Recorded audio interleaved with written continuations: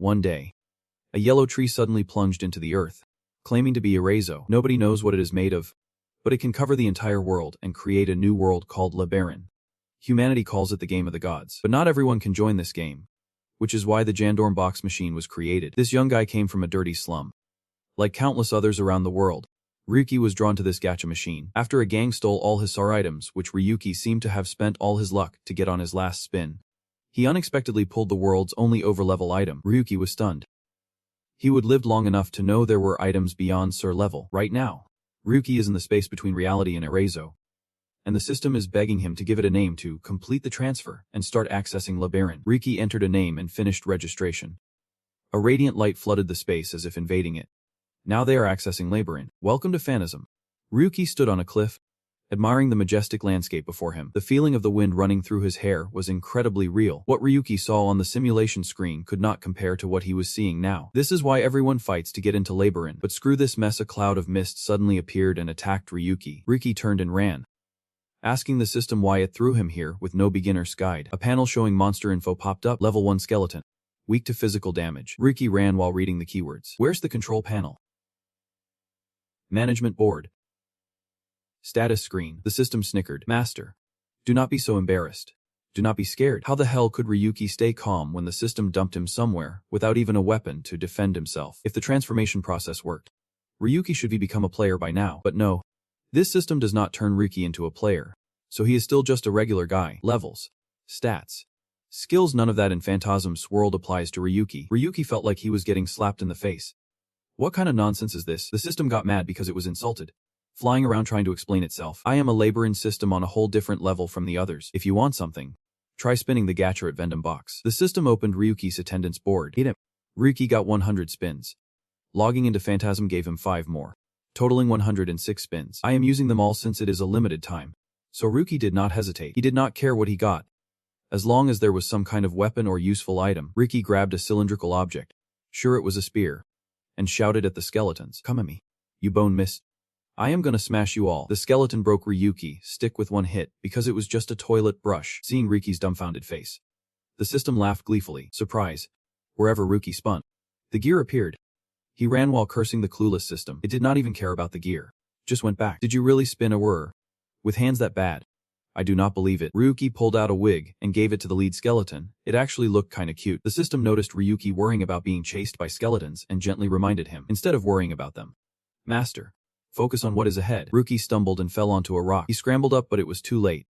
The skeleton with the wig charged at him. Final random box dropped. Ryuki pulled out a short sword and blocked the skeleton. Nice. Finally a real weapon. Ryuki charged forward with strength with the short sword in hand.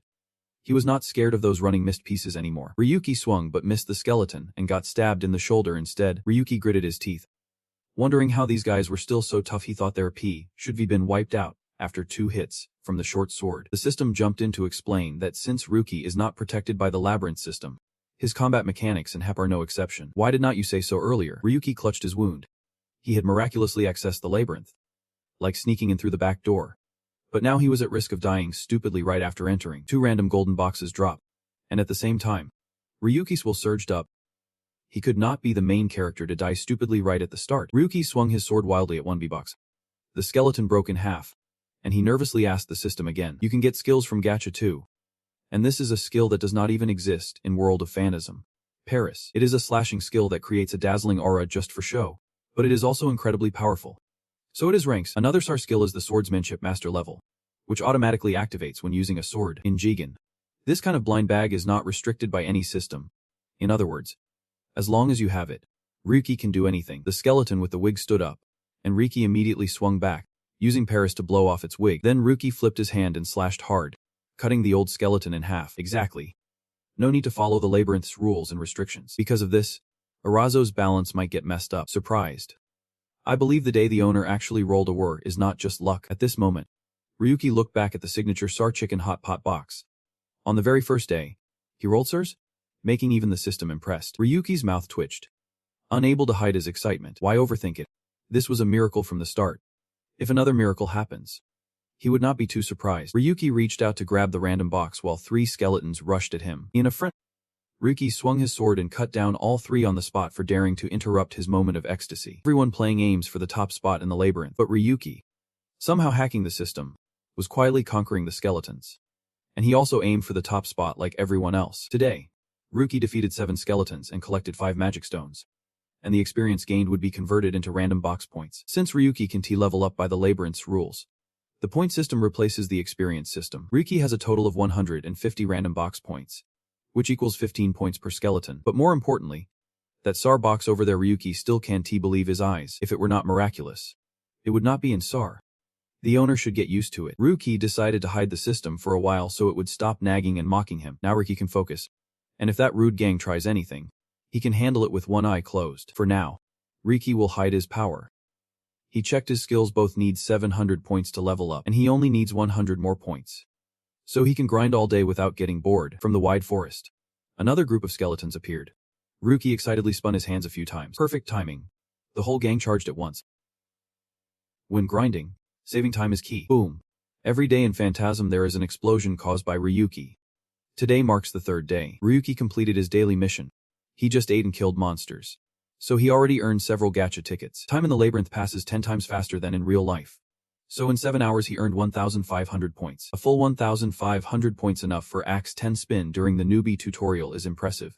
Owner, go spin the gacha now. The system kept tempting Ryuki to spin the gacha, but he decided to level up Paris and the swordsmanship master skill. What are you doing? Lost your mind. Why use random box points to level up skills like that? The system seemed crazy about Ryuki's actions. Although skills are important, Ryuki cared more about one thing. What is the drop rate for each type again? The machine system replied, and rank is 70%. R is 27%. SAR is 2.7%. SAR is 0.3%. After it finished, Ryuki opened his all N rank item list to argue back. So why do all the tickets I get only roll this stuff? Does it make any sense? The system backed down. Who told it that Ryuki rolled SAR and SAR on the very first try? The system begged Ryuki to give it the points he worked so hard to earn, because it liked points more than tickets. But Ryuki does not, holding it a rank. The gacha tickets can be earned through quests. And that is enough. The system, knowing it can convince Ryuki, changes the subject and asks when he plans to leave this forest to reintegrate into society. Since this is a beginner zone, the experience gained from monsters is super low. Ryuki is not in a hurry. He needs better weapons. And his skill levels are still pretty weak. Ryuki is confident he understands Phantasm better than anyone else. So he will use all the info he has gathered so far to survive. This primal forest is the same. It is the best area for early game hunting. Once he leaves here, Ryuki can come back because it is a one-way zone. Ryuki has to squeeze every bit out of this forest before moving on. Ryuki wants to see how far he can go out leveling with his current stats and skills. Plus, he has got SSR insurance from the login event, so no worries. On day 7, Ryuki gets a login reward ticket as usual and an SSR insurance ticket for logging in a full week. By now, the experience from the realm upgrade has been capped. Ryuki checks his skills. Both are at level 3 and capped, so trying to push further is pointless. Ryuki wants to figure out where to go next. But the system starts acting up with a heat wave. Time to spin the gacha since the week-long login event is done. Let us roll. Ryuki has no choice but to humor it. In the end, it all comes down to luck. With SSR insurance, Ryuki hopes he won T-pull junk this time. Here it is. The yellow glow looks legit, and Ryuki's lip twitches. This should have been a wish drop. Something is off. Wish is still the usual rare item. The system responds. This time, Ryuki gets an foldable gumlade. True to its name, it is a weapon combining a gun and a sword. Its torque power can enhance the blade's strength, or be used as a gun. Ryuki excitedly holds it in his hand. This weapon could turn the world upside down. If word got out, everyone would go crazy over it. Ryuki lightly swings the blade. An ancient tree in front of him is sliced cleanly like tofu. Holding the gumblade feels amazing to Ryuki. Then Ryuki wonders, what happens if he dies here? Since Ryuki's body has been transferred, he is probably still alive in the real world. The system answers his question. Even if the owner dies, he can be resurrected thanks to backup data in Irizu. But it will hurt a lot enough to make him wish he were dead. Saying that, the system says tone sounds like it is telling a horror story. But Ryuki is not scared. As long as he is alive, he can handle the pain. Use all remaining tickets to spin the gacha.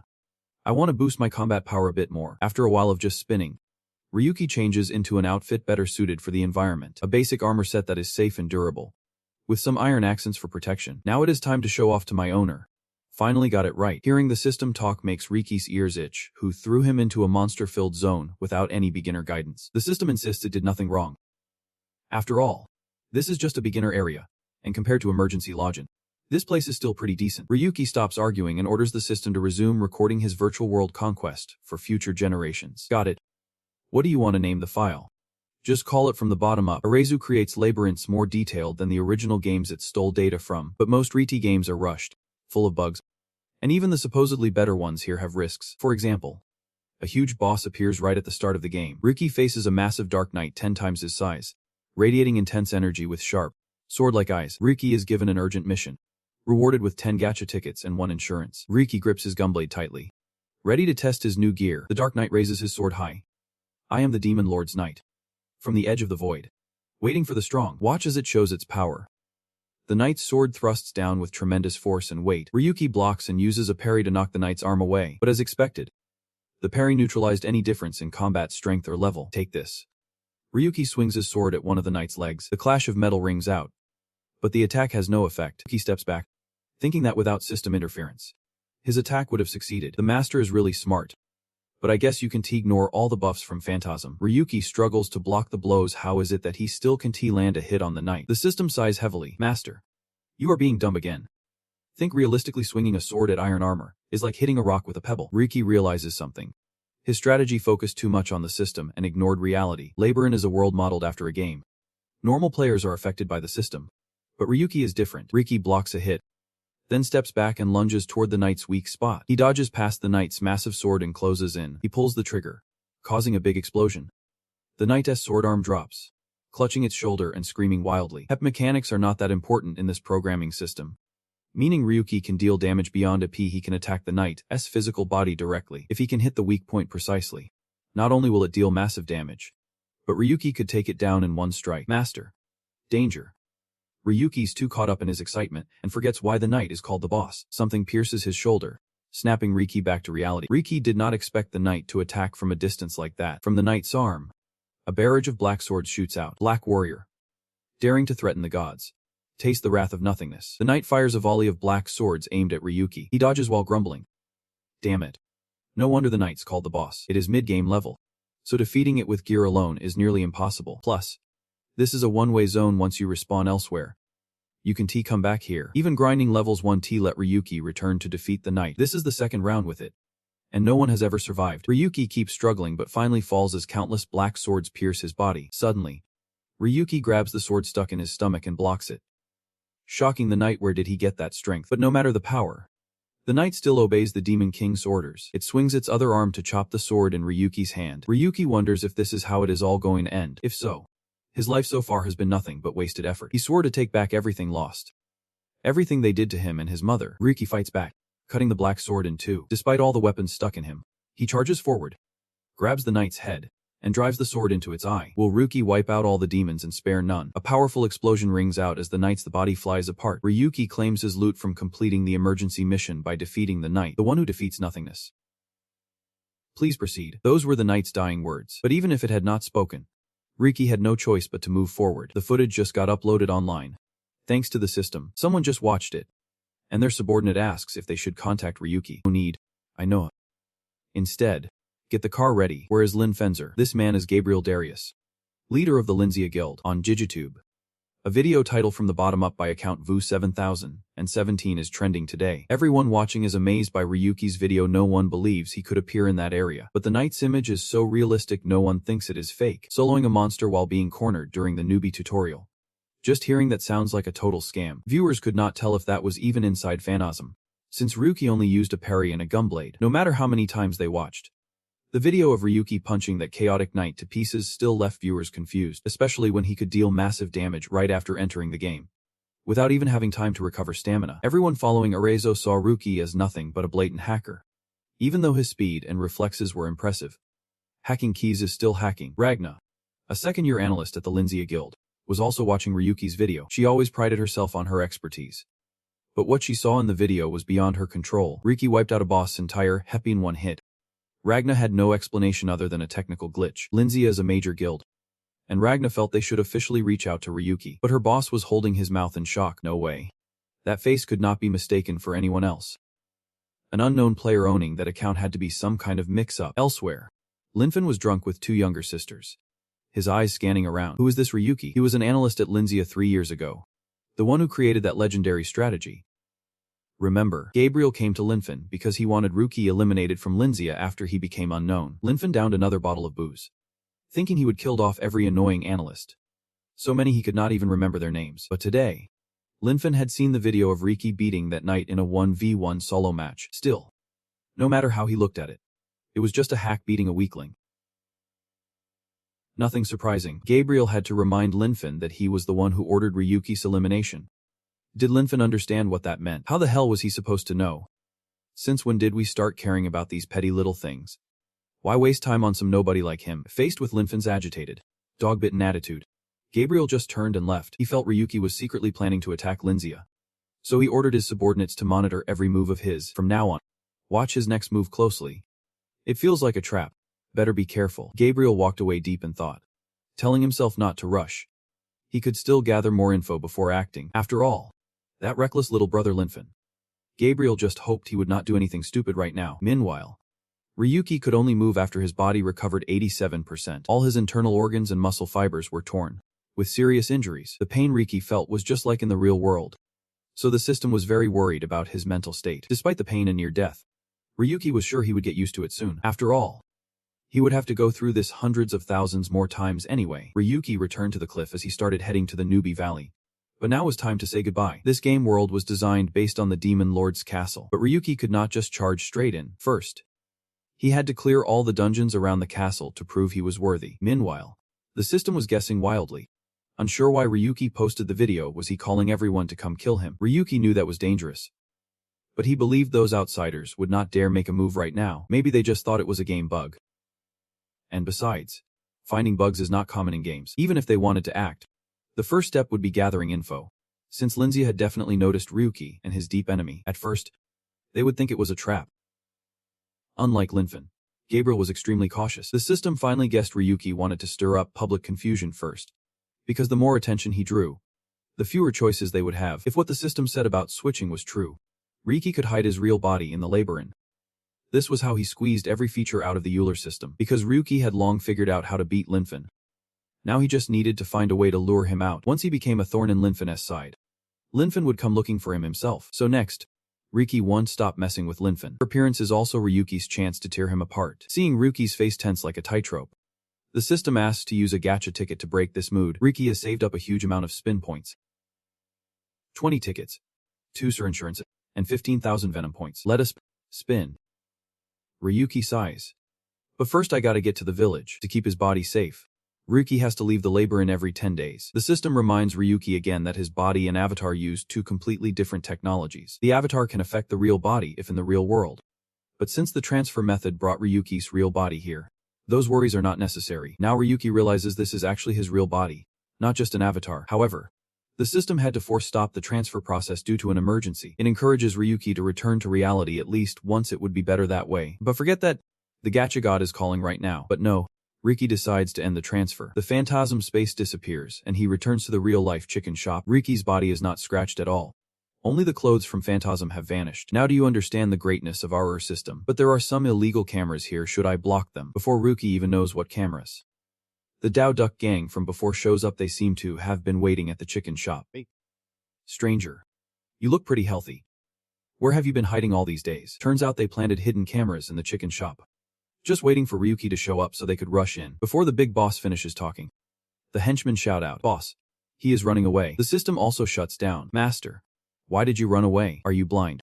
How could I take on 10 guys at once?" The system nods, saying it will find the safest route for Ryuki. Following the system's guidance, Ryuki finally arrives at a dead end. It is stupid to trust your damn system. Ryuki wants to punch the system, but it says there is a reason for everything. Meanwhile, the gang shows up, and the big boss is panting like a dog. "Stop playing cat and mouse.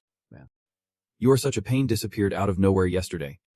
Which only makes me more curious about what you pulled off." This time, the big boss seems more obedient, even holding out his hand to Ryuki. Ryuki does not know what to do, so he orders the system to initiate transfer. But the system refuses, saying there is a wooden sword next to him. Unfortunately, the current master has no special items usable in reality.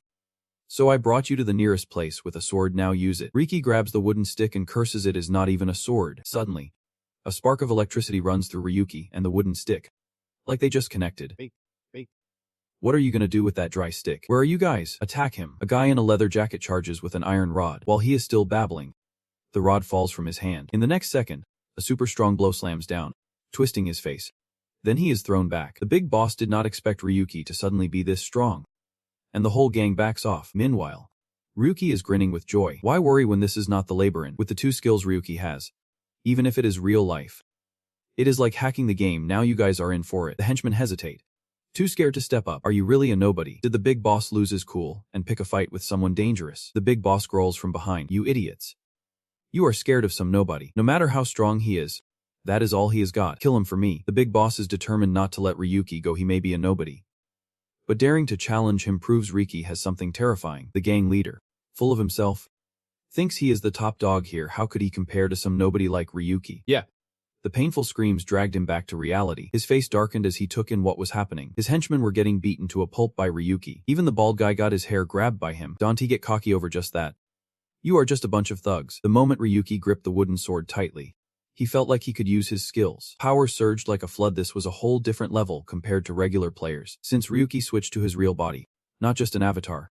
If he is stronger in the labyrinth, he is stronger now too. Ryuki slowly advanced toward the rest of them. Yesterday they stole Ryuki's SSS-level item, and all of them had touched him even for a moment. Damn it. You bastards.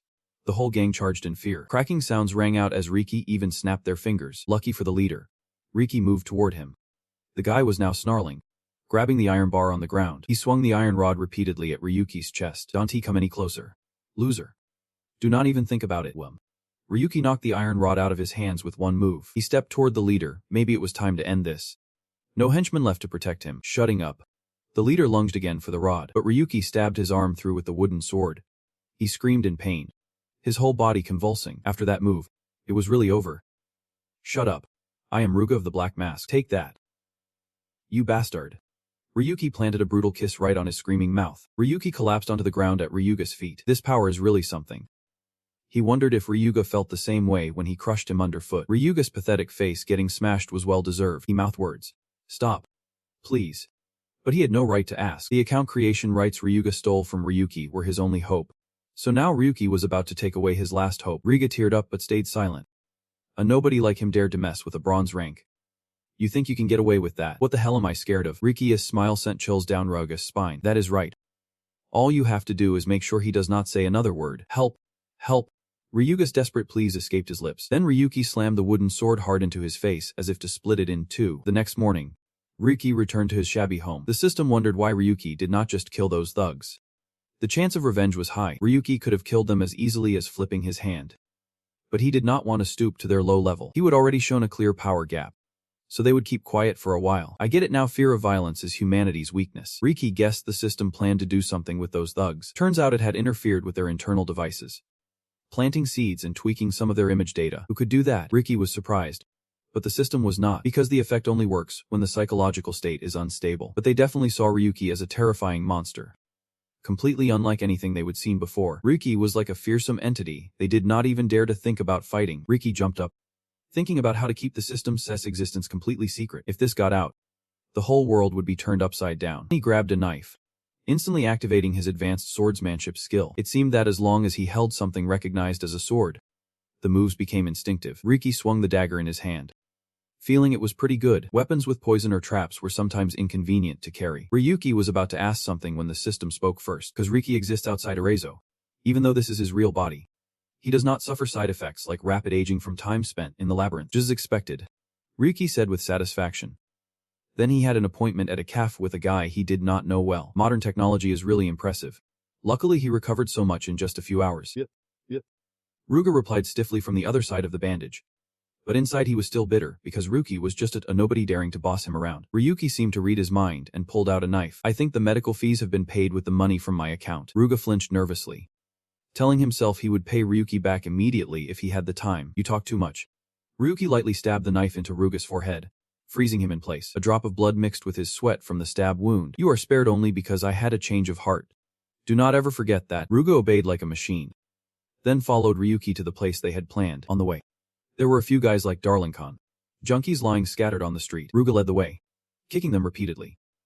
You bums. Get lost somewhere else. Ryuki was led to Yorishoya, Sotenku, where most of the illegal human trafficking here took place. Ryuki opened the door and stepped in. Turns out this was where Ryuga sold his account creation rights. Wow. Do we have a customer? A mature male voice rang out. But the person who appeared was a kid, making Ryuki worry. Owner of Sotenku. What are you looking for? 7/2017. The system was analyzing Ryuki's basic info in real time, while reminding Suzuki's body was not human. Isn't he a full-body simulation? Suzuki smiled when he realized he would been found out. This is an expensive model. You can believe your eyes. But it is funny for a smuggler to talk about the law. Suzuki changed the subject, asking why Ryuki came here with Ruga in tow. Ryuki got straight to the point. What happened to my account creation rights? Suzuki glanced at the nervous Ruga behind him, then smirked. Get it? Account creation rights are common goods, with the asking price being the purchase price. But Suzuki sold out long ago and does not have any left here. But today Ryuki mainly came to trade. Does Suzuki even handle this kind of product? Sotenku handles everything, even human lives. I am eager to see what this product is. Suzuki excitedly opened a black bag. Then his face suddenly stiffened like a statue. What the hell is this? A bunch of golden beads. Inside those are magic stones. Suzuki looked suspiciously at Ryuki. Hey. Do not you know the value of these stones? Of course Ryuki knew.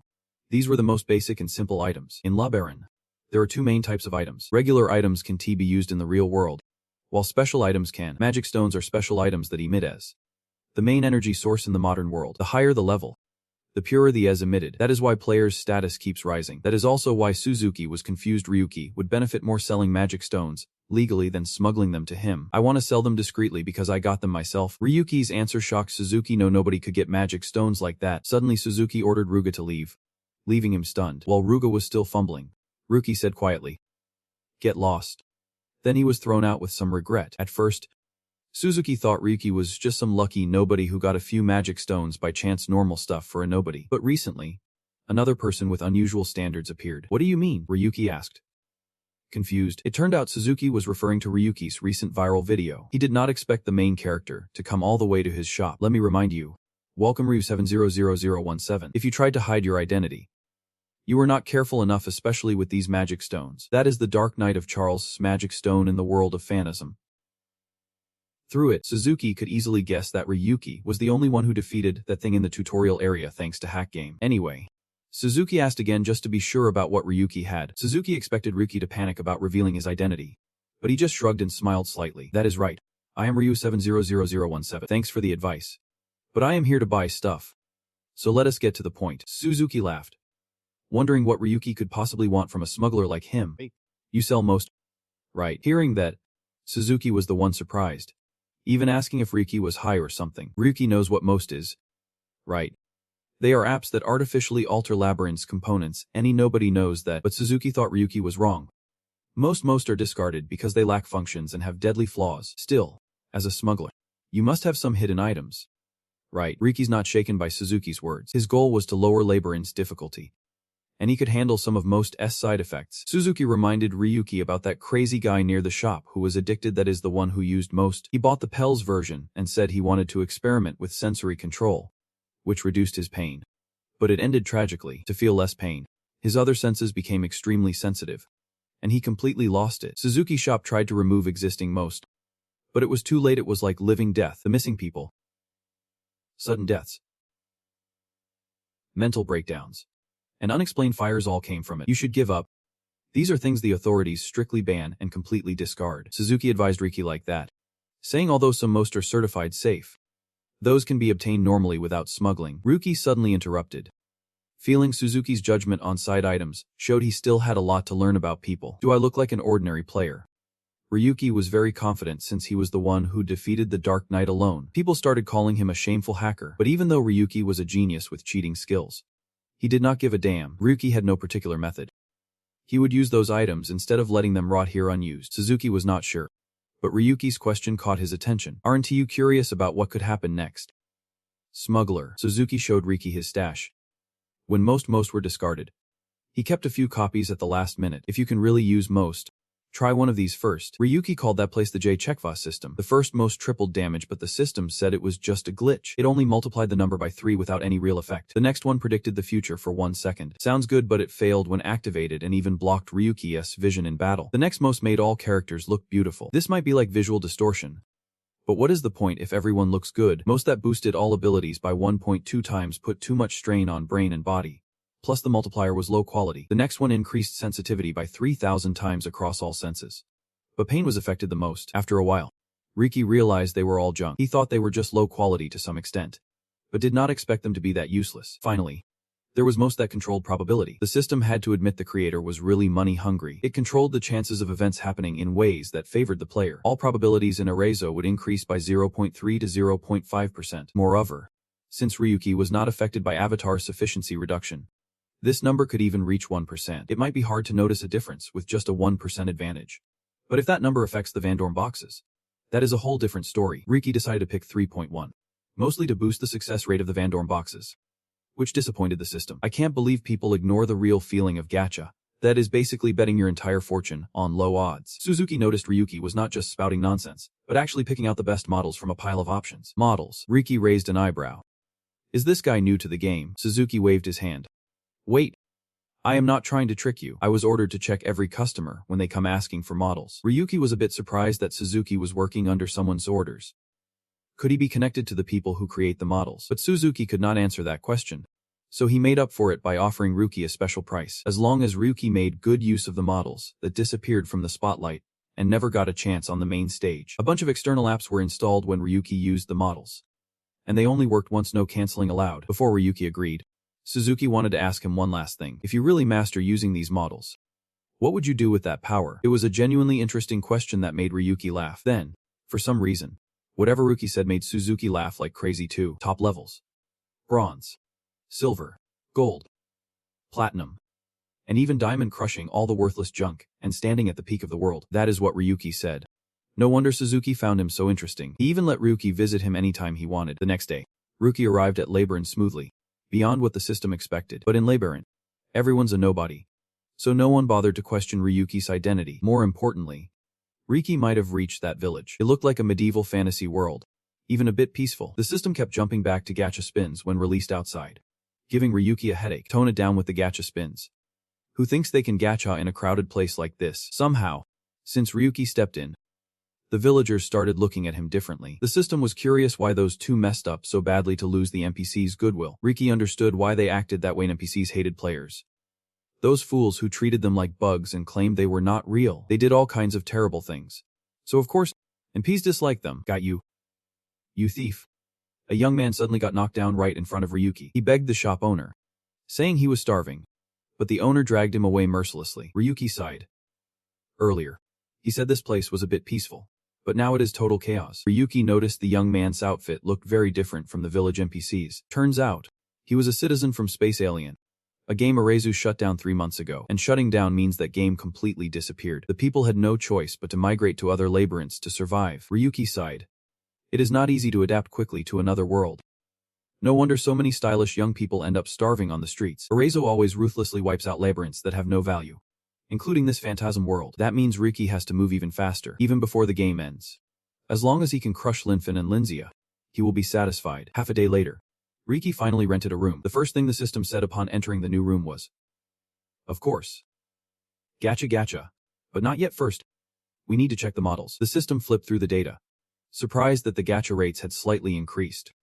Likes are going from 0.3% up to 1%. Only the cupper item rate dropped, which was actually pretty sweet, especially that so there is really nothing to complain about. So Ryuki immediately started gacha, making the system ecstatic. There were 40 tickets and 2 insurance tickets that day, plus a total of 15,730 random box points. Woohoo! With this pile, SARs are not just a dream anymore. The system instantly burned through the first 40 tickets, filling the entire room with light. Ryuki's face showed disbelief after a spectacular explosion.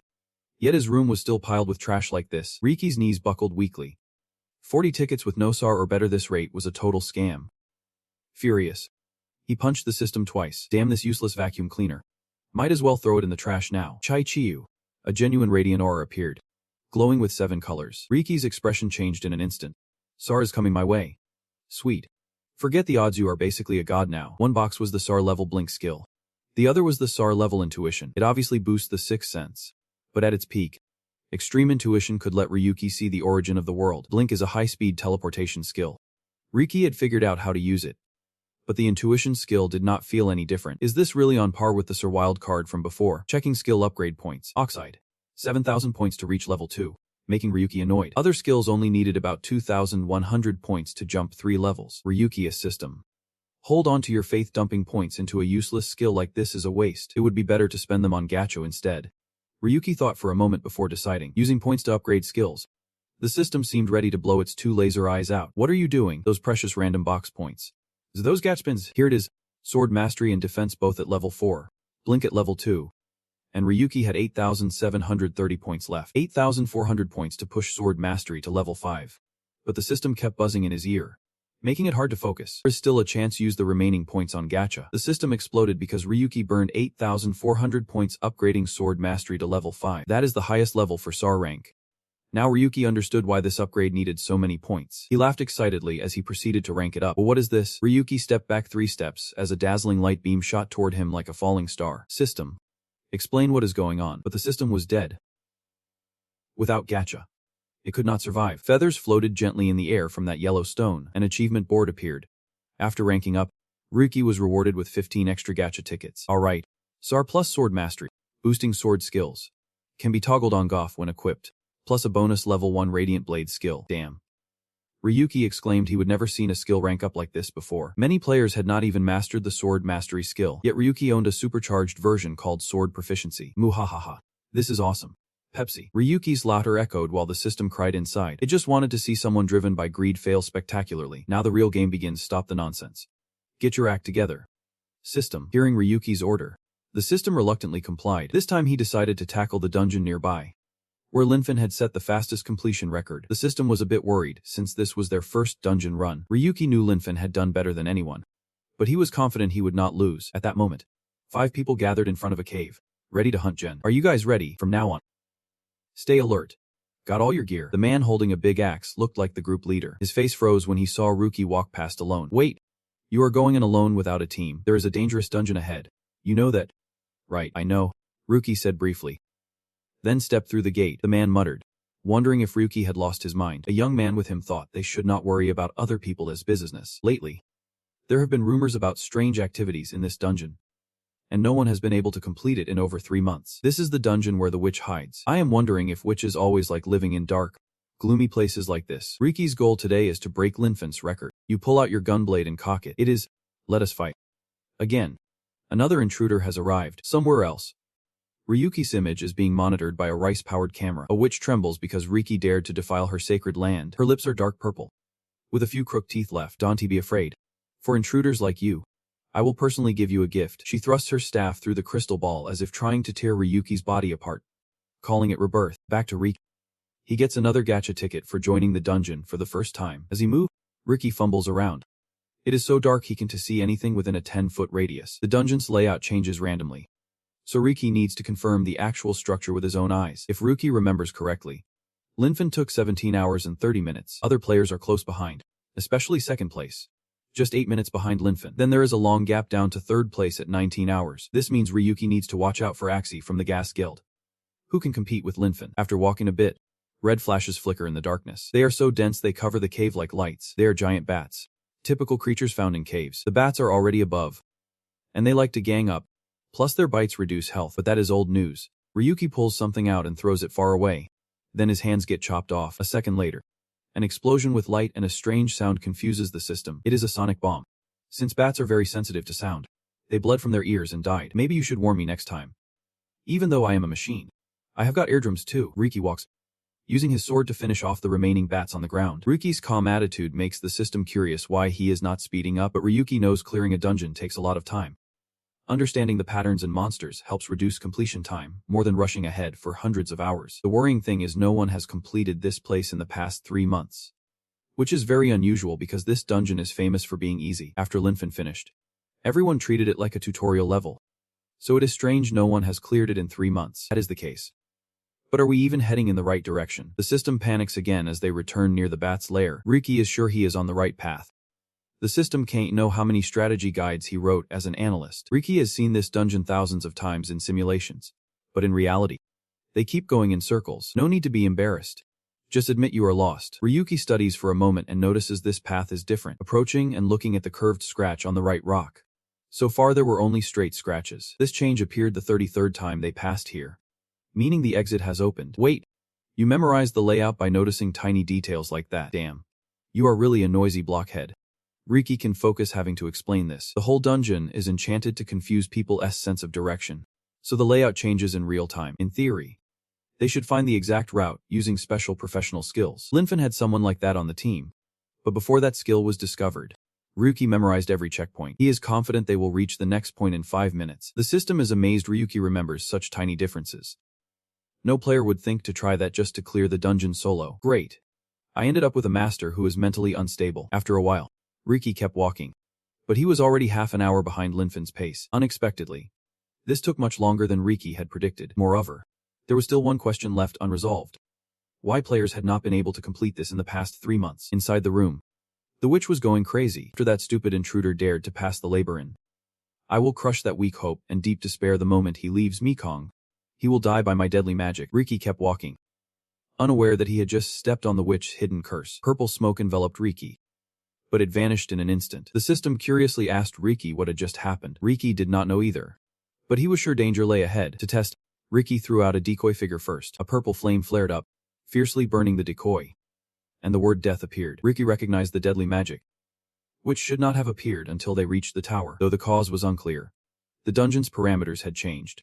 The system advised Ryuki to retreat. Ryuki hesitated. He did not expect such a terrifying trap from the start. Should he turn back? Behind Ryuki were 2 paths. The right one should have been a dead end. But somehow, he felt it was incredibly safe. Besides, Ryuki had sensed the deadly magic before and saved himself. It was all thanks to that sharp intuition skill. The witch was not angry but just laughed wickedly. Lucky bastard. You barely escaped with a narrow margin. But is only a matter of time. Yet Ryuki suddenly vanished into thin air, escaping the witch's sight, which freaked her out. The witch reconnected her Wi-Fi and found Ryuki again. But he was in the main hall. Not where she set the trap, but no matter what, this place will be your grave. She had prepared a series of deadly spells in the main hall, just waiting for Ryuki to step in. But no. He disappeared like he was never there, driving her mad. This time, it was the old laboratory, opposite the main hall. But how? That was where she had set the most traps. Even if Ryuki tried to jump over, she was sure he could not escape the trap. Yet Ryuki was happily hopping over the witch's deadly magic supports, making her dizzy. Finally, losing her mind, she had to activate all traps at once. Seeing the crystal ball reflecting thick black flames, she laughed gleefully. You are dead. Good. That is all there is. Too bad the materials got damaged. But before she could finish, the wall behind suddenly exploded. Ryuki's voice echoed. I told you I would get to the boss room. Please. Could you turn off that map hack skill? The witch slowly turned around. The wall was broken, and Ryuki was casually walking it. She could not understand how he found his way here. Ryuki chuckled. Explaining or introducing is too complicated, so forget it. It is time to end the game. Dungeon boss. The lonely witch Serial. Ryuki drew his sword and gun, aiming straight at Serial. He had a better name for her, a witch with a front made of scrap metal. She could not believe it. Even with Ryuki standing right in front of her, Ryuki laughed. He thought he would definitely be in danger. This place was truly a death trap, a maze full of deadly traps. One wrong step and the game was over. Those were Ryuki's thoughts while inside the maze. He had just been born and already faced a deadly game. He could survive, but could not bear the pain from these instant death traps. Ryuki could only wait until the trap was fixed, but he could not afford to slow down. Ryuki needed to secure his position before Linzia or Lynfen made a move. By then, the system had detected a series of deadly spells set up. They almost had no way forward, but Ryuki just kept rushing forward, making the system panic. Please do not be reckless. At least use up all your gacha tickets before you die. But right now, Ryuki does not even bother with its annoying taunts. Because this time, gacha helped Ryuki get a really good item. Even that serial witch had to admire Ryuki's instinct skills. It is like cheating. Not only detecting emergencies, but also sensing spatial gaps she created. And this is just level 1. When Ryuki upgrades it, things will get even more interesting. True. But that is still just human instinct. You will hit a limit eventually. Ryuki wants to dive into the system's chaotic mine and have some real fun, but for now, the most important thing is to survive. Suddenly, the serial witch went crazy, her eyes glowing wildly. Intruder! Intruder! How dare you! She shouted, unleashing a barrage of deadly spells. Thanks to a flash step, Ryuki narrowly escaped death. No reason for Ryuki to show off. Her attack pattern is so predictable. He will end this quickly. Hey, you ugly thing. I admit you play dirty, but I am the one ending this now. Ryuki flash stepped toward the serial witch. Facing her, she still looked fierce. I am free now. No one can command me. Ryuki sliced the serial witch's body in half. The clean cut surprised Ryuki. It was easier than he thought. But no. Her lower body with those iron legs suddenly burst into flames. What the hell is that? Ryuki backed away several meters. The serial witch's mouth still groaned in pain as blue blood spilled out. She is regenerating by copying herself, and is the core of this rotten dungeon, even split in two. Her upper body was still regenerating. Here she comes again. The serial witch stopped whining and kept attacking Ryuki relentlessly. He tried to use his instincts while dodging her moves. One mistake could mean instant death. A powerful black flame tried to catch Ryuki, who almost slipped but dodged just in time. This time, Ryuki had to call on the system, which smugly showed off. I predicted and adjusted the global app. From now on, it can evaluate monsters. Experience the greatness of Aldi. Global evaluation mode activated. Images of the serial witch and her minions were fully revealed, but she had a pair of wings that were not identified yet. Ryuki Flash stepped toward her to scan the wings. They are a type of bakusa that appeared in Space Alien, a maze game active 3 months ago. After piecing it together, Ryuki understood the problem, the origin of this damn bucks. The dungeon got crazier as the serial witch gained wings, causing chaos in the air and breathing fire. But Ryuki was even crazier, running and laughing with excitement. Even though one small slip-up would vaporize him. Have you lost your mind? The system was genuinely worried this time, but Ryuki was enjoying playing with his prey. Sure enough, the serial witch went mad because she could not beat Ryuki. She took a huge energy ball ready to crash down. Feel my raid, you damn invading dog. If touching it means death, Ryuki just had to avoid it to survive. The ball dropped with an explosion and flames shooting out. The serial witch looked around wildly. Are you dead yet? I have cut off all your escape routes. This time, for sure, Ryuki was already behind the serial witch before she noticed. She was just like this dungeon, power stolen, and what she clings to is just a crutch for the weak. No matter how much you hide, weaknesses show, just like the water stains in this dungeon. Getting closer, Ryuki clearly saw, as he suspected, the wings were the source of the bucks. The serial witch suddenly trembled when her wings were touched. To her, those wings meant freedom. The serial witch was trapped here, forced to obey orders forever,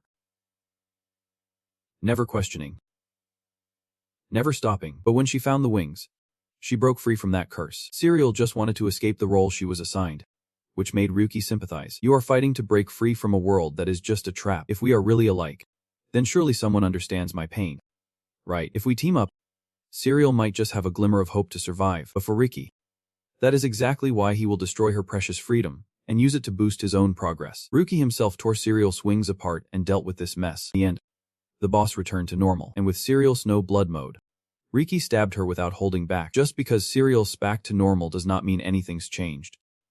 She lost. As for, he is aiming for even greater heights. Serial's hand slowly faded away on the ground. The Jijin system announces, Dungeon Clear achievement completed. Reward, 1 Jijin ticket. Dungeon Clear of the Witch completed. Reward, 1 Jijin ticket. Ranked 5th or higher in the Witch's dungeon completed. Reward, 10 Jijin tickets. Ranked 1st in the Witch's dungeon completed. Reward, 1 guaranteed Sir ticket. Jijin updates with the next news. Announcement. Serial battle. The Lone Witch wins, receiving 500 fev, 500 arp, Serial's magic stone, and Serial's heart. Ryuki held the stone and heart in his hands, letting out a sigh. Muttered, only 500 arp, a magistone, and a heart. That is it. She was easy to beat if not for the system glitch. But the chaos caused by the Dark Knight earned 15,000 RP is not that way more. Membos's blind box service system spoke up reluctantly. Looks like even the top dog has to struggle sometimes. Our guy men is still the man. Anyway, I was not expecting much from the rewards. I already got the guaranteed SAR. The real deal is I broke Lynfen's record. Everyone gathered outside the cave. Some guy dropped his weapon, cursing. Damn it. Failed again. He looked at his teammates blaming each other. Why do we keep dying? It is because you keep going solo. That guy snapped angrily. What? You still dare to talk big with no skills? The captain stepped in calmly. Alright. Alright. Everyone calm down. You know this dungeon's weird, right? Just then, our guy men was coming out of the cave. The captain suggested, anyway, this time we have to try working with other teams again. They saw Ryuki's memory flash before their eyes and mocked. The boss lasted 7 hours. Going solo like that is not too bad. And Lee got out too. That captain was not any better. Ready to quit and go home already, someone else added. Looks like he lost his mind. He sneered mockingly. At least now he is facing reality. Suddenly the captain turned to the system board. What is this? It is sending a message. The dungeon info has been updated. His eyes widened, feeling uneasy inside. The dungeon rankings have changed. System update. Which dungeon rankings? First place, Ryuki, 728 M42s. Second, Lynfen Darius Banglizia, 17A30 M5s. Third, Akbangus, 17A38 M42s. The captain read this and panicked. That is almost 10 hours less. His teammates gasped. You went solo and still got first. No way. He broke Lynfen's record. What is the time? What is the time? Suddenly a sword flew in, pressed right against our guy's neck. The guy behind shouted fiercely. Stop right there. What trick did you use? That guy did not believe it. Pressing him hard. Almost 10 hours less. How could a solo player like you do that? Spill it or you are dead. Ryuki turned his head. sighed, and explained. There was a glitch in the dungeon. I took advantage of it to cut down the time. Okay, the guy still was not satisfied and shouted. A glitch? You mean you cleared the dungeon because of that? What is there to be proud of if you cheat instead of using skill? The guy still pressed the sword to his neck, blaming him nonstop. You broke someone else's record thanks to a system glitch, and you are not even ashamed. Our guy thought to himself. What the hell are these people talking about? Ryuki bluntly said. I have already fixed that mistake. The guy was stunned. But you just stepped forward and reminded him. Instead of worrying about me. Go finish the dungeon. That guy insisted. A cheater like you has no right to act superior to us. Then swung his sword, slashed toward our guy. But Ryuki was quick and dodged it like it was nothing. On the other hand, you hit him with a brutal punch. And he could only scream in pain. Our guy stopped and walked away, leaving that guy clutching himself, trembling and trying to defend. The fire of hatred grew stronger. That guy was stubborn. You bastard. I will help you. The captain placed his hand on the guy's shoulder and advised. Enough already, he softly warned. We are no match for him. But the guy brushed it off and argued. Don't half joke like that. You loser. The captain could not take it anymore. He shouted. Snap out of it. You idiot. He is not exploiting the glitch to break it. Got it, a female teammate hesitantly asked. So you mean he did not create that glitch? The person beside her was sweating nervously. He even fixed it. That is even harder to believe. The captain frowned suspiciously. He was very familiar with that person. Sure, he would met him somewhere before. But where? The image of Boss Haki seemed to flicker in his mind. At Silver Lake. This place was full of dangerous mountains and dense forests. In the Red Soar Forest, the whole area seemed engulfed by a blazing red spiritual energy. Meanwhile, the blue holy ancient sacrifice was a site built in an ancient style. With a poetic landscape, Ryuki looked at the half-eaten bread in his hand and guessed. There are more famous dungeons, where Lynfen set records, plus one more dungeon. But 3 should be enough, Jigen asked curiously. Well, Master. Ryuki chewed and replied. A guild set a record 2 years ago, a female player from the Gas Guild. Like the record for the Witch's Wild Dungeon Ryuki saw earlier. Her dungeon clear time was close to your old strategy. Our guy felt frustrated and annoyed. Ryuki suddenly stood up. Determined. Anyway, let us start clearing those 3 dungeons. We have to take down that annoying Lynfen. In the Demon Tower, a group was fighting evil monsters. Lynfen pointed forward and urged. Quick, grab the loot. Don't slack off. Suddenly the system showed a strange image that made him turn his head. The screen displayed a giant white octopus in a wide river. Lynfen paused. Then realized. White Lake. It is the river. Next, he saw an image of a spider monster and wondered. Red Soar Fort. Lynfen's eyebrows furrowed. He ordered. Wait. Collect the loot yourselves. Lynfen hurriedly left, leaving only the words. I have something to do. I am heading out. He ran to his room. Sprawled on the sofa thinking. That guy is really suspicious. Lynfen recalled the image of the white octopus. The river. Why does he keep targeting my record? He is deliberately causing trouble. Then he sat up, placed a hand on his thigh worriedly. Thinking. Am I hot property or what? But that Rikito. Lynfen rubbed his chin and asked himself. No matter how hard I think, I can remember who he is. Is he someone I used to know? Suddenly someone shouted loudly. Lynfen. Big news. Lynfen groaned and glanced without asking. What is all the noise about? He froze when the next words came. Rikito is streaming live. In the analysis by Lydia, a girl named Ragna crossed her arms. A drop of sweat on her face. Ragna reviewed the witch's image. The video title was Anonymous Escape from the Deep Sea 2. New Dungeon Glitch Attack. She wondered. I have some ideas from top monthly pros. Next was the Giant Octopus video. Anonymous Escape from the Deep Sea 3. New record for White Lake. Then the Spider Monster video. Anonymous Escape from the Deep Sea 4. New record for Red Soar Forest. Finally, the Mysterious Separate Area video. Anonymous Escape from the Deep Sea 6. Rikito was a bit surprised. Thinking. I can believe I cleared 4 dungeons and posted the video here, instantly smashing all records. But as expected, the public reaction exploded. The info showed 1.7 million views. 3 days ago. Monthly survival game. Dungeon. New record. 24,000 comments while taking down monsters. He thought to himself. I guess ever since that night singing video, they have been eagerly waiting for the next ones. Rana replayed his fight in her mind. Guessing there must still be skills and items he has not discovered yet. But the strategy in this video requires deep knowledge of every element in the dungeon. Rana's eyes widened as if she was calculating something. She recalled the part where the witches were lying flat on the ground.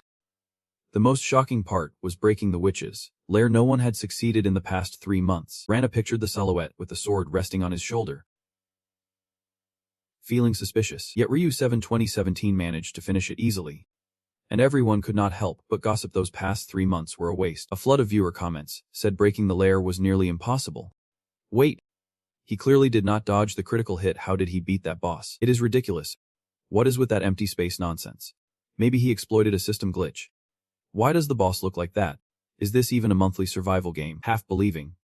Rana wondered if he alone could really fix that hell system glitch. She kept thinking about him back home. She admitted many comments claimed the video was fake. But clearly the witch's lair had been broken, standing before the big screen. Rana hesitated. There must be an analyst or a guild backing him. Fear flashed across her face. Chaos was about to erupt. Worse than the Black Knight incident, Rana whispered as she picked up her phone. The sudden flood of videos caused confusion. But those videos were nothing. She gently stroked Ryuki's face on the screen. Compared to the person I am about to post here. On his side. Jijin panicked. Boss. This plan is totally different from the original. From now on, they will see us as enemies. He walked and said firmly. The system watched Ryuki slowly sit down and hurriedly asked. Would not it be better to train harder? Isn't it still not enough? He sighed thoughtfully. Jigen's right. But the longer we wait, the more time they have to prepare. I can't stop here. Memories flashed through Ryuki's mind. He thought silently. My time has been frozen since 3 years ago.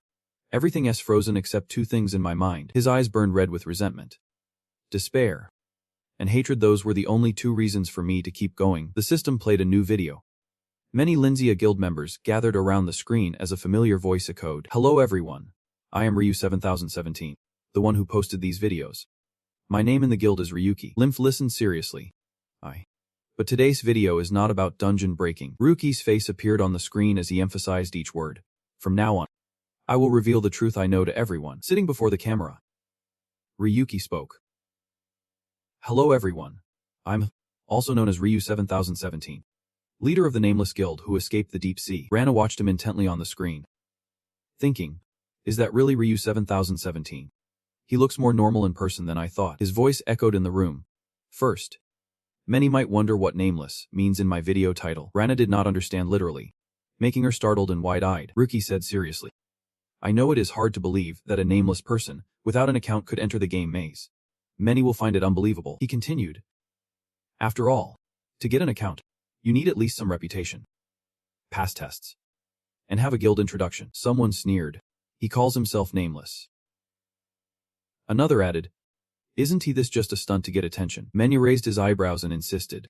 But I am sure I am the lowest nameless person in society. Gabriel stood in a corner, arms crossed, listening as Ryuki said, as for the account, I bought it. Believe it or not, it does not matter. The crowd buzzed. This guy's crazy, like a criminal. And all the stars are gone. Nameless. No shame at all. Can someone take him down? Who does he think he is? With many a statement. Let us keep going. This is not a live stream to justify myself or anything. So I do not care what people say about me. Lynfen is still lying there watching the live stream and sneered sarcastically. Why would you even put this trash live stream on air? Is this guy crazy? He really does not know his place. A worthless nobody. Ryuki spoke slowly. But the reason I became a nobody is because I was framed, which made Lynfen freeze on the spot. He cleared his throat once, ready to get to the main point. But as I said, I am not begging for sympathy. No one's gonna believe me anyway. Still, the reason I made this video is, our guy clenched his fists, eyes full of hatred. Ryuki bluntly said, I know you are watching. Lynfen. And all of you too. You damn Lynfen gang. Everyone focused on the broadcast as he brought up old memories. Do you guys still remember my pathetic face when I fell into the abyss? Lynfen glued his eyes to the screen as soon as he mentioned that familiar place. That hell. Now I am back. Ryuki's face turned serious, his tone firm as he declared. Just wait. Now it is my turn. Hat. And Secret did not miss this video either. V nodded. Looks like Lynzen's enemy has shown up. The views really are not kidding. V wondered. Is this the guy we mentioned last time? I heard he is under surveillance now. Secret analyzed the situation. It seems he used to work for Lynzen before becoming a nobody. The detailed recordings were deleted, but it was definitely Gabriel who did it. Looks like he holds a grudge against Lynfen and wiped all those files. V set the target. Lynfen Darius is a key candidate, so remember to keep an eye on him. Had added with some disdain. Honestly, they all look pretty pathetic. Secret worriedly raised a question. So what should we do? Lynzen won't let Ryu 7017 off the hook either. Let us put that aside. What can the 3 of us really decide? V agreed. Just observe for now. I have got personal matters to handle. Secret rubbed his chin, thinking for a moment before saying, right, just observe for now. But I might take some action on my own. You know how I am. I took that as an excuse to leave. Since when did you start asking for my opinion? I'm out. V was not far behind. I am logging off too. Secret complained. A bunch of uncooperative jerks. The person gradually disappeared. Secret schemed silently. I have to do things my way. Whatever I want. In front of the camera, Gabriel's image appeared. Someone asked, talk about the hot topic lately. Ryuki 7017 and the Line Zia gang. What is their relationship? He clasped his hands, calmly denying any ties with Ryuki. Yeah. He used to work for us. But there was an unfortunate incident. So he was expelled and cut off from us. He stood firm on his point. Those were just baseless rumors meant to ruin Line Zia's reputation. We have contacted Ryuki 7017 to get more info. Our guy was watching this interview from a dark corner. Gabriel's eyebrows furrowed, emphasizing each word. Soon everything will be back to normal. Suzuki watched the live stream intently. On screen, Lin Zia's leader concluded. We will involve the law regarding Ryuki 7017's deliberate spread of baseless rumors. The young man glanced over as Ryuki 7017 opened the door and stepped in. Then spoke up. The whole world's going crazy over you. A celebrity like you showing up here. He pulled his hood down. Ryuki asked. I do not care. More importantly, why does your interface look completely different from your fake voice? Suzuki turned around, one hand on the table, the other raised in response. I like this voice. This whole body is fake. Only this voice is real. You know that. The system screen popped up just in time, showing images of the two brain hemispheres. Our guy immediately demanded, I do not care. Give me the revised version. The young man sighed, covering his face. So cold. Too bad what you saw last time was all there was at that time. There were only 6 left in the box. 3, 14, 23, 17, and 25. Ryuki brushed it off, making a demand. Do not give me that crappy stuff. I clearly said last time you wanted to test the revised version. His next words made Suzuki pause for a few seconds. Doesn't that mean you have contact info for the creator? In the small room, under the dim candlelight, a conversation between two people could be heard. The young man asked, do you want to work directly with the person who created it? Our guy replied, if I could. Nothing would be better. Suzuki nodded eagerly. I see. I see. Then reached into his shirt to take something out. Suzuki pulled out a disc and added, they said if anyone asks, I should give them this. They said if you know how to use it, they will come here to meet you. Ryuki held the disc in his hand. Sighing. They want to meet me. Looks like I have to go all out. Jijin quickly shone a light onto the disc. A single eye lit up, and the system announced. Modified eye. It will intervene in the system to gather information. Jijin explained. It is small and compact, but it is higher quality than other modifications, so the risk is also greater. Ryuki lowered his head, looking unhappy. I do not care about that, but I do not like the feeling of being monitored at all. He just sighed, pulled down a bag. Anyway, this is our final product. Suzuki looked suspicious. Don't tell me that heavy thing is. Our guy recalled the item from the battle. It was the magic stone from the boss that I got in the dungeon. Ryuki put it down on the floor and suggested, can we settle the payment including the modification? Dainian rushed over happily. Thanks a lot. I will pay you back. So remember to come back. Okay. The scene changed to some time later. He walked alone on a crowded street. Ryuki muttered, between selling the magic stones and YouTube ad fees, it is not a bad haul. Jigin asked him, planning to try your luck with a few blind boxes today. Our guy shook his head. There is one more person I want to meet. The system was surprised. What?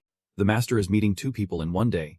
Are you sure this is really my master? From afar, someone waved and called out. Hey, you over there. Gaxia smiled brightly like a flower and greeted. Long time no see. He turned his head and added, you arrived earlier than I expected. GDN, surprised one after another, asked, since when did the master have friends? I really misjudged you. He placed his hand on our guy's shoulder, pretending to be close. How's it going? Ryuki. The system gasped in shock. Our guy stood frozen, eyes fixed on the arm Gaxia had placed on his shoulder. Then a memory flashed back, someone's arm pointing toward the Arazu tree. No one else but Gaxia, standing next to Lynfen, pointing and smiling. Behind him stood Ryuki, arms crossed, looking at him and smiling. Back to reality. Our guy replied coldly. You are right. Long time no see. Gaxia broke out in a sweat, quickly pulling his hand back and hesitantly asked, can we talk for a bit? Ryuki clenched his fist, veins bulging on the back of his hand, blood slowly dripping down, and agreed. Of course. Gaxia kept flattering. You are really friendly.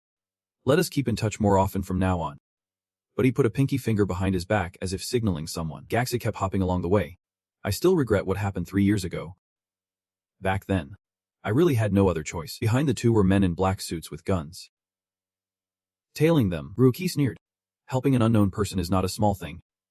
You know, there really are a few bodyguards with guns on the roof, ready to act on command. He kept playing the act, smiling and suggesting, I have always wanted to apologize properly. Even if it is a bit late. Let us find somewhere private first. Someone will notice you are missing. He nodded. All right. Ryuki glanced at Gaxia, lips curled in a sly tone. There are a lot of nosy eyes around here. In front of a hot cup of coffee, a voice rang out. I sincerely apologize to you once again. Gaxia slapped his hands on his thighs and bowed his head, looking remorseful. About what happened 3 years ago. I truly am sorry. Ryuki raised his palm and whispered. Honestly, I do not like it much. Do you think your apology means anything now? He hurriedly replied. I really do. He looked at Gaxia's tense face and challenged. Then tell me, what exactly are you apologizing for? He hesitated and said. I have a way to help you get back to the bronze rank. Our guy smirked. Bronze rank? Ah, is that even possible? Gaxia confirmed. If you follow my plan, it is possible. Of course. It won't happen overnight. Ryuki's eyes suddenly darkened, and he fell into silence. That night, he stood under the umbrella and heard someone calling him. Gaxia, faintly asking back, what did you say? My mom is suffering in the rain. Just 1 week left until her surgery. I am begging you. I do not know anyone else but you. Ryuki even knelt down holding Gaxia's leg and said, I do not need anything else. If you lend me money, I promise I will pay you back. But all I got back were 2 cold words. Damn it. He kicked him hard, grumbling. I came out because I was curious about what nonsense you were saying. And now you are touching me with those dirty hands. Gaxia sneered coldly. You damn nobody. Know your place and get lost. He walked away, leaving Ryuki helplessly lying in the rain, only able to painfully call out. At that moment, he frowned, grinding his teeth. Ryuki refused to surrender to fate and told himself, I need money for mom's surgery. But in the next moment, with tired eyes after days of searching, Ryuki could only stand there and listen. Maybe this could be good news. That contemptuous voice echoed, talking about expenses, surgery costs, treatment, and other things, with a picture of his mom on the screen. This is not something someone like you can afford. In front of him was a white cloth covering her face. Ryuki's heart broke standing before his mother's altar, ignoring the world's indifference. Everything was confirmed. Get out. This is not a place for a nobody like you. His head. Gaxia's cold words kept ringing. You damn nobody. Know your place. Good. Back in reality. The guy leaned forward and laughed mockingly. Confused. Calling out. Ryuki. He slowly spoke. Gaxia. I am giving you some advice since we were once friends. Ryuki snapped his fingers and mocked bluntly. No one's gonna believe your nonsense. The guy had already noticed his moves. I can easily find where you are connected. Is not this a subsidiary of Rydia? The screen displayed information about game development. The alien space game Mekong's spin-off was shut down. He slowly stood up. Ryuki sneered.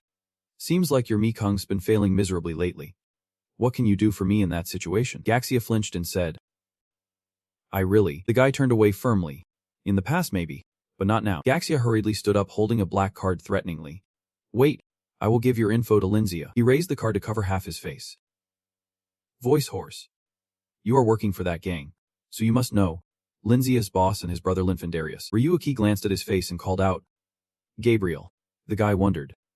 Are you the one who came up with this strategy? He recalled that phrase. Pretty solid for a newcomer. Ryuki analyzed. Unlike Lynfen, he is the gang's ass card. The supreme leader of Lynfen. The guy looked at that cruel face. A cold-blooded venomous snake. Gabriel Darius, pushing up his glasses seriously said. I am looking forward to your next move. Gaxia raised the card labeled writer to intimidate. You know how scary that man is? Right. Be smart and sit down while he still considers you human. Ryuki stayed silent, biting his lip as if furious to the point of madness. He demanded fiercely. Get to the point. Gaxia babbled on. Your channel could become a promo spot for my company's activities. Start with the content you will broadcast. But the guy smashed the card with one hand. He stared in shock at the falling shards. Ryuki cut him off angrily. Shut up. I do not want to hear your bullshit. Gaxia pulled a dagger from his body. Rage peaking. Damn it. I had to humble myself to meet a lowlife like you. And this is how you treat me. He could not control himself and raised the dagger shouting.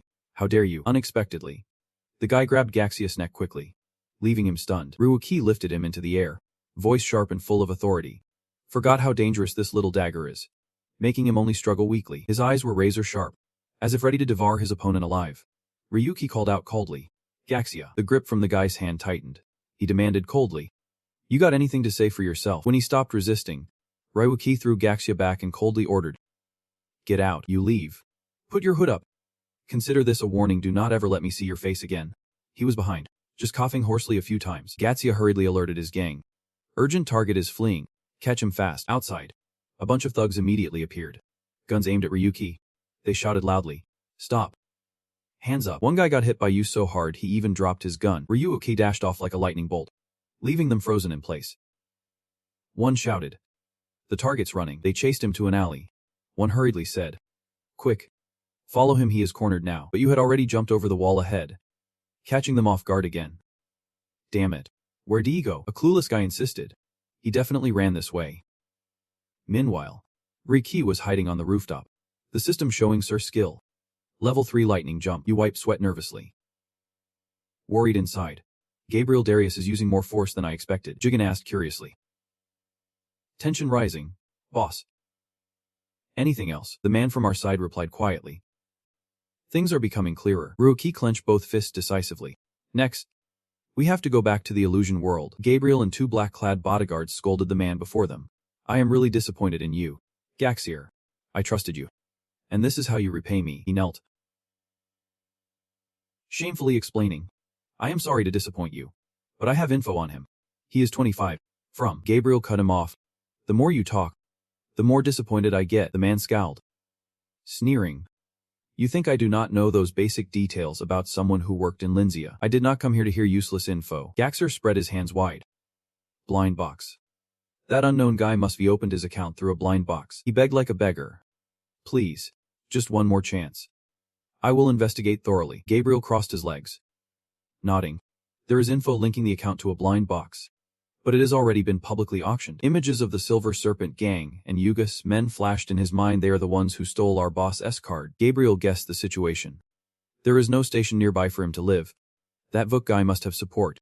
That is why I want all info on his connections. Gaxia frowned, furious inside, thinking, he has been a nobody for years. How would I know? Gabriel glanced back, annoyed. What a waste of time. Talking to trash, willing to betray a nobody for a quick gain. He recalled Ryu's mocking smile back then. Gaxia finally realized. Muttering, "Nobody." He drew his dagger again, hatred rising. "Damn lowleaf." Gaxia lunged at Gabriel from behind, angrily asking, "How dare you look down on me?" Suddenly, a hand grabbed Gaxia's head before he noticed. It was Gabriel, who spun around at lightning speed, grabbed Gaxia's head, and slammed it hard into the ground. Gabriel sternly said, "A commoner attacking gold. That is disrespectful. And there are witnesses, you can deny it." The crowd stood there, mouths agape, watching Gaxia lying miserably on the ground. With such force the ground even cracked. Gabriel coldly announced, "Normally, you would be sentenced to death, but I am feeling merciful." He emphasized each word. "Gaxia, from now on, you are sentenced to become a nobody." Immediately, 2 bodyguards restrained Gaxia. He broke into a sweat, begging nonstop, "Boss, I was wrong. Please give me one more chance. Gabriel, please." Ignoring the blood on his face, Gaxia cried out, "I am not a nobody." Gabriel paid no attention and quietly left the scene. He furrowed his brow, thinking, he might be a brilliant analyst, but that is all. Gabriel pictured Ryuki's handsome face in his mind. No way he compares to Lynfen, that is obvious. He sensed a strange energy behind him and guessed, but there is something that makes him special. Gabriel raised an eyebrow, starting to plot. I have to uncover the secret behind his account, no matter the cost. A small village nestled against the side of a mountain, the chilly wind blowing through, carrying away the green leaves. Suddenly, a lightning bolt struck right here, shattering the peaceful atmosphere. Ryuki held the stone in his hand, pushed his helmet up, then put it away. I like this village. The system displayed, "Great, a transformation stone, moving to a previously visited location." Jigen asked with a sigh, "When will you finally open a blind box?" The system followed up, "You have been wandering around all day. You love home." Ryuki pulled his helmet down, muttering, "The number of online players matters too. Not just the village size. Too few or too many is no good." Ryuki answered slowly, "I need witnesses for what I am about to do." He thought about his previous video and told himself, "Views have gone up a lot since I showed my face. With this much attention, they can ignore me, they have to act." His feet quietly moved forward. Ryuki thought, "Target, Linzia, the leading guild in the illusion world. And their trump card, Lynfen. He eagerly took off his battle helmet, voice full of energy and passion. Let us start the trap. Jigen excitedly echoed. Let us do it. Suddenly, someone pointed far away, reminding, it is time to open the blind boxes. The guy next to him turned and called out, "Hey, look over there." The two noticed Ryuki stretching and pulling his helmet off. One whispered, "Is that the nobody everyone's been talking about?" The other guy exclaimed in surprise, "Is that really him?" Right here, Jigen's system announced, 92 Geigen draws, 5 guaranteeds, 8,525 B rank points. Ryuki stood in front of the screen, feeling a bit satisfied. Thinking, usually logging in. Daily quests. Dungeon achievements. I have got quite a bit, even if the points are a bit low. Ryuki did not hesitate and ordered. Alright, start with 10 boxes. Immediately, 10 blind boxes dropped like rain. After fumbling with the blind boxes for a while, the short-haired girl groaned. No sir. No rainbow either. How is that possible? Jigen laughed beside her. The odds are beyond our control. But if you fail, I am always ready to laugh at you. Ryuki annoyedly gave the next order. Use all the remaining Jigen draws. The system kept announcing the items received. Ryuki slumped like he was about to collapse under the mountain of treasures. But it felt like a pile of garbage to him. Ryuki wanted to disappear. Grumbling, SAR rate is 3.6%. After so many spins, not even 1 or 2. Jigen encouraged. Master, do not give up. Seeing his master slump, Jigen worriedly said, no matter how this world is, it still means something. Ryuki sighed it off. It is. I did not expect much anyway. He held up a golden ticket. Smiling fiercely. Guaranteed to draw. Now it really begins. Jigen agreed. Of course. Master always succeeds with this draw. Ryuki excitedly said. Exactly. Let us open the SAR blind box. Jigen's system updated. New SAR Phoenix Feather. A necklace made from phoenix feathers that allows 1 resurrection. Ryuki rubbed his chin thoughtfully. 1 resurrection. Not bad. If I get shot, this will come in handy. Before calling the next blind box, he prayed silently. Please be a weapon or skill or something good. The golden box burst open. Ryuki shouted. Awesome. This time it has got to be like hitting the jackpot. The system blinked and repeated the words jackpot. Ryuki grimaced holding the magic carpet in his hands.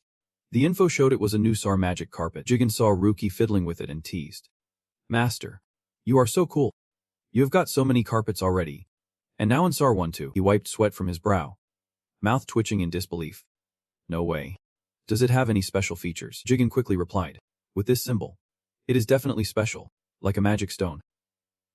Usable outside. Ryuki hesitated, then asked again. Jigen explained the main effect.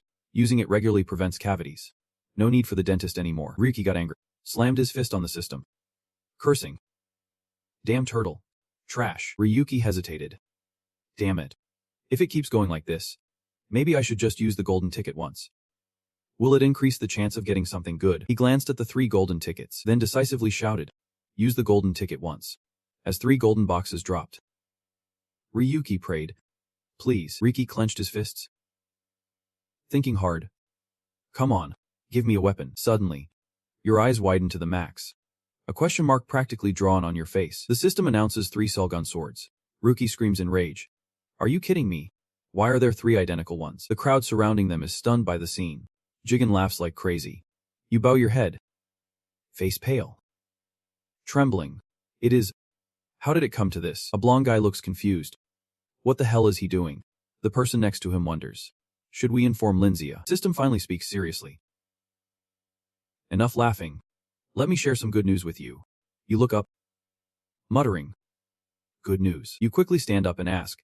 What do you mean? Jigen continues. After pulling out so many soul items, you will unlock the fusion system. It half jokes. There are still many locked systems I can't reveal yet. Just keep trying. Ryuki asks skeptically. Then why are you laughing at me? Jigen honestly replies. I just can't help it when I see my master so desperate. You think to yourself. One day, I will smash those skins to pieces. Remember that. Ryuki curiously looks at the info board. So the fusion system is already unlocked. Jigen's system explains. When fusing skills, general skills gain experience points. Combined skills create new ones. When fusing items, separated parts get blind box points. Upgrading items by formula. You nod eagerly. Fusion. At least these duplicates are useful now. The system announces loudly. Item fusion starting. Target. Gun swords. Including 20 in level weapons. 5 level weapons. Required item. Gun sword 1. Jigen displays. Base item. Gun sword. Soon after, it upgrades into a shiny golden gun sword. The system reports. New soul gun sword fusion. Ryuki holds the weapon. Eyes shining. Exclaims. Gun sword fusion. It is way stronger now. Is there a limit on the number of fusions? Can I fuse however I want? You suddenly get an idea and shout. Looks like it is possible. Damn it. I knew it would work. Now it requires 2 gun sword items. Fuse again. The system announces. Base item. Fuse gun sword. Ryuki raises the gun sword. A golden energy flows down the fusion point. You cheer loudly. Fuse it. Suddenly, the weapon transforms into a sharp sword blade. A red streak running from the barrel down to the middle of the blade. Gigant's system updates. New soul gun sword fusion. Blade type. 3 energy nodes on each side. Can be used as firepower. You laugh wildly. The system warns. Master. Your mental health is concerning. Ryuki quickly orders. Keep going with the other skills. Upgrade the defense. Defense level 4 requires 8,400 RP to upgrade. And level 5 is ready. Producing the self-fused defense skill. You request next. What if we fuse defense skill with divine sword skill? Gigant's system reports. Skill fusion results may include self-fused holy sword level 1. Sol-fused divine sword level 1. Sol-fused emperor sword level 1. Ryuki. Unhappy. Points at the system. Why is the result random? At least give me a choice. It replies bluntly. Isn't that what makes it fun? Jigen winks to encourage. Skill fusion can boost current power and unlock new abilities. Why not aim for the highest level Sol skill fusion? You carefully ask. What is the chance? He calmly says. About 2%. Pretty tough. Ryuki is speechless. Only an idiot would ask that. You shout. Forget it. It's just Gigan's system announces. Result received. Self-fused Holy Sword level 1. The legendary feature of the Holy Sword automatically activates Divine Sword level 3. Defense level 3. Energy Sword level 1. And increases experience. You look at the info. Wondering. Holy Sword. Ryuki covers his mouth in surprise. So it is not the highest fusion. But that is okay. Seems like it fused old skills. Wait. The skill level dropped. It laughs. Exactly.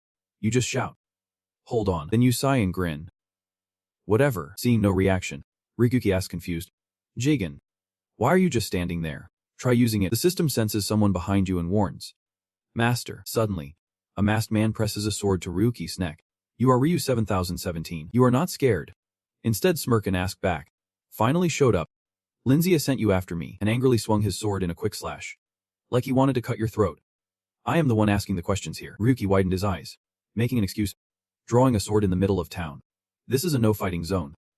But then the guy in black slashed straight across your neck. Blood spurting everywhere, and looked at Ryuki. Arms crossed. Mocking him. Why bother with that stupid rule? The crowd around them watched in shock. The guy in black pointed his sword at him and said, Listen up. The no-fighting rule among gamers here just means no killing. You can deal damage all you want. As long as they do not die. He thought to himself. Yeah, this is how Lindsay operates. Feel so rich. You held your neck to stop the bleeding. Taunting him. If you are from Lindsay, why not just take off that old mask? Ryuki. Itching for a fight. Shot back. Weren't you the one who attacked right after declaring it? Suddenly, the guy stabbed his sword through your chest from behind. The guy in black warned. From now on, do not expect any peace in this maze. No matter where you go or hide, I will be right behind you. Ryuki was badly hurt.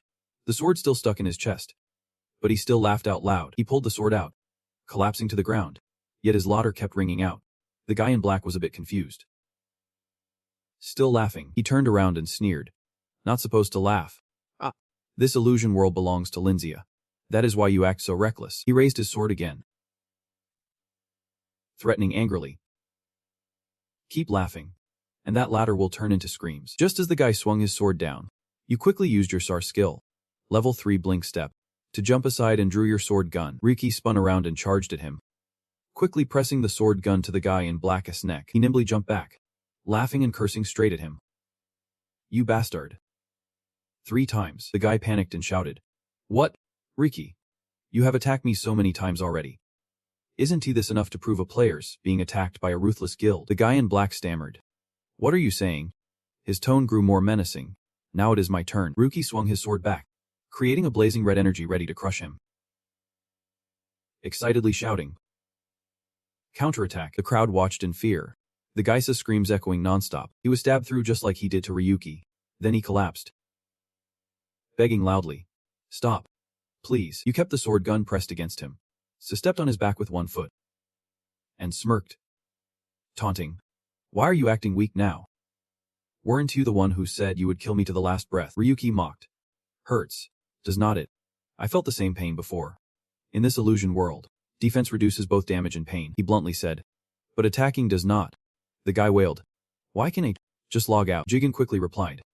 Logging out's been blocked for a long time. Ryuki lightly raised his sword gun and nodded. Just like you said, this PA3 zone. You can lose blood or die. What you feel is endless agony as you get stabbed and chopped into pieces. Thinking he would pull the sword out, you instead spun the sword gun around hard, making the guy scream in pain. Ryuki sneered. You are probably used to these screams by now. After all, you have been pulling these dirty moves for a long time. The system whispered in your ear. Master, our guy just realized they are here. A group of fully covered black-clad figures quickly surrounded you from all sides. The leader, Casius, stepped forward and got straight to the point. Rig 7.017. Let me be clear. He raised his eyebrows and negotiated. Get out of this illusion world. Even better if you quit the game. We will pretend nothing happened. Ryuki held the sword gun in one hand and braced another sword with the other. Sarcastically, how generous of you. Like you are doing me a huge favor. Besides, you guys were the ones provoking me first. He stabbed twice straight into the guy in black lying flat on the ground. Casius had to admit. You are way too cocky. I did not expect you to be this dangerous. Ryuki snapped. Then just admit defeat. His eyebrows knitted. Voice full of challenge. In your dreams. I am pretty curious about that sword gun of yours. I have never seen it here before. Casius stared at the sword gun. Puzzled. How did you bring that in here? My older brother gently made a request. If you take off your mask, I will tell you. That guy added. You know damn well you won't. Casius scratched his head, reminding him. It is probably just a system glitch. If you had just exploited it quietly, nothing would have happened. But you like making a big deal out of it. His pupils turned blood red, each word filled with hatred. Sorry, but your escape plan ends here. As soon as he finished, the henchmen rushed in to attack you like a pack of wolves hunting prey. Swords aimed to stab Ryuki, but he easily dodged like it was nothing. The next three guys launched brutal attacks. Yet they did not even scratch my older brother. Casius charged from behind, thinking, pretty quick dodge. But that is all you got. Casius tried a deadly strike, but Ryuki swung his sword gun, slicing through half his body. System notification. Sol skill activated. Holy sorcery. The groom freaked out seeing his sword shattered. A gamer who has not even reached the tower is already this strong. That takes a lot of mep. Casius thought about his low mepa and muttered. At this level, daring to use that move like that, seeing your smug face. He dismissed it. Probably just a newbie soldier getting lucky. Casius regained composure, swiftly moving behind Ryuki, swinging his sword, acting all cocky. Showing off. Immediately, my older brother spun around, raising his sword gun to block the strike. Ryuki gripped his weapon tightly. The force made Casius' sword shatter again. He sneered. You think this is some kind of magic shield? He lashed. Ryuki wildly slashed Casius. His power so immense it sent him flying backward, screaming in pain. He stared at my older brother in disbelief, unable to accept what just happened. No way. Casius raised his sword defensively, thinking, he is broken through. Could that be another skill in Mekong Star? If I wait until it wears off, Ryuki warned bluntly, do not you get your situation yet. The more you rush in, the worse it will be for you. He straightforwardly explained. My skill does not need to use meat. The others gasped. What? Ryuki agreed to fight them. Prolonging the time is fine. The more time I have to train, you showed your face. Ryuki usually only fights mons, so fighting people once in a while is good. One guy stood frozen in front of my older brother's sword. Training. Everyone turned pale again, hearing the painful screams echoing through the void. Far away, another mysterious figure calmly put on a helmet, watching and listening to the desperate screams. The guy who got slashed trembled, looking at his hand, shouting, my hand. It is even chipped. Casius reminded his men with a grim face. Do not get hit. Avoid attacks. Then he grabbed two swords and shouted. Everyone, get in position. My older brother found it interesting when they formed a white line in front of Casius. What a great show, Ryuki bluntly pointed out, even using the Black Forest Star. If you are already using that weapon, you probably do not care about hiding your identity anymore. Dual swordsman Casius, hearing his name. Casius paused for a second like he was called out for something shameful. You thought of Casius's face, tone full of disdain and contempt. With your chivalrous image, your fan base is not as big as Lynfen's but still decent. Aren't you embarrassed building that image? Hearing his image insulted, he clenched his teeth. Furious to the max, Casius created a blazing golden circle, shouting, I will freeze you in place, yelled.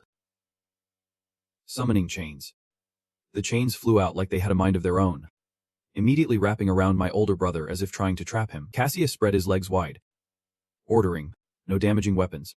Attack him from a distance only within the allowed area." Within moments, 3 extremely powerful damaging weapons appeared. System notification. Firepower. Armor. Dragoness breath. You are still standing there doing nothing but staring as they approach. Casius frowned. Analyzing. I've studied his defense skill carefully. His attacks are not consistent. Seeing your worried face, he was absolutely sure you could not counterattack. 3 streams of energy converged and surged toward the guy from our side, then exploded violently, filling the air with thick smoke and dust. A heavy foot stomped the ground accompanied by a voice. Just as expected, not only unharmed, Ryuki wore a satisfied smile, running his hand over the gun sword while chuckling thoughtfully. No wonder it isn't Tsar. Collective. Jigen added. The sworded slash effect cuts through space and can even deal non-physical damage. He acted like a mischievous kid, swinging the gun sword a few times and muttering, though a bit disappointed. Jiatan should have been more careful with wide range and long distance attacks. Now just swinging the sword is enough. Casius cursed under his breath. Damn it, he shouted to regroup. But before he could finish, he was hit by a bullet right in the chest. Seeing Casius collapse on the spot, his subordinates anxiously called out, "Boss," Ryuki teased. "First time getting shot." One hit to take down the boss is not much of an achievement.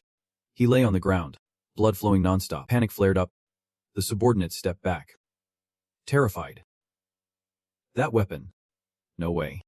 How could something like that exist in this world? Impossible. The gun barrel was still hot, smoke billowing out. They stared in horror, asking instinctively. A gun. Comparison flashed between fighting monsters and humans. It could control crowds of monsters. But dealing with humans was a whole different story. The subordinates swallowed hard, terrified beyond words. Guns do not exist in this illusion world. No matter how strong Linzius forces are, they would have to lose to this thing. Ryuki sneered, pointing the gun sword forward. "Why are you hesitating?" The guy from our side taunted. "You attack me first. Get ready to become a vegetable or die from shock. This is your moment." He pulled the trigger. A bright energy burst from the gun barrel lit up his face. Ryuki was full of determination.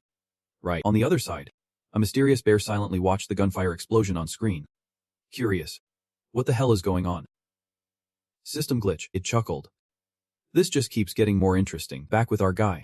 A sword lay on the ground, surrounded by thick smoke. No way. Ryuki was sweating, breathing heavily. Jigen analyzed. They only rely on dodging. Other movements are not necessary. Totally opposite from their master's attack style. Everyone was knocked down, unable to lift their heads. The system reminded. I have blocked their attacks. They will have to endure this pain for a long time. He stomped his foot, planting the gun sword on the ground mockingly. A high-ranking Lysia member, there must be something to keep up morale. Suddenly, a strange light appeared right on Ryuki's forehead, startling him. Our guy quickly jumped up, dodging a sneaky attack. He landed warily beside a crater left by the last strike. Ryuki thought, I have seen this skill, this move, in videos before. Guy recalled the meteorites just launched. Mastering the spear made it one of the few wide-range attack skills in the illusion world. Ryuki looked up at the sky facing a rain of spirit stones, recognizing it as the meteor shower move. Our guy hurriedly dodged to save his life. Then thought, could it be? He gaped, eyes fixed on a stone right above his head. Transformation stone. The crowd stood frozen, unable to believe what just happened.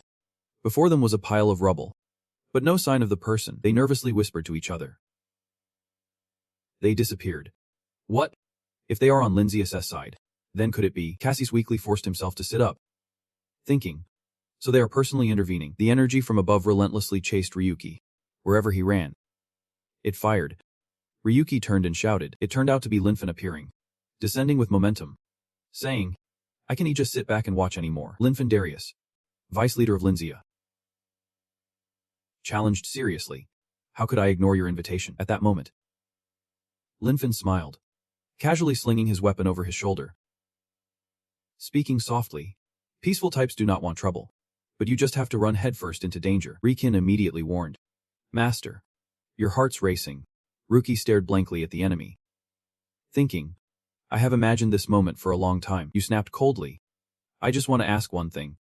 Lynfen, do you still remember who I am? And sighed deeply and replied, I have so many enemies like that. How could I remember? That is why I came here myself. Maybe seeing you up close will jog my memory. Lynfen ignored Ryuki's current dumb act and continued. But I still do not remember anything. Are you sure you even have a grudge against me? The older brother smiled bitterly, his voice tinged with sarcasm and anger. You ruined my life. And now you do not remember anything, and covered his face, trying to recall. Mumbling. Wait. Ryukin. Then he put on a frustrated face and said, damn. I still can't remember. Memories from the past slowly surfaced in his mind, images of his sick mother. Times he was beaten and looked down upon. Ryuki's face darkened as Lynfen's careless words echoed. Does it really matter? Feeling unfair. You think whining like this will change anything? His hand gripped the spear tightly, golden spiritual energy radiating intensely. He spoke calmly but firmly. You are just blaming others for your misery. That is all there is to it. Lynfen stomped down, his aura spreading around him. Clearly not taking the older brother seriously, he sneered.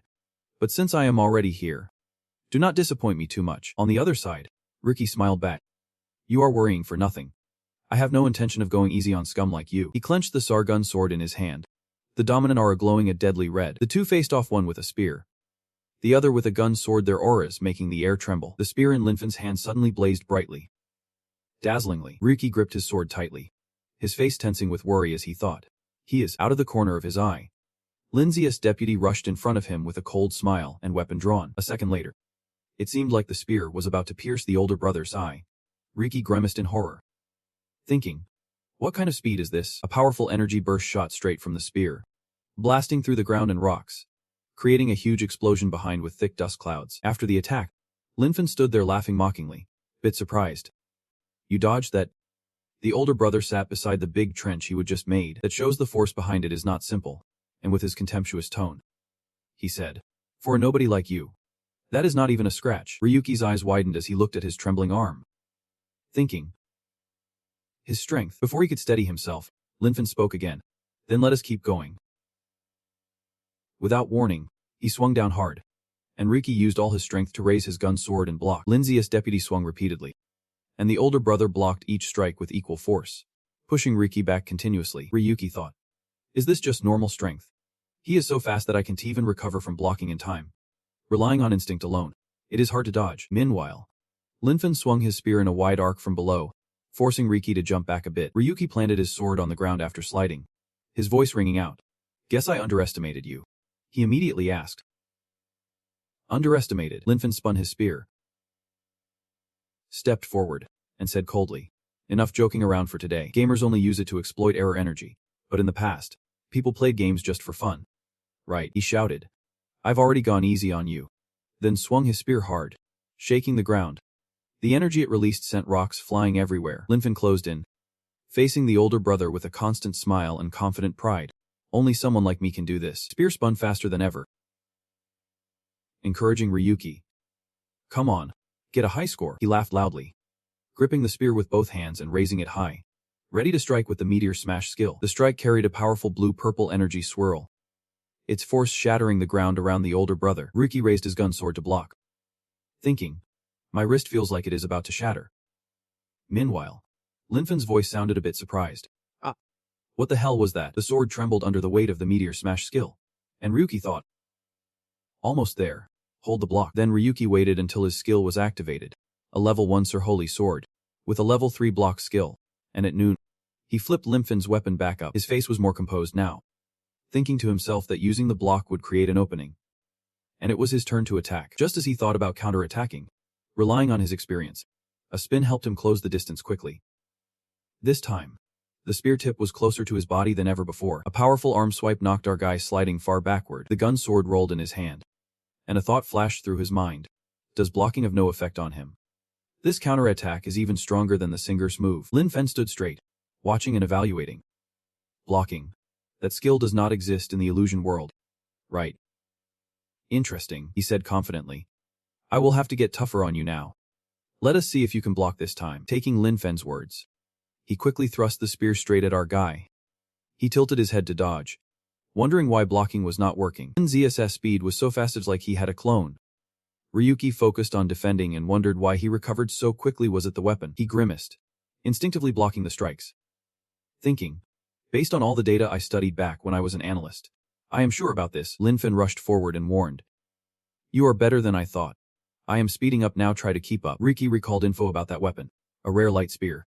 The more you aim it, the faster it gets, whether blocking or using direct attacks.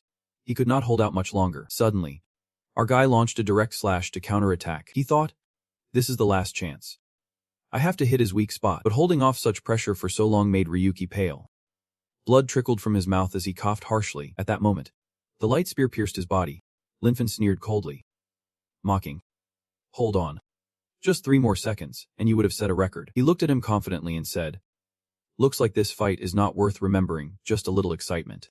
That is all. Then Lynfen flung our guy far away without mercy. Ryuki fell flat on the ground with a large hole in his body, blood pouring out nonstop. Lynfen sneered. Honestly, I am a bit disappointed. You really think you can beat me with skills like that? He lay there, trembling all over with a huge hole right in his stomach. His mouth was open, speechless, but his voice kept rising. Even if you want to die here, you won't get to. This place was a no-attack zone. Like the village where our guy fought Casius. It looked like a pile of ruins with no NPCs around. But due to a system glitch, it was still considered a village. Lynfen stepped forward, voice heavy and threatening. You can run to the ends of the earth. But if you do not want to get hunted down, tell me someone else is backing you. Right. Meanwhile, Ryuki was struggling to crawl forward bit by bit. He groaned sitting up. If you are so curious, why do not you ask Cynthia? That name made Lynfen freeze. He repeated it. Cynthia. Lynfen quickly stepped up, grabbed our guy by the collar, and shouted, you know where she is? Where is that girl? Ryuki saw his expression and laughed loudly. What is it? Did she betray you? His face showed extreme anger as he yelled, stop talking nonsense and answer me now. Ryuki held something in his hand, silently thinking, calm. Instinct never been this chaotic before. While Lynfen kept demanding, where is she? Suddenly, our guy's hand glowed. It was a light bullet from the world tree. A blinding light shone, forcing Lynfen to shield his eyes. Lynfen looked frustrated. Damn it. Whatever. You think I am your toy? Meanwhile, Ryuki smirked and replied, you think I would let someone else control me? Ridiculous. Dealing with scum like you does not need anyone's help. Lynfen glared threateningly. Fine. You want talk? That is your choice. Do not come crying later. Our guy clenched his gun sword tightly and challenged. You say you do not remember. Well, today, I am going to make sure you never forget. The sword glowed with energy along with his confident voice. Now, this is only 50% of my power. Ryuki stood facing his enemy, boldly declaring, from now on, I will fight you with just 50% of my strength. When suddenly Jigen called out, Master. Hearing this, Lynfen sneered. 50%. You really think you can brag about that? Meanwhile, my guy stood there with a cold smile, silently signaling the system, which responded, got it, but do not regret it. He glanced over and laughed loudly, replying, regret? I have already thrown that useless feeling away long ago. Without letting Ryuki wait, he quickly charged in, mocking, you arrogant jerk. The guy defended while calculating in his head, reading his attack with sharp intuition, dodging by parrying. He quickly tried to close in, then used a swift move to get close, but suddenly noticed Lynfen's kick coming at him. Lynfen's kick sent Ryuki flying backward, and his body hitting the nearby ground caused a huge shockwave. My guy coughed up a mouthful of blood, the wound on his chest still fresh, realizing Lynfen had switched to a stone stance in an instant. Before he could even recover and regain focus, a spear tip suddenly flew right in front of Ryuki's pupil. His eyes wide with terror. Mei quickly pushed the spear tip aside, avoiding a fatal blow, but it still grazed his hand. Lynfen stood there sneering, speaking with contempt. Lucky for you, because we are in a no-K fight zone. It would be boring if this ended too quickly after all that effort. Ryuki looked at the wound on his arm, his worried face thinking, my right arm barely has any strength left to move.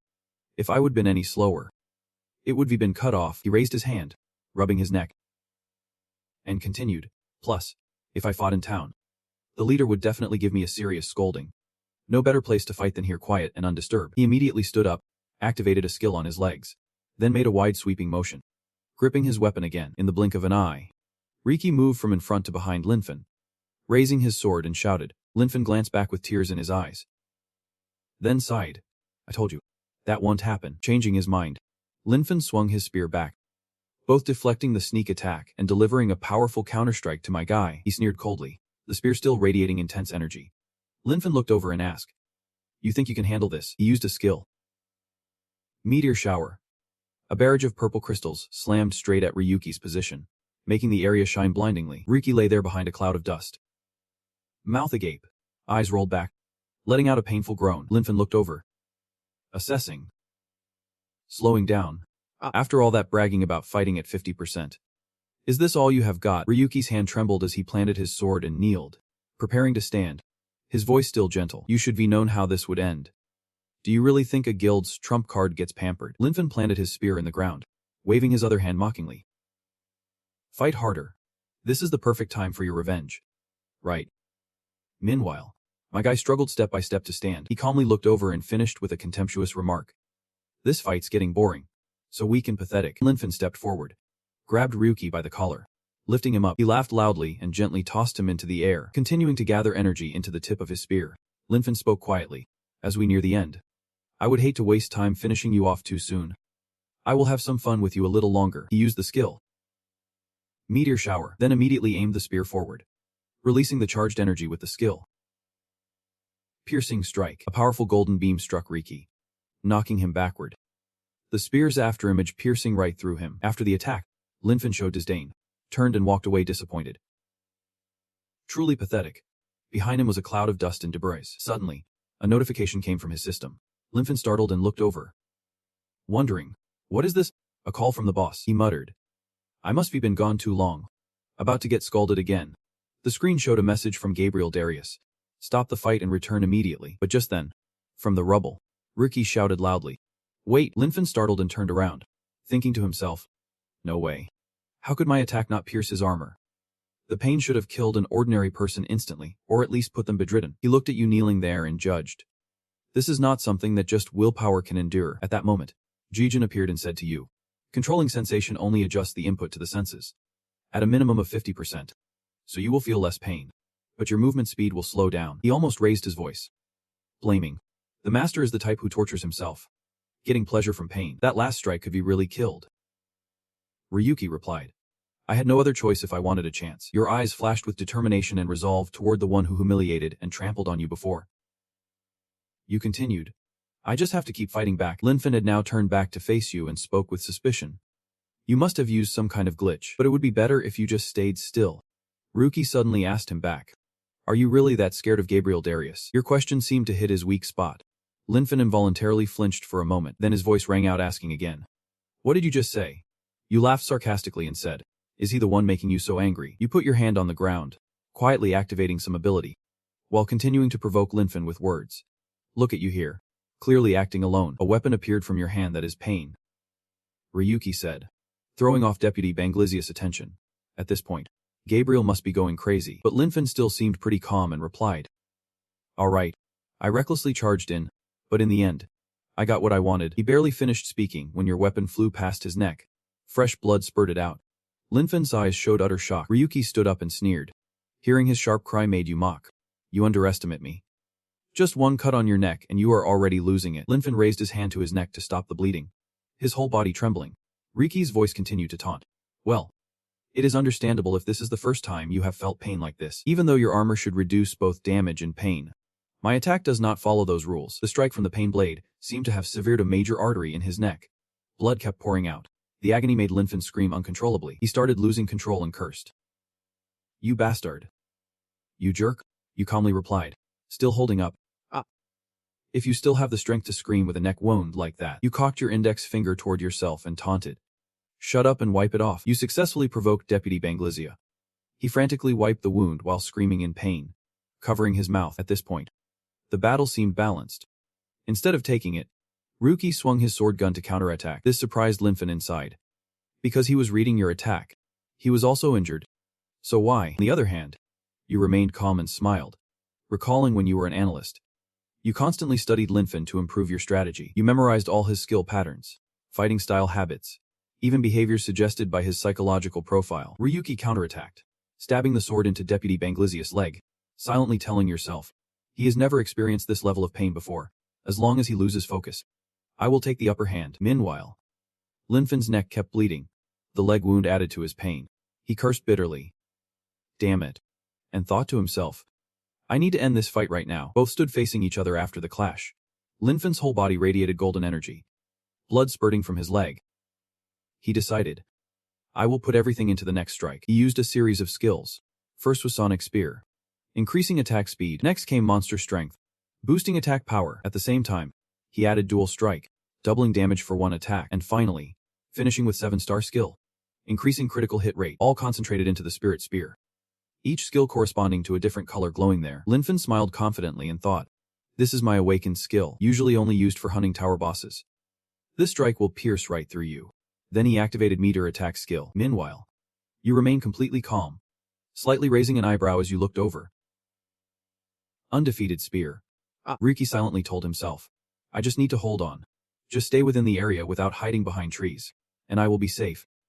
I have used the terrain to redirect the attack, and am trying to endure it. Moments later, his figure vanished from that spot and moved elsewhere. Much to Lynfen's surprise, he woke up and charged forward, shouting loudly, you really think you can dodge with that slow speed? Everyone's surprise. Our side threw out some wooden doll and gears that smashed straight into Lynfen's face. He blurted out in shock. What the hell is that? Ryuki raised his glowing hand and thought, if I can't dodge that attack, I will minimize the damage and recoil by any means. He threw out a bunch of junk items from his inventory, hoping to block him things like a toothbrush, a mat, bathroom slippers, a trash bag, fake dolls, cheap hats, and women's clothes. Lynfen yelled furiously. Are you kidding me? You really think you can block my meteor strike with this pile of trash? Ryuki ignored him and kept throwing stuff nonstop. Lynfen's teleporting steps jumped left and right, his face darkened, eyes glowing, and he thrust the radiant spear straight ahead, full of rage. The spear stabbed once again into the old wound on our guy's body. The blow sent him flying far away, creating a huge shockwave, thick dust, and a powerful energy trail. Lynfen then glanced over and sneered. You annoying little rat. You actually dodged my direct hit. He thrust the spear toward him again, confidently saying, but there is no way you can win in your current state. Suddenly Ryuki smiled weakly and replied, I have finally reached this level. Gripping Lynfen's weapon tightly, Lynfen cursed loudly. You lowlife. How dare you soil my weapon with your filthy blood? He thought to himself. This bastard just wanted to let go. Our guy grabbed the radiant spear with both hands, pulled it back, slowly stood up, and asked, Lynfen, want me to show you something fun? Lynfen shouted back. What nonsense are you talking about? Let go. Ryuki recalled the SAR item from the start.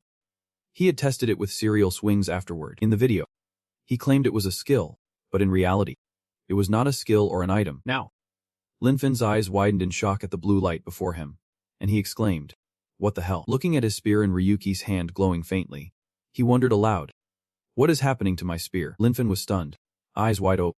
No way. My window. Ryuki smiled. So system erase. As Lynfen's spear slowly began to dissolve in his hands, Lynfen stared dumbfounded as his weapon turned into faint little fragments. He exclaimed in shock. What the hell is this? Radiant spear. Lynfen looked at his trembling hands and wondered. It is gone from my inventory too. Impossible. There is only one of those. This game does not have an item destruction feature. So how? Lynxius deputy clenched his teeth, suspiciously eyeing Ryuki, thinking it must be some cheap trick or illusion technique while he was lost in thought. Suddenly, the sword gun in our guy's hand was crushed. A bullet flew straight into Lynfen's right shoulder, fast and powerful, blood spraying out.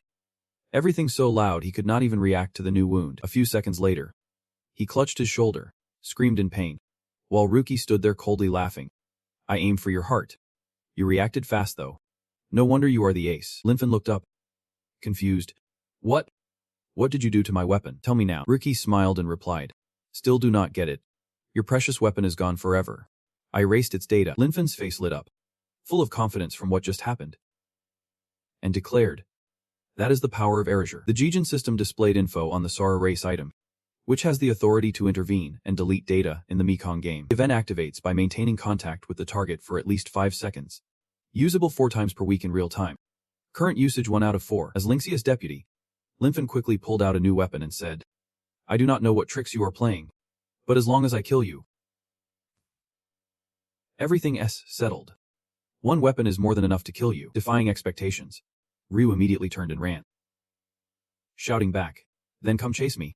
Bet you can't catch me. The guy held up his weapon, a real bastard. Then Lynfen immediately lunged toward him, shouting, you think I am just gonna let you get away? Suddenly, under his feet as he ran, there was a clicking sound. Seemed like the Lynxia deputy had stepped on something. He looked down, wondering, what the hell is that? Meanwhile, Ryu glanced back and smiled as he saw a huge explosion behind him. After the smoke cleared, Lynfen stood still, shielding his face with his hand, thinking, damn it. What the hell just happened? Before he could even process the situation, another shot was fired straight at him. Seeing Lynfen slump forward, blood pouring nonstop, Ryu warned. If you want to live, stay still. I have set up traps all around here. This info made the Linksha deputy's face darken. He looked up and asked, confident. Ryu continued, you cheap trash. You do not even know this place. Just then, another click sounded under Lynfen's feet. Understanding his meaning, Lynfen smirked and shot back. Don't tell me you think I do not know this place. The Linksha deputy's face turned purple. Then pale. He glared fiercely, snarling. You bastard. Ryu confidently pointed a finger at his head. I know everything you are planning, from how you showed up to how you planned to kill me.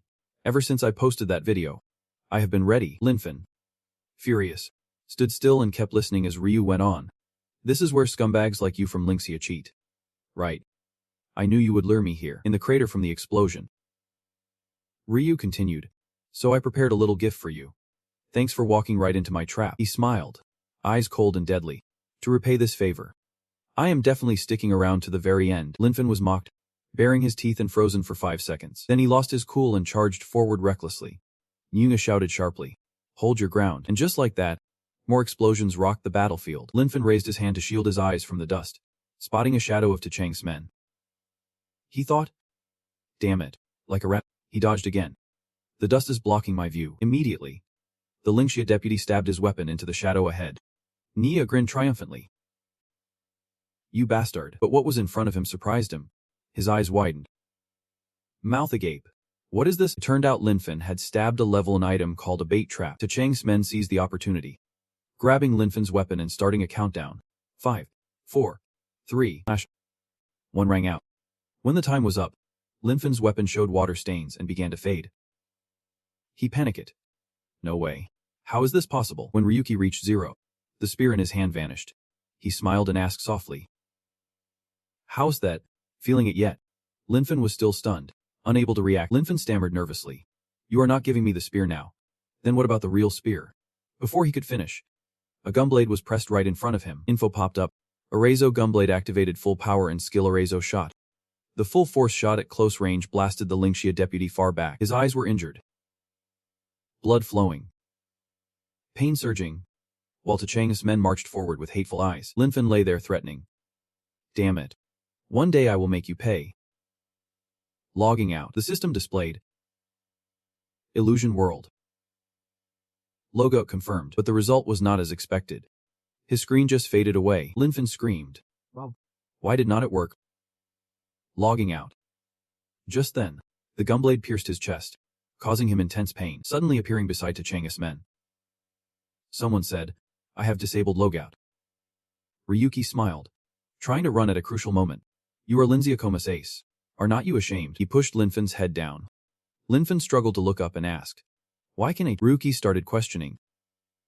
Lynfen Darius. Remember the analyst at Linziakoma named Ryuki? Lynfen arrogantly replied without care. You think I care about that stuff? I would never bother remembering someone like you, Ryuki immediately asked, even if you weren't a gamer anymore. Hearing this, Lynfen's eyes widened in fear. What? Under the blue sky and white clouds? My master's voice echoed. Each person only has one account. And if for any reason you lose this account, you will never get another one. Ryuki told him to continue. I wonder if my deletion skill can really erase the account data. He spoke firmly. You will never be able to forget me. Lynfen panicked with fear. Stop. You let me. My master smiled innocently and started a 5-second countdown. At the same time he hurriedly shouted in a very urgent tone. Do not do that. Every second that passed was filled with fear. Lynfen tried to scream. Stop. Cut to Banglisia's office some time earlier. Gabriel sat there ordering his subordinates to gather information on Ryuhu 700017. He reminded his younger brother not to act rashly. Lynfen. This time, Sing, the Banglisia deputy looked annoyed, raised his hand to rub his ear, and said irritably, my ear is still bleeding. Enough grimacing already. To the present. The flashback time matched the countdown. Now Ryuhu 700017 had reached 0 and smiled coldly. Just as he finished speaking, Lynfen let out a sharp scream. Alonged. His eyes nearly bloodshot, then his body slowly began to vanish. Just like the weapons that had been erased before, Ryuhu 700017 knelt there, watching his body evaporate before him. Jigen's voice echoed in his ear. It is. Well done, master. He slowly stood up and asked seriously. It is. Ryuhu 70017 clenched his teeth, still full of resentment as he replied. This is just the beginning. Then he smiled coldly and said, why smile? This is only the beginning. There is still a lot I have to take back. Banglisia. Gabriel and Darius, at the same time. Hiding behind a nearby rock was a white-haired person wearing a mysterious hood, who took a weapon from the stash. It was a sword that did not look very sharp, but it radiated a mysterious and dark aura. Then the mysterious person threw it straight toward my master. He reached out and caught the hilt, then raised it up to look at it, and wondered, a sword. What is going on here? Just then Jigen noticed something unusual and warned, Master, be careful. Before he could react, Ryuki fell into some kind of cubic space. It spoke to him. Master. My master looked around and said, is this a trap? A space shift? Something is different. Suddenly a voice came from behind, startling Ryuki to look back. Long time no see. Ryuki. He turned fully to look at the blue space gate before him. The mysterious person stepped in. My master immediately asked, who are you? The person replied, I'm from Gas. Ryuki glanced over, silently assessing. A gasman. A famous guild. But I have never seen this person before. But this feeling is really unsettling. The person continued, Ishii is my real name. But I have another name too. As he spoke, he pulled his hood down. His voice continued before Ryuki's astonished eyes. You will definitely be more familiar with that name. Surprisingly, the mysterious person was the one who betrayed him in the past. Cynthia. She looked at him and said, I never thought we would meet again. Ryuki. My master immediately looked over. Ryuki stammered the girl's name. Cynthia. Memories started flooding back. Images of an innocent colleague with a friendly smile directed at him. Then the image of that same person siding with Lynfen to push him out of the guild. All of that made Ryuki unable to believe his eyes. He never thought he would see her again in this situation. Unconsciously, he said her name. Cynthia. Hearing that, Ryuki immediately responded, I am pretty sure I mentioned before that is just a nickname. My real name is A. Ryuki suddenly laughed loudly at those words, while she looked at him straightforwardly. He said, I do not care what your real name is. Then Ryuki dropped the sword he had earlier and pulled out a gumblade. Continuing, because of your plan, I was kicked out of the guild, became a nobody, and lost everything. My master's expression darkened. Yet you came back on your own. There is only one reason I can think of for that. He looked up, eyes wild and agitated. You must want to die. Meanwhile, Ak remained calm and replied, I have been trying to figure out what happened to you all these years. Did not expect you to become a gamer. Ryuki responded, thinking about defeating her. Lynfen. And that Lindsay crew is what has kept me going every day.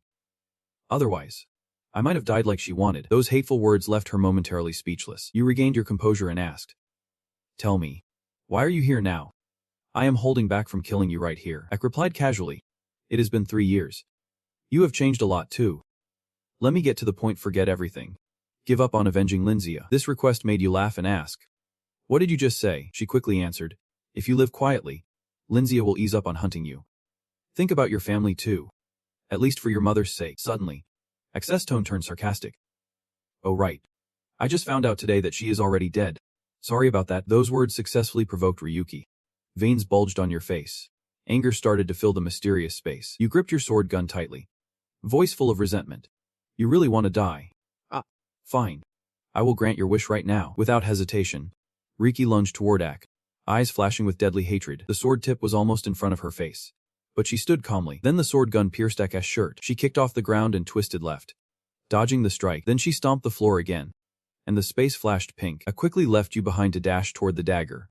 You look confused. Who is she? What is so special about that dagger? In an instant, she successfully grabbed it, but surprisingly, Ak's eyes went blank as she looked at her hand holding the dagger rising, blood spurting from her wrist. You appeared behind her, sword gun raised, ready to strike down. A second later, Ak's head flew off her neck to the side. You declared, She is still far from done.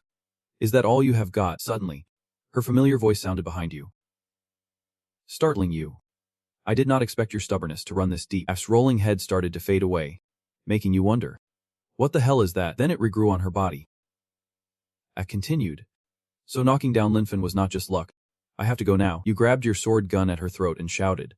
What? Ak calmly replied, I am not here to fight to the death. I did not expect you to actually defeat Lynfen. Just then, Jigen informed you, Master, that is not real. A large amount of data transferred when she touched the dagger, which made you ask in disbelief. What? It whispered. You always called it a glitch. A cheat. But now seeing it firsthand, this so-called artificial glitch looks like this. You said, I do not care. The important thing is I can kill her right now. I firmly said, overthrowing Lindsay is my mission. I do not know what you have done. But can you handle things when Lynfen comes back? Hearing that, you sneered coldly. Lynfen. I won't give up on revenge. no matter the consequences. This shocked her. Surprised by your spirit, she slowly disappeared while warning, "You will regret this." You replied firmly, "She will never appear in the labyrinth game again." You reached out and said before Ak's shocked face, "I completely deleted his account." He cried and screamed until the very end. She asked loudly, "Wait, what did you just say?" You confirmed again.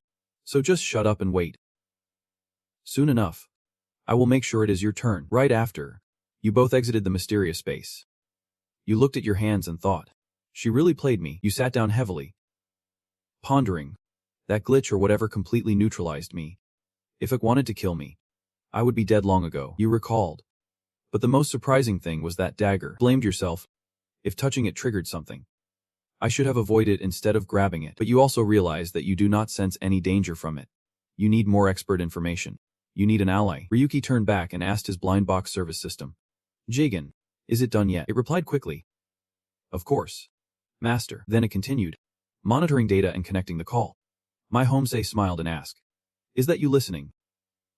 The creator. The image of a stuffed bear appeared, clearly worried, with a big question mark over its head. You recalled holding the disc in the store and continued, "So you are the one who installed the backdoor in the ES mod I bought from Suzuki's shop, thinking I would not notice you spying on me." On the other side, the mod creator worriedly thought, "Has he discovered me?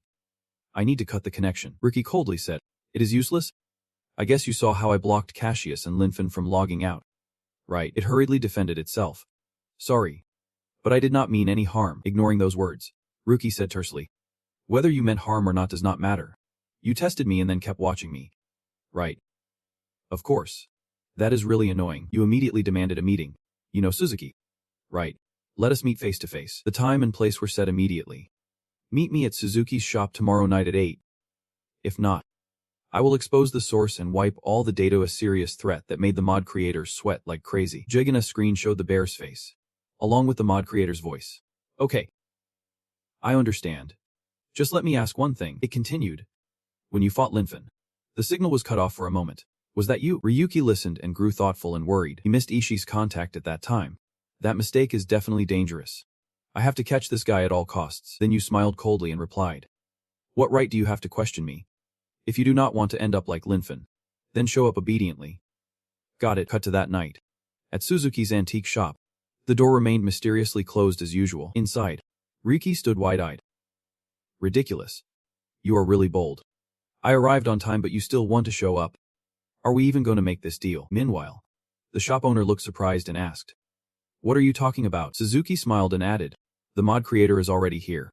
Can't you see?" Ryuki got angry, stepped closer and shouted, "I did not come here to play games with you. If he is your friend or if you are hiding him somewhere." Before you could finish, a voice suddenly came from behind. "I." Ryuki startled and exclaimed, "Damn it." The mod creator appeared and introduced himself. "This is our first face-to-face meeting so I am a bit shy. I am the mod creator." You thought to yourself, a stuffed bear. Ryuki immediately grabbed it and said, "Unbelievable. You think we are easy to fool?" Mod creator cried out, "That hurts. You are about to crush me." Ryuki reminded sharply, "Enough of the games. My patience has limits." But Suzuki, sitting nearby, suddenly collapsed onto the table. "Which caught your attention?" Ryuki asked. "What is going on?" Suzuki's voice sounded. Suddenly, "I think it is faster to show you than explain. I have transferred my consciousness." The glowing bear continued. "The one you just heard is the mod creator, from the 5th quarter. And the one talking to you over there is me, Suzuki.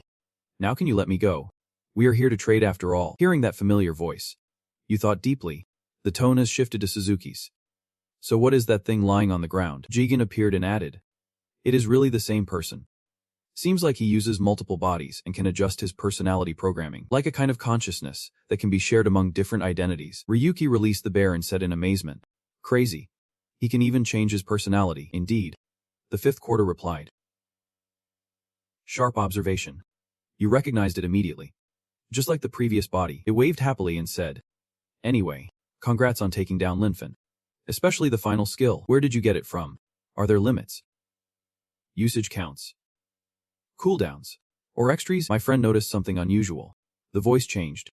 "So this is from the Noble Fifth. You answered it. Just ignore those words. Why won't you tell me who you really are?" And immediately replied with a reminder. "Suzuki will explain that. But still, You should be careful when using that erasing skill, Ryuki answered coldly. Thanks for worrying. But it is too late now, Jigen announced. The video editing is complete, and this battle has been uploaded. You quickly told the noble fifth. The fight with Lynfen, from start to finish, has already been posted online. Its eyes flared red and it reacted fiercely. You uploaded the entire fight. Are you crazy? All of Lynzia will hunt you down immediately. Ryuki laughed coldly in response. That is exactly what I want. To make them run circles, chasing after an unknown nobody they have always looked down on. Noble fifth sighed. Talking to you is like talking to a brick wall. Do you even realize you are being watched? My friend was surprised and immediately asked back. Watched? It collapsed onto the table. Then turned to the person opposite and said. Forget it, just tell Suzuki about all this nonsense. The young man woke up, adjusted his hat and said. The noble fifth does not like to talk. But that is his specialty. Suzuki snapped his fingers and smiled. Anyway. Take a look at this first. Instantly. A neighborhood map appeared on the floor. Ryuki was startled and exclaimed. What is this? Suzuki replied. It can directly display the area within a 100-meter radius around this shop. Pretty effective for spotting who is targeting us. On it appeared the Haxa gang, 47 meters from the shop, led by Saruki. Seeing them. You look puzzled. Haxa. They still have not given up. The young man answered. Not exactly. Maybe just bait. The real ones behind this are probably those guys. Inside a building. At a distance of 47 meters. My friend looked confused. What is the Haxa gang? Suzuki explained. It is a big criminal gang that survives on blood and violence in the underworld. Luckily, it seems they are not connected to Lynzia. The leader had to quit being a gamer because of a past incident. And there is a rumor that Lynzia was behind it. Ryuki nodded after hearing this. That is right. So they would not side with those who ruined them. But you still have not told me what you really are. The adult gestured toward a nearby cabinet and continued. Since we have been discovered, let us move somewhere more private. There is a place perfect for talking. You followed and listened as it continued explaining. Whether it is Suzuki or the noble fifth, we all share the same goal. And I have been looking for allies to achieve it. While Ryuki thought to himself, the basement of this shop connects to the underground sewer. Suzuki stood by an entrance and smiled. Take this way. Jigen has done his job and reported to my friend. Scan complete. No danger detected. Receiving the info, Ryuki confidently stepped inside. In front of you now were many puppets hanging above. Ryuki wondered. Where are we?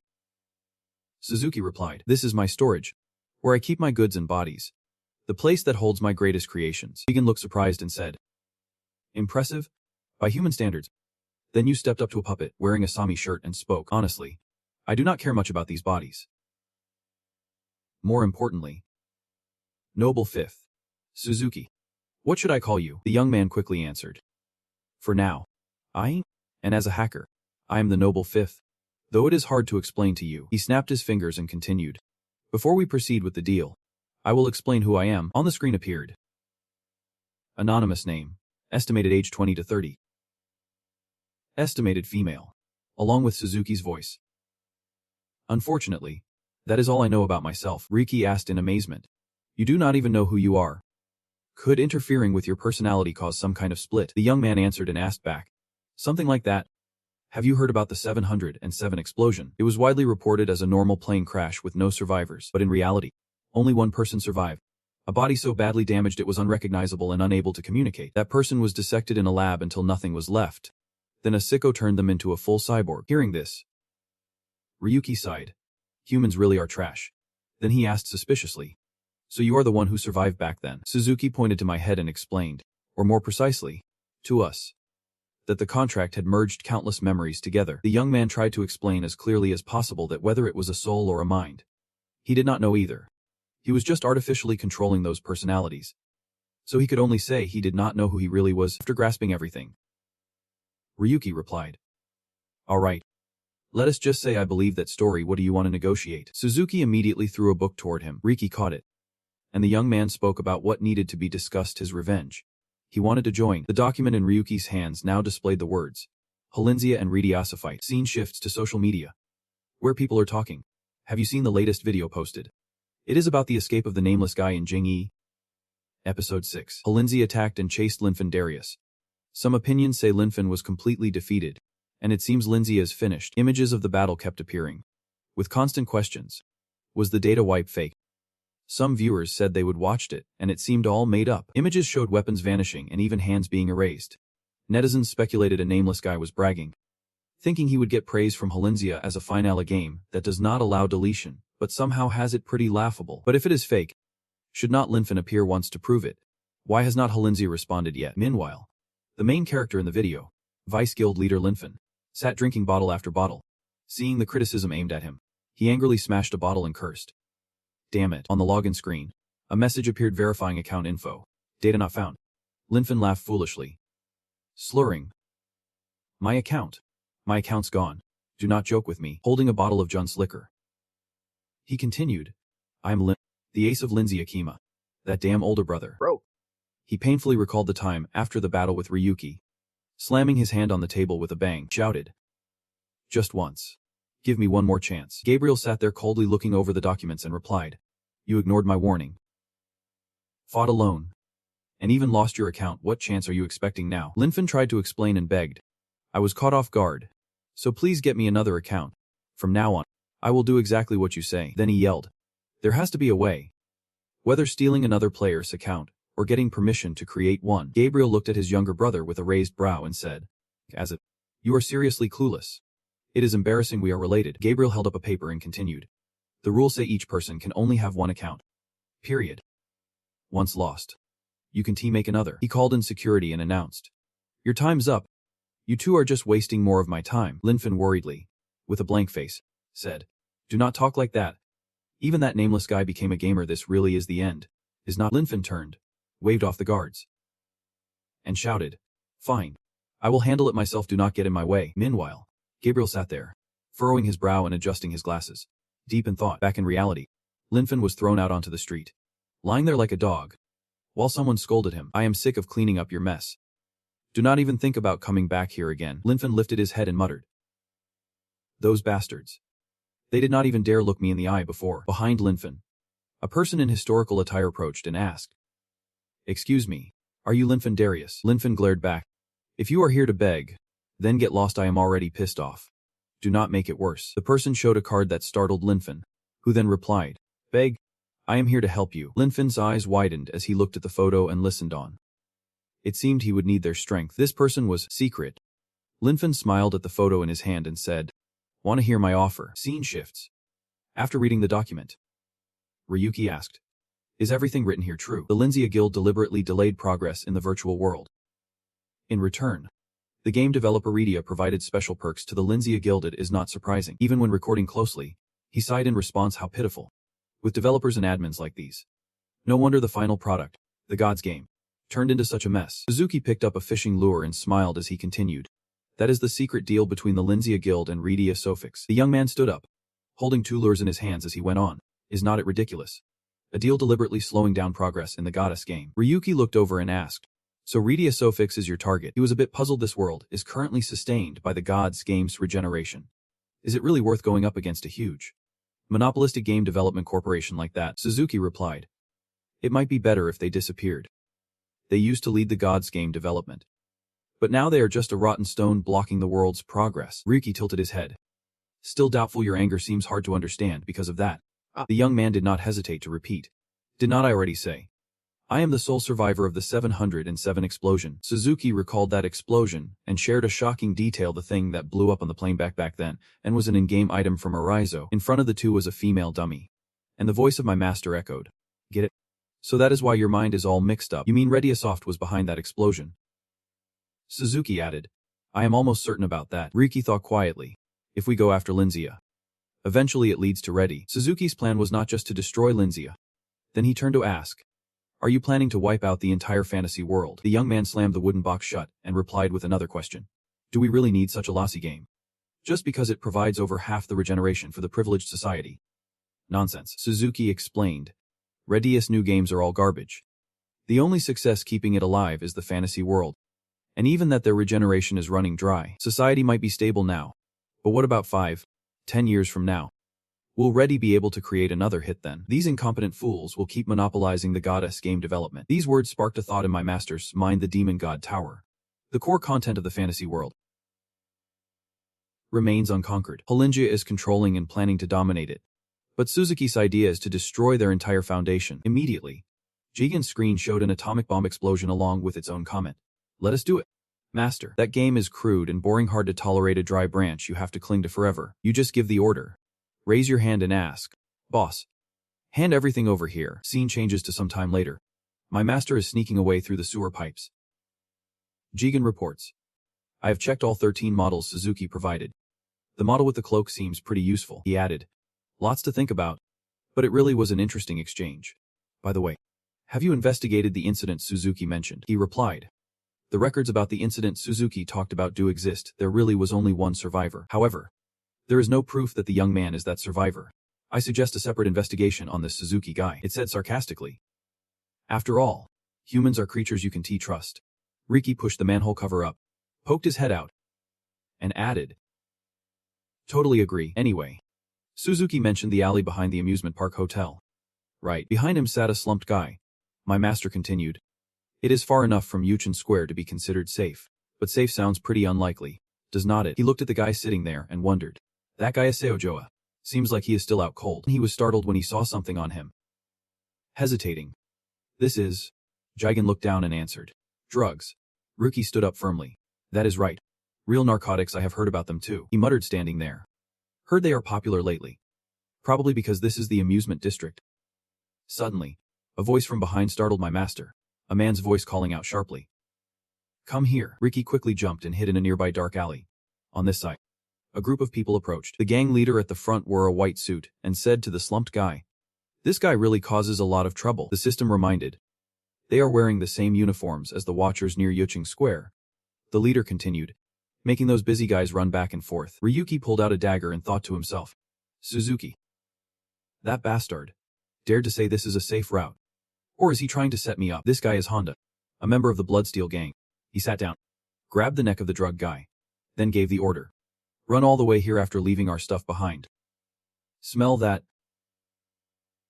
Pretty impressive. Swung his hand hard, slapping the guy so hard he collapsed to one side. Then he stood up, looking at the sprawled body while brushing off his hands and ordering his men. Stupid. Drag him away. Meanwhile, our guy was still hiding nearby, silently watching, ready in case something happened. Honda put a cigar to his mouth, and immediately a henchman lit it. He questioned. You lost the target. The henchman next to him quickly put his hands together in front and replied, Sorry. I will track them down as soon as possible, Honda said in a deep voice. Suzuki. That guy. Always too cautious. All right. The client is still just asking for surveillance for now. This made Ryuki curious inside. Client. On the other side, the leader ordered his men. Keep monitoring Ryujin Square for now. The henchman looked confused and objected. Wait. But just watching the building 1T help us find them. Honda squeezed the guy's shoulder hard and firmly ordered. Wait.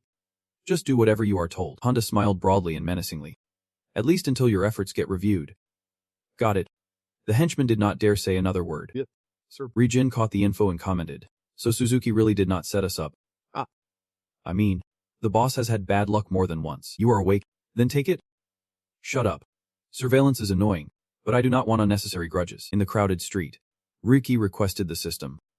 Lead me to the route with the least people possible. After a while, he stood in front of a door. Then he reached for the handle, and a smart lock displayed the words card locked. Ryuki quickly held up his keycard to open the door. He stepped into the room, took off his hood, and sighed. Just me. Our guy lay back on the bed in the most comfortable position, then sighed deeply. So tired. Ryuki looked down at his feet and muttered. After spending weeks in the gods game, I do not even remember the last time I lay down in the real world. He just lay there, enjoying the rare moments of rest. Suddenly, a sword appeared, shining brightly in the night. Then a slash was made, cutting the bed in half like a cake. Ryuki grabbed his dagger, jumped to the side to dodge the deadly strike, and activated the Jigen system. Pulling out the sword skill, he quickly closed in on the assassin, slashing fast and injuring his arm. Blood spraying out. The dagger slashed down, covered in blood, while the assassin screamed in pain. Ryuki looked over. The assassin ignored the pain, ran outside the window, and jumped down to the street. He smiled, thinking, that guy just used a special skill, an item from Arezu, and excitedly jumped down to chase, shouting, You think I will let you escape that easily? Ryuki landed, followed the blood trail, and thought, Good. He can run much farther. Just follow the blood and I will catch him for sure. Jigen appeared to assist. Invisible. Hiding presence.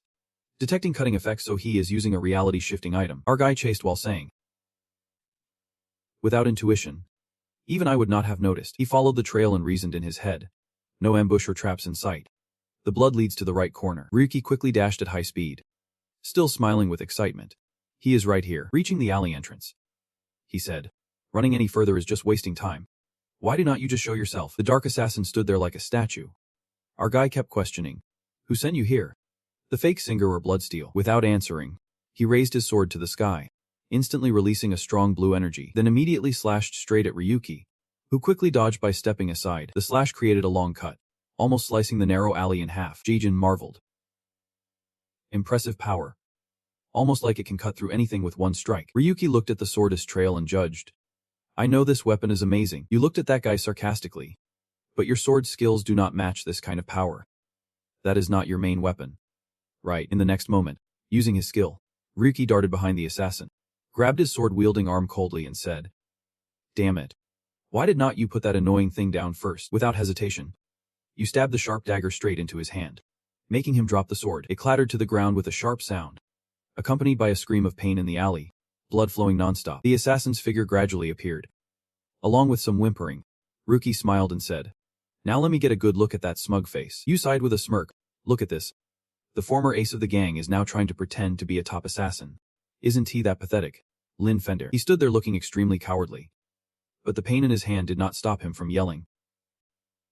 You bastard. Lynfen heard that, glancing at his injured arm, his voice trembling as he continued cursing. Damn it. You jerk. Then he quickly lunged toward the sword, intending to grab it, shouting, I am gonna kill you. But before he could hold the sword, he was hit hard in the chest and face, writhing in pain. Force was so strong it sent Lynfen flying backward.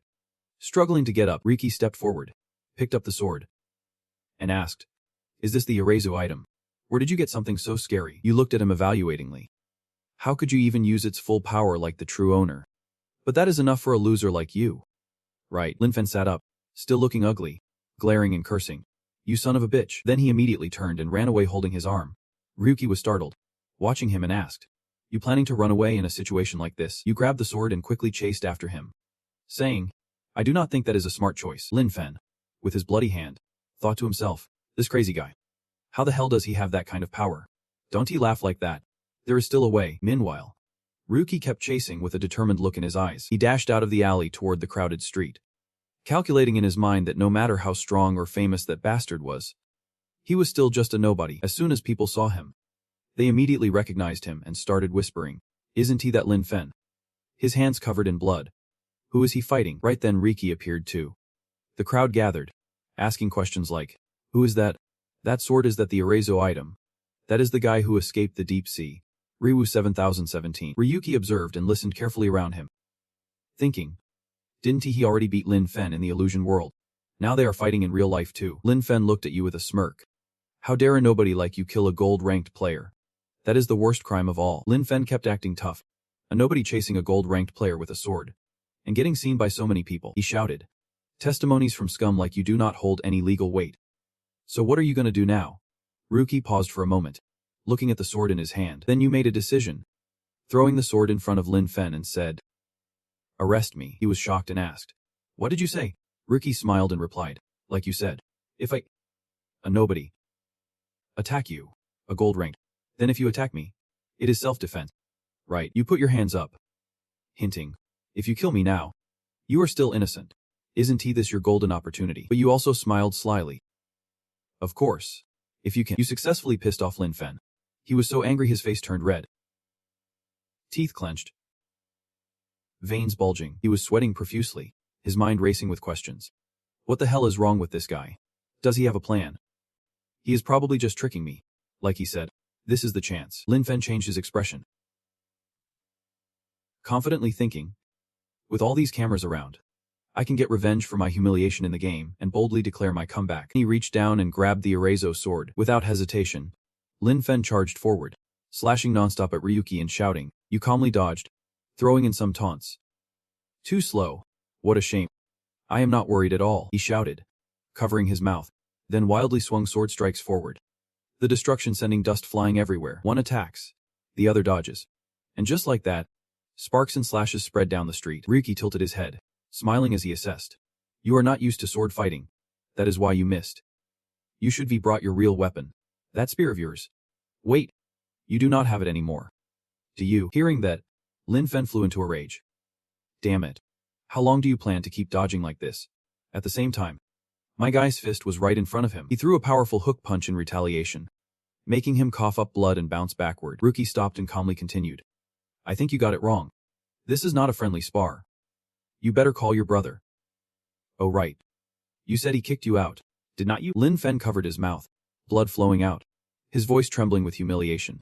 How dare you? Then former Deputy Lynch shouted, and swung his sword energy, destroying everything it touched, sending dirt and rocks flying. While my guy staggered back, Lynfen, blood still dripping from his mouth, charged forward thinking, I have to kill you. I definitely have to kill you. His fierce attack made things tough for Ryuki, who raised his hand to block flying bricks and stones. Seeing my guy looking confused, he suddenly brightened up, flashing a smug smile and lunged forward thinking, here's my chance. He raised his gleaming sword, ready to stab down, silently telling himself, how dare you slack off when fighting me? It is your time to die. Ryuki quickly raised the small spear in his hand to block the strike, the bright light flashing as it clashed. He looked at him and said, you have gone too far. Lynfen, you have not only turned the city into chaos, but also attacked innocent people. Even if you are some kind of big shot, it won't save you. Hearing this, he froze, stupidly looking over and asking, what the hell are you talking about? Lynfen asked, when did I ever attack civilians? The image before him gradually became clear. Behind Ryuki was a girl. He had used the spear to block a slash aimed at her. Lynfen was shocked and exclaimed, wait, what is going on here? Not just that girl. Other young people around were helping each other up. Running away. Lynfen's gone crazy. Call an ambulance. Call for help. Before former Deputy Lin Xia was a ruined street marked by sword energy. People hurriedly shouted, someone's hurt here too.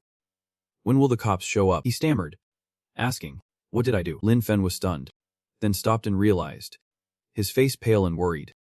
You are blocking my view. Since when did this happen? Before he got an answer, camera shutters kept clicking around him. Lynfen was stunned by the flashing lights. People around were taking pictures of him and shouting, Lynfen, you crazy bastard. Your life ends here. Phones were raised everywhere, flashes going off nonstop. The crowd jeering, Lynfen really worships this crazy guy as a boss. Someone like you deserves to be kicked out. Lynfen stood frozen, trying to explain in extreme panic. Stop it. You think the media will side with you? Faintly through the dust, Ryuki smiled and said, but from the moment you started swinging your sword here, you became the headline. He swung his sword toward the sound and cursed. You bastard. But ended up hitting innocent people.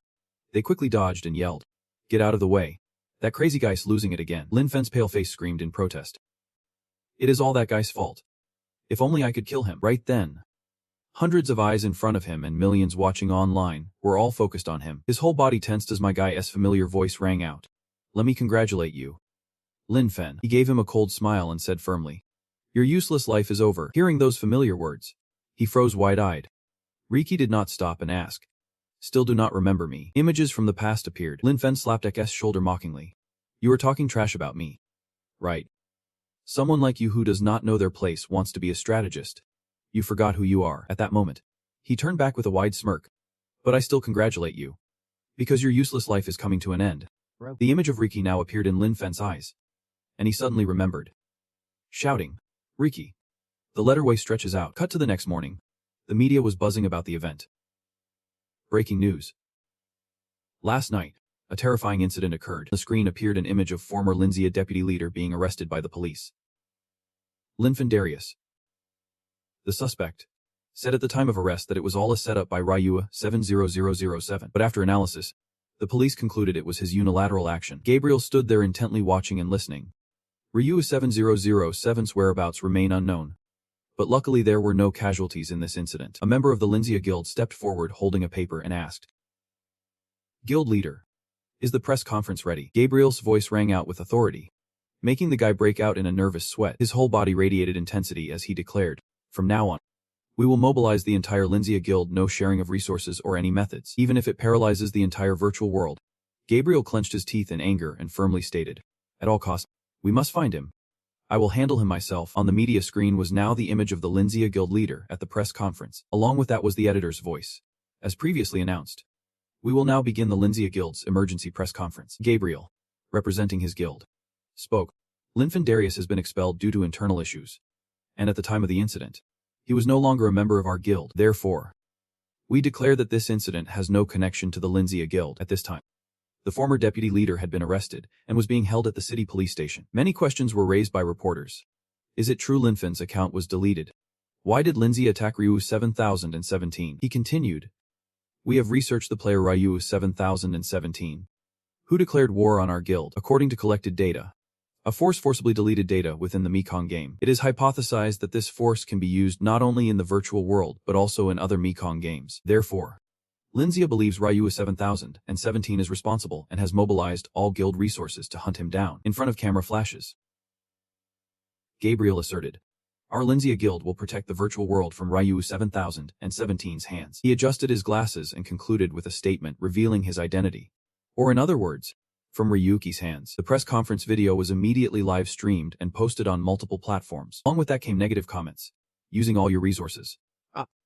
It has been a month and you still have not caught him. Are you kidding me? Lynfen got kicked out. And you can't even catch some nobody. Lindsay's reputation has hit rock bottom. A bunch of freeloaders in the virtual world. Right. Keyboard warriors kept attacking and mocking the strongest guild. Ryu 7017 is still hiding. Has not been caught. And no videos have been posted. Too scared. So you all ran away. Lindsay's staff hear some nobody even leaked personal info. Is he gonna run? The guild's analyst read every comment without missing one. If I were in Lindsay, I would be platinum rank by now. I think this message is from him. Is not. Disgusting nobody. Then he slammed his fist on the keyboard. Ragna sighed angrily and scolded. These guys. It has been a month and Ryuki still has not posted the video. Suddenly, a red-haired girl approached from behind and asked, Ragna, what are you grumbling about all alone? She startled, turned around, and asked, Bigwee, did you get out of the dungeon? How's the guild leader? The girl nodded. Gabriel already met that pig. This damn guild really drains people's energy. Ragna spun her chair and exclaimed. Looks like things are getting busier and busier. Bigwee plopped down in a chair and complained. We not only lost the deputy leader, but the risk of the game shutting down means we have to deal with the virtual world even more. The girl leaned back, full of blame. It is all because of that Ryu. Whatever. Lynfen lost his account due to some mistake or whatever. Was it really necessary to use all our resources to catch that guy? Ragna sat silently, disappointed. Why cause such chaos over some nobody? Then she suddenly reacted fiercely. You do not get it. Ryu 7017's existence is nothing like other players. His very existence is absurd. I am curious. Then, where is this indescribable guy? He declared war on us. Made us run in circles. And now he has disappeared. Can he even do anything else? Hearing this, she was a bit flustered and stammered. Only Ryu 7017 knows. Then Ragna suddenly jolted and turned back toward the screen. A new video was uploaded. Her face shifted to surprise as she wondered. What is this? Cut to the owner of Rethia. A building with a triangular block design near the irizo tree. Inside a group of men asked. Had not they finished dealing with Ryu 7017 yet? Gabriel was kneeling there apologizing. The man sitting replied. Is saying sorry enough? Didn't I tell you to handle it outside the game, if you could not in-game? He turned his face back to glare at him with annoyance. He is just some unknown cheater. Right. And you still can catch a guy like that? This fat guy was the CEO of Rethia Soft. Platinum rank. Name Stivar Rethia. He continued. Maybe I overestimated your abilities. Stivaro kept pressing. I heard our flagship product, Fantasy World, is still declining. Right. Managing it with Lindsay is just getting more disappointing. Gabriel thought to himself. Talking to trash like this is testing my patience. But outwardly remained humble. The fat guy went on. That thing is about to become obsolete. He looked at the thing in front of him and said quietly. If Fantasy World crashes now, it would be a big problem. At least while things are not settled. Stivaro laughed loudly, eyes shining as he said. Let me introduce you to the future of Rethia. A masterpiece that will shake the entire gaming industry. The Lindsay gang leader looked up, thinking to himself. This is... Then he glanced over as the media system popped up a video notification. Everyone on the street got the same alert. All staring at their screens. Whispering. That guy's back again. Why did he suddenly return? Didn't he run away scared of Banglizia? In the video, it was the Deep Sea Escape 6 game. Destroying the Lord's game. A waving arm appeared with a familiar voice. Hello everyone. I am Ri 2017. Ryuki. He smiled and continued. I watched Banglizia's press conference. The gang leader called me a public enemy. Ryuki rubbed his chin. Being called that is ridiculous. Right. Who even says that? Don't bother me, I am going to destroy Fantasy World soon. He gestured toward the current game and introduced. Today's video is just a preview of what is coming. This is the game them builder. The visuals look like Minecraft. Ryuki explained. This game used to be very popular but was abandoned due to viruses and increasing difficulty. Usually, games like this get deleted. He tossed a blue cube in his hand, entered the game, and asked everyone. But this is common, so under what conditions does a game get deleted? A gold coin appeared in Ryuki's hand. Then he answered his own question. First, when the game's resources run out. Arezzo values entertainment most. So usually, a masterpiece game must have abundant resources to exploit, opposite to Fantasy World's declining resources. Its limits become clearer. Games with depleted resources get wiped out. Ryuki stepped forward and continued. Second, when the player count drops. If it falls below a certain threshold, the game automatically gets deleted. That is why this game was shut down. He looked up. A shadow loomed down. And finally, the third case. The right timing to appear. The them cube god is an entity that creates cubes in the game, and is also why this place turned into a junkyard. Ryuki then pulled out a sword-gun hybrid in his hand. He said coldly and confidently, "Now, I am going to destroy this cube god." Baikwai exclaimed in shock. "What the hell is that? Something like that should not even be catchable in the system." Rana sat thinking. That weapon is the same type he used in Fantasy World. How can the same weapon be used in different games? Each system has its own limits. The cube blocks dropped by the cube god attacked Ryuki's base. Ryuki quickly charged forward, slicing them into pieces with his sword. He continued speaking as the video streamed live. The cubes are not special. They are weak and simple.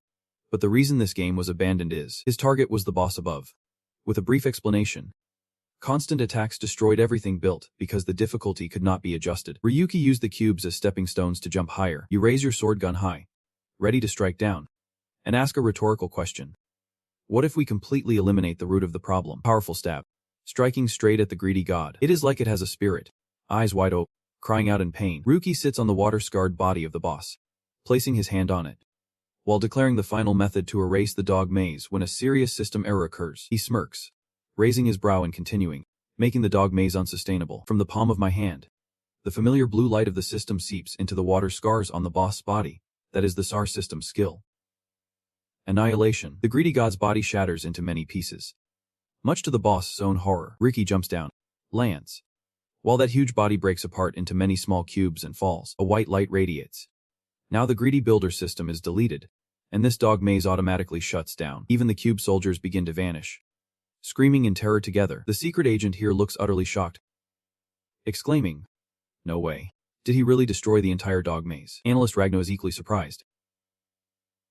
Thinking silently, the skill erased Lynfen's weapons and account, and it can even erase the dog maze. Ryuki stretches out his arms and enjoys the feeling, while sending a message to the viewers. Thanks for watching the whole video.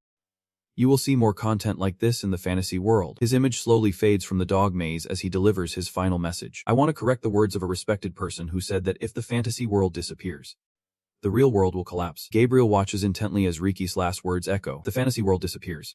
What is destroyed is not the world itself, but Reddy agreed. The lazy.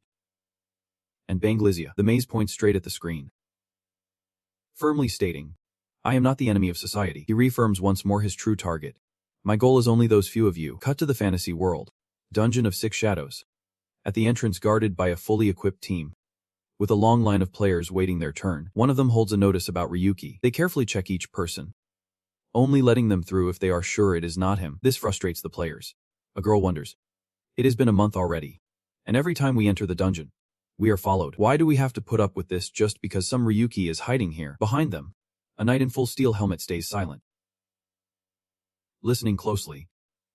They can hear us. When it is this person's turn, the inspection team leader immediately orders, "From now on, we will check his.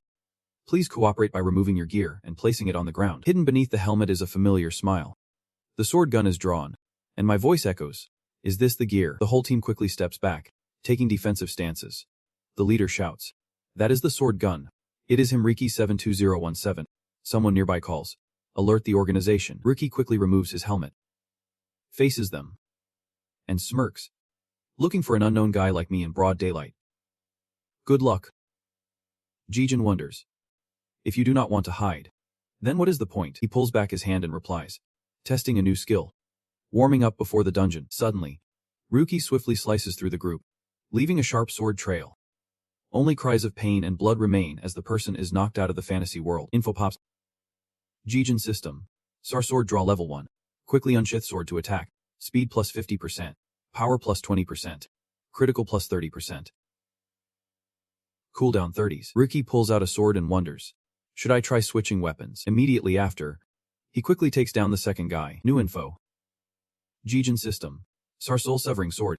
A weapon that can destroy souls. Increases critical rate against souls. The last guy in the group, wielding a large axe, prepares to swing down from behind, shouting arrogantly.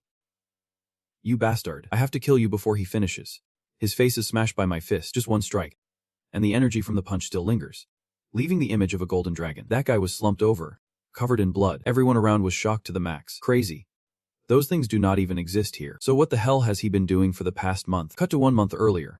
Ryuki arrives somewhere and announces, I am going to stay away from the fantasy world for a while. Now I have to be really careful, or Lysias Guild and the other players will find out. Jijin wonders. So that is why you came to the game guild. Ryuki answers, I need to see if I can really destroy the game guild.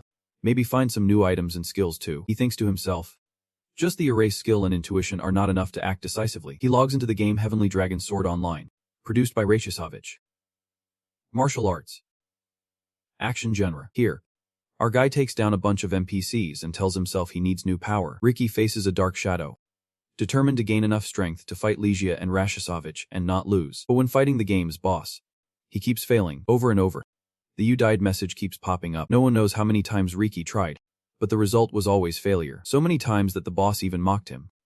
You have suffered that much and still want more. In front of him is the final boss, the Sword Demon of Heavenly Dragon Sword Online. He looks at him and says, you are pretty stubborn for a human. Let me show you what true power looks like. Ryuki punches the ground hard and shouts, damn it, angrily says, even if you are the final boss, if it is this hard, no one will want to play and the game will crash. This is a dead-end maze with no strategy guide. There has to be a way. Jigen takes the chance to think. Let us blindfold it. Use up all the luck we earned. No matter what. Ryuki immediately pushes him away. How many times do I have to say it? That is only for skill upgrades. Suddenly a thought flashes in his head. Wait, no matter what. That is it. Cut to the Heavenly Dragon Stronghold final stage. The Sword Demon is sitting there, laughing loudly, saying, you do not even know when to quit. Do you? He looks down confused and asks, don't you think all your efforts are pointless? A fool should know their place. Ryuki steps forward and replies, I have heard your monologue so many times I could recite it. Surprised, the demon asks, Zico. He smirks and scolds. Old geezer. At your age still so stubborn. Enough talking. Let us finish this. The Sword Demon snarls. You little punk. He quickly lunges forward. How dare you insult me? From his sword, purple energy blasts straight at Ryuki's position. The Sword Demon taunts. Let us see how far you get. Ryuki quickly turns and runs, thinking, damn, this game is so unfair. Every attack hits a wide area. In the blink of an eye, the final boss appears behind Ryuki, coldly mocking. Is that all you have got? Empty barrels make the most noise. Hurriedly spins around, raising his sword gun to block the attacks. The Sword Demon laughs coldly. You can fight back. Not bad. Now let me show you the true power of the Heavenly Dragon Blade. But at that moment, Ryuki throws a grenade. A huge explosion goes off right next to the final boss. While Ryuki hides behind a large rock without realizing it, the Sword Demon is furious, shouting loudly, bombs like that want to stop me, you filthy scum. He keeps yelling, you little brat. Meanwhile, Ryuki keeps running, throwing grenades with a smug grin. Behind him, explosions keep going off one after another. The final boss bursts out of the smoke, furious. You think you can beat me with these toys? Another bomb is thrown. The Sword Demon swings his sword and cuts it in half, releasing brown gas inside. He wonders, is this poison? For someone like me who is immune to all poisons. Before he can finish, Ryuki quickly puts on a gas mask and mutters, this will work. It is not poison. With my sharp senses, this is perfect. Hitting that thing, the final boss grimaced, pinching his nose tightly with both hands.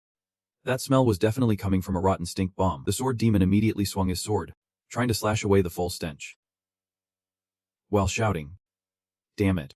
Are you mocking me? Ryuki kept using bombs, quickly putting on sports goggles, covering his ears, and throwing out a bunch of flares. This blinded him, forcing him to raise his hands to shield his eyes. The Sword Demon squeezed his eyes shut, gathering purple energy into his sword, and declared firmly, even if I close my eyes or cover my ears, killing you is as easy as pie.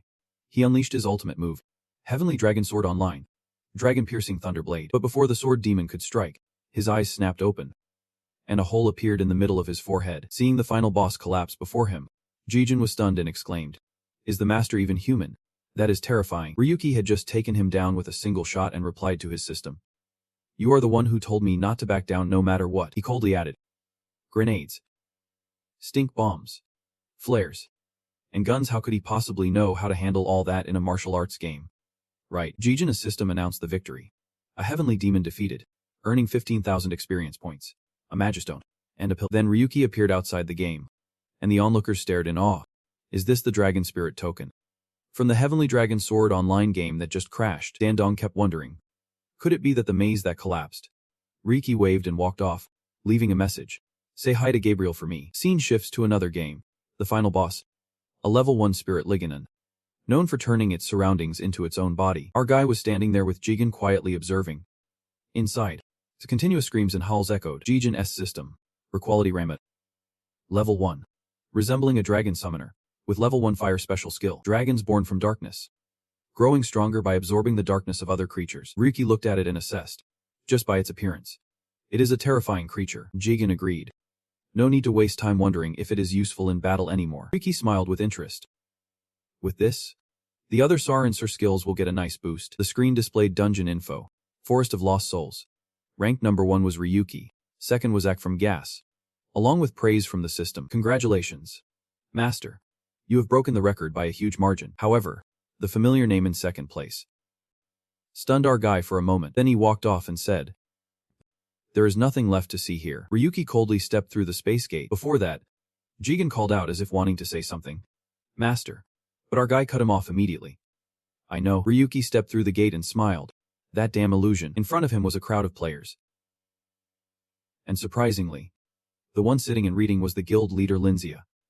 Gabriel. Seeing him, Ryuki excitedly asked, I thought you quit the game long ago. You are back. The legendary Gabriel Darius. He noticed Ryuki too and snapped his book shut decisively, witnessing the scene. Jigen was startled. I guessed you would show up in this area, but I am still surprised they mobilized so many just to catch you. Master. Behind the guild leader was a sizable force from the powerful Lynfen guild. Ryuki continued. Looking around. There must be thousands like you. Has Lynfen really fallen this far? Forget the nobodies, are not you capable of doing something better? Gabriel put away his book and replied. Ryu 7017 no. Ryuki, I have a proposal for you. Our guy wondered. A proposal? With these crazy guys? Isn't it a threat? Get to the point. He adjusted his glasses and said. Come back to Lynfen guild. And we want to just restore your status. We will guarantee you a golden rank. A level most people never reach in a lifetime. Ryuki silently listened. What about the heir to the guild? Interested, he lightly touched the sword and gun in his hands and answered. You sure know how to sweet-talk me into joining.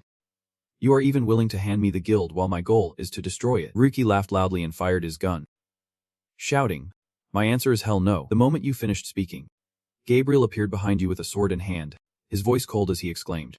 So that is how it is. My guildmates immediately reacted, turning around and raising their swords and guns to fight back. Guild leader Lynfen continued speaking. To celebrate your decision, I will share something interesting with you. You know the holy hospital where your mother is? Right. Ryuki wondered silently. How the hell does this jerk know where my mom is? Gabriel revealed that your mother's cause of death was not natural illness, which shocked Ryuki deeply. You struggled, shoved him away, and shouted. You think I would believe that? He smiled calmly and replied. Have you tried verifying it yourself? Anyway, my mission here is done. I came today to hint and confirm, Gabriel said firmly. The skills and items that do not exist in the original game's maze. Seeing them firsthand made me quite curious. He decided to leave and left a message. That is it for today. I will wait for you at the top of that tower. Ryuki yelled. What the hell? You do not get to decide things here. Gabriel used a flying skill and called down from above. Of course. That is if you can get past all these gamers. They stood there looking at my guild's maze with eager and determined eyes, each gripping their weapons tightly. Gabriel flew away and announced to thousands of players below. At that moment I will officially declare those accepted into Lynfen guild. Along with that comes a very attractive reward. Those who defeat Ryuki 7017. His loot will be shared with everyone. He thought to himself. No matter how extraordinary his power is, one person fighting thousands is impossible. Gabriel believed that once he captured you, the secret would be revealed. Thinking of this, a player was blasted all the way here. A massive, terrifying explosion just happened right beneath the crowd of players. Ryuki, a small figure, stood there with the sword gun in hand. A huge energy blast just fired from it. While the sword gun was still glowing red, you loudly called out. Hey Gabriel. Ryuki confidently continued. I think you got it wrong. Who said you are free to go? Jijin system. So system item. Breaks all target limits. Sword gun recoil. Duration 5 minutes. Cell quality. Large gun type. Sword gun is a weapon used against big opponents. Effective at medium range. The defeated players sat there puzzled. No way. How could one shot take down hundreds? Others reassured. Do not worry. He is still alone, those not yet hit prepared to strike. Their words more confident. The majority beats the minority anyway, a player in the group shouted. Everyone. Attack from afar. They agreed. Drawn by the reward. To unleash their ultimate moves and become the next guild leader. Ryuki still stood there smiling, ready to face it. A barrage of full-force attacks from the players erupted, causing huge, terrifying explosions. After the explosions stopped, before them was a cloud of dust and a faint shadow inside. The crowd anxiously asked, "Did we take him down?" It was truly surprising. On the ground where Ryuki stood now empty. One of them shouted curses. Damn it. He dodged again. The players shook their heads. No way. Do not tell me he has a teleport stone. Others looked confused. It takes at least 10 seconds to activate. How the hell? A foot landed. And with the crowd's cheers, two of them shouted, "He's back." If he is back here, he is still around. Search carefully. Ryuki stood on the rubble looking down. Amazed. I can't believe it. He stared into the distance and said, "This time I lost. Ryuki. But there won't be a next time. On this side." You smiled gently. This fight was pretty interesting. Next time, I will kill you and destroy the whole tower. Gabriel, you have used the Jigen system. Cell instant teleport skill. The ability to teleport to a specific location. Used 4 out of 5 charges. Cooldown 1 hour. Ryuki looked at his system screen and muttered. Anyway. Skill and item list appeared. Skills include teleport, meteor strike, a photon leap, Lado, spear technique, light path, wind step. Items include sacred dragon flag, soul sealing sword, VN energy armor, Ramut healing pillar, and SL includes 2 skills. Limit break and concealment. You muttered with some dissatisfaction. Joking around. 1,000 drawings took a whole month, and this is all you got. Jigen immediately reacted. Sir, since you got Sizzle, you should be grateful. Ryuki huffed in frustration. Honestly, every time I see it, it just gets worse. He turned to you and asked, "So what is your plan now?" "Master," my place replied. "What else?" "It is time to start. Get ready to head to the tower." The top spot on the overall leaderboard belongs to none other than Ryuki. Fans were buzzing. One guy is breaking all the dungeon records. What is Lynfen's guild doing? His speed is insane at this rate. In another month he will reach the tower. First, he set a new record in the Blue Land Maze dungeon. Many found it hard to believe. Is not it supposed to take at least 2 years to reach the tower? This speed is impossible. Then another new record in the Secret Lake dungeon. Some thought he was cheating. Was not Ryuki 7017 just exploiting the game maze? He is the type to just skim through. But then he set another record in the Bright Mist Prairie dungeon. More realistic folks, though skeptical, still doubted that he would be the first to conquer the tower. Meanwhile, Ryuki kept proving himself with a new record in the Radiant Electric dungeon. Cut to some dungeon. A local resident noticed Ryuki 7017's recent rapid dungeon runs and quickly gathered people inside. The tavern owner sighed. I have seen many mazes close down and die off. The people here have no choice but to accept it. But today's youth are different. A young man with blue hair sat there, curious after hearing those words. The youth spoke up. Outside, a call led, catching his attention. People of the world, how much longer must we bow to this game? A local young man with red armor and red hair stood under a red flag, raising his fist and shouting, "This is our world. Our reality. We were born here and we will die here." The crowd was drawn in and moved closer to listen. "We must drive out the invaders and reclaim this place." This man was Kogan, leader of the youth group. He continued, "The Blood Integration Squad will prove this game does not need players.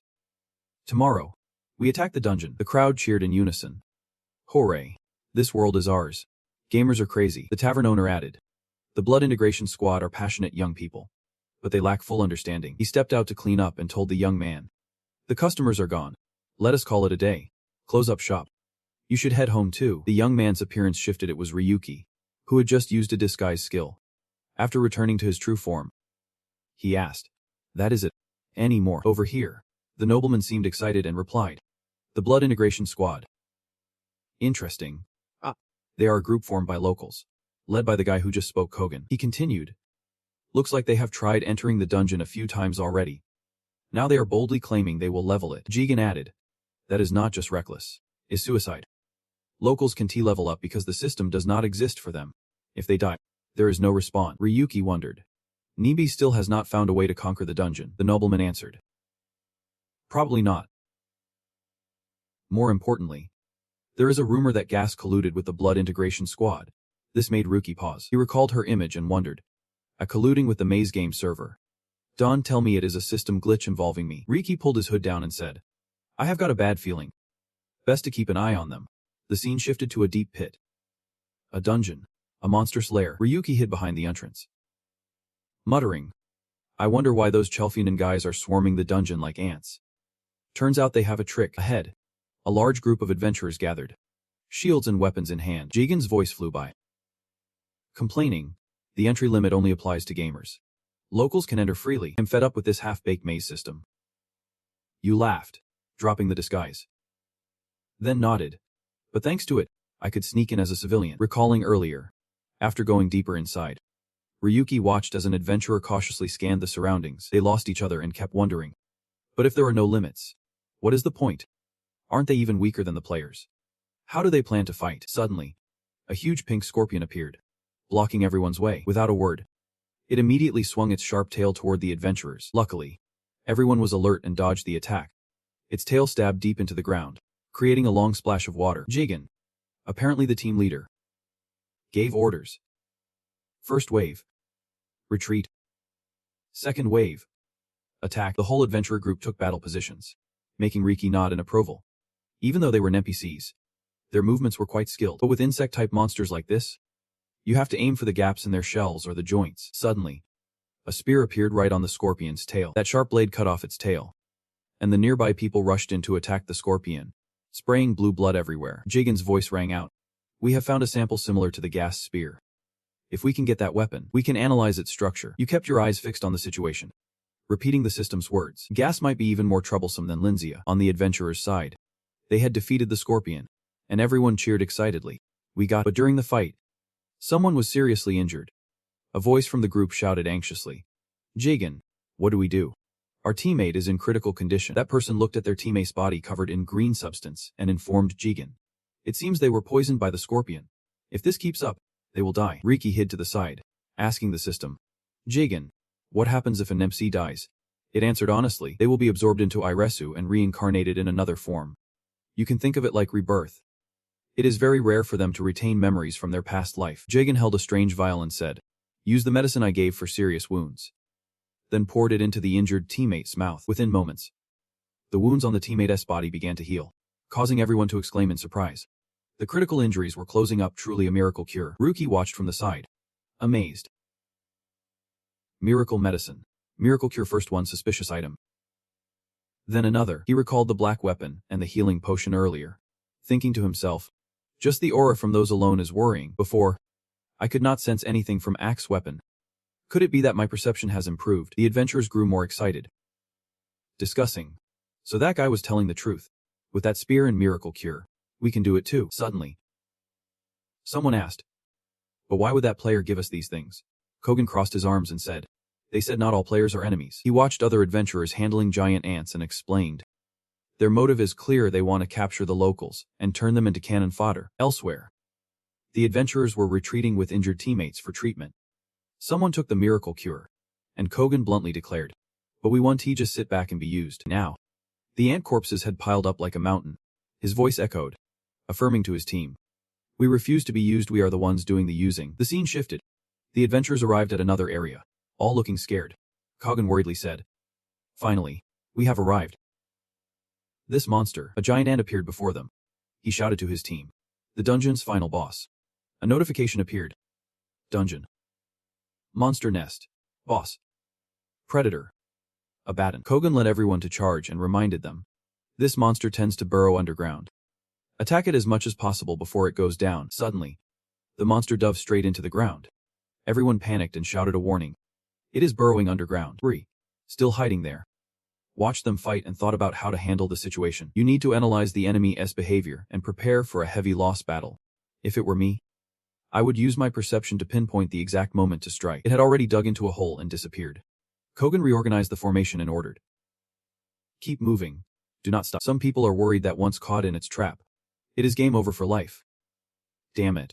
Where did it run off to? He stuck an object into the ground like a flag, shouting out a move to activate the radar. The ground gradually turned into small square blocks, revealing the boss hiding underneath. Exciting, the adventurers found it. Abaddon. seeing no way to hide, suddenly burst out of the ground to launch a surprise attack. You exclaimed in shock. Using radar. That is cheating. How can that be fair? Jigen has not even been touched, master. Where's your conscience? The monster swept its claw across the ground, kicking up a cloud of dust and smoke. Rocks and dirt scattered around as it moved. The adventurers were bombarded with falling stones. Jigen assessed the situation and ordered. Anyone injured? Fall back and use your meds. He slashed a long cut across the monster's body with his spear while cheering them on. Hold on a little longer. Victory is within our grasp, Jigen roared, gathering all his strength into his hands to deliver a finishing blow to Boss Abaddon. The system screen appeared. You have successfully conquered the monster slayer, standing atop the giant ant. He smiled happily amid the excitement of his teammates. We did it. We really did it, someone clapped and said loudly. So touching, is not? Jigen stiffened when he recognized the voice. He shouted. You, Jans. The man wearing a hat that shadowed his face stood by the flag, clapping continuously and chuckling, praising the old adventurers. I can't believe you actually made it through. Jigen, with no goodwill, shouted. The dungeon is supposed to be isolated from the outside world. How long have you been here? Jans lifted his hat and smiled. So cold, are not you? He moved closer and said. I have actually helped you conquer the dungeon you have dreamed of. Jigen warned. I am on guard. I never forget that, but we can trust you. You are planning to use us for something, are not you? Jans put his hand on the flag and retorted. Isn't it you who said you would conquer the dungeon at any cost? He looked at everyone and spoke sincerely. Anyway, congrats on your success. This achievement might bring some pride to the Mekong game community. Suddenly, Jans's face turned sinister. Unfortunately, you are not the heroes of this change. Jigen narrowed his eyes. Warning. I do not know your purpose, but Chaofian's plan has just begun. Once we get out of here, the world will. Before he could finish, Jans cut him off with a sinister look. You have been drugged, have not you? Then he abruptly pointed toward the adventurers. Those who had taken the drug suddenly collapsed in pain at Jans' signal. He pulled out the drug and explained. This medicine does not restore you to your original state. It continuously generates error codes in the injured areas and gradually invades the user's body. Jans looked wickedly at Jigen, who was staggering, and continued. Gast's goal from the start was this experiment. Let us see what happens to you after using that. A sealed space with 50 people is the perfect condition for this experiment. Blood and saliva dripped from Jigen's eyes and ears as he gritted his teeth, angrily cursing. What do you take us for? Jans just laughed. Just flashing NPCs in the game. His hot blood turned black. Now Jigen could only curse Jans to hell along with those outsiders. After a while of agonizing pain, the adventurers finally took their last breaths and closed their eyes. Meanwhile, Ryuki on the cliff above watched Jans line up the corpses neatly. He observed the corpses changing and assessed. Lettuce. Number 32. 41. Failed. Number 21 failed too. The corpses gradually melted away into flesh and mist. Jans's voice echoed coldly. Failed. This one failed too. 7. 11. 14. 25 all failed. He squinted in annoyance. Almost completely wiped out. What is left is... Then Jans stopped and looked at Jigen's corpse. Some experimental reactions appeared on Jigen's corpse, and he watched with interest. Jans happily threw his hat to the ground and shouted excitedly. Finally. Success. Jigen's entire body gradually turned completely black and then flew up. A deep voice repeatedly echoed. Awakening.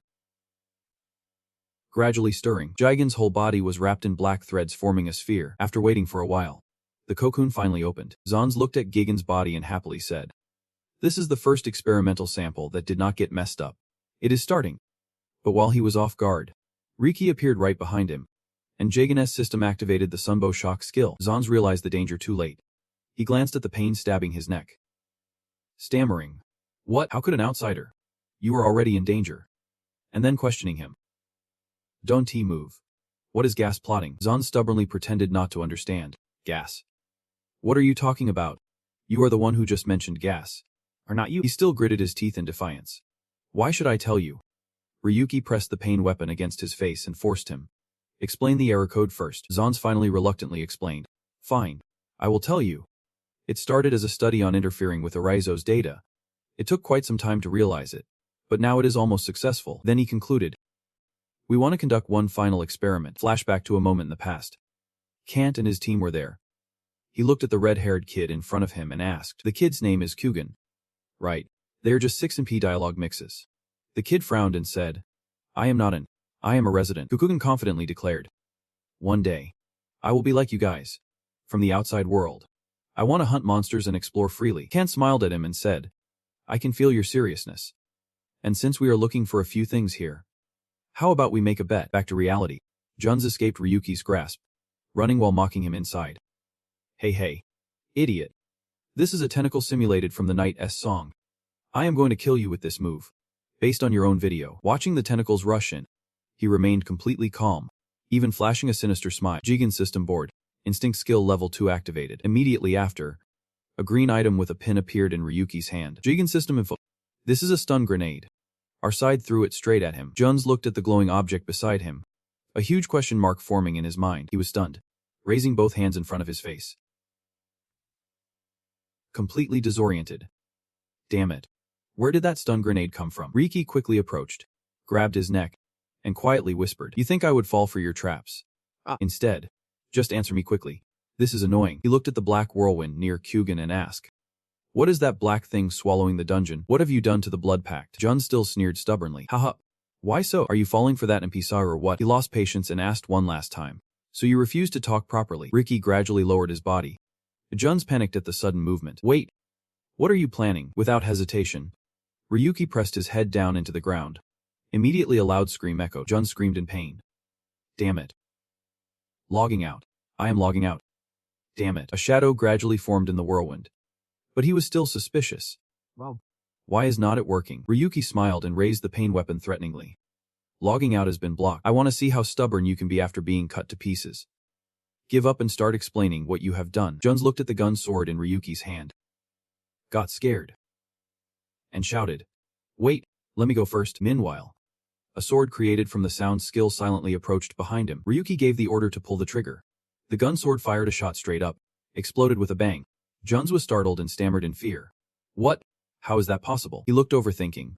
Instinct level 1 can sense danger, but level 2 can identify the source and outcome of that danger. The problem is even level 2 struggles to detect errors in gas. Juns immediately shouted at Ryuki. Hey, you are behind me. Hearing that, Ryuki froze, and behind him, the corrupted dark Kyugen full of glitches was approaching. At the same time, a blazing red beam shot straight toward the two of them from his hand. A series of powerful energy waves chased after Ryuki's steps. He dodged and slid backward a long way. That attack left him pretty wounded. Ryuki slid back angrily and cursed.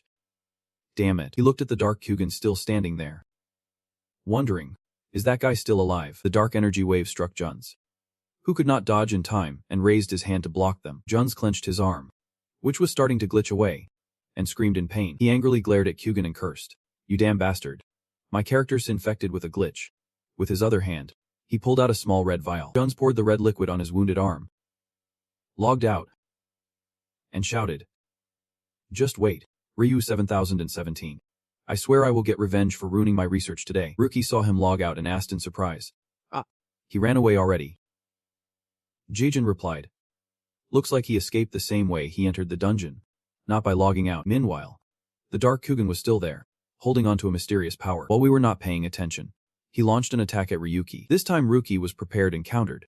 A hole appeared in Kugen's head, part of it blown away. He stood there, gun sword dropped, the barrel still smoking. The bullet caught by us knocked dark Kyugen back, leaving him lying on his back. After the strike, Ryuki frowned and said, Interesting.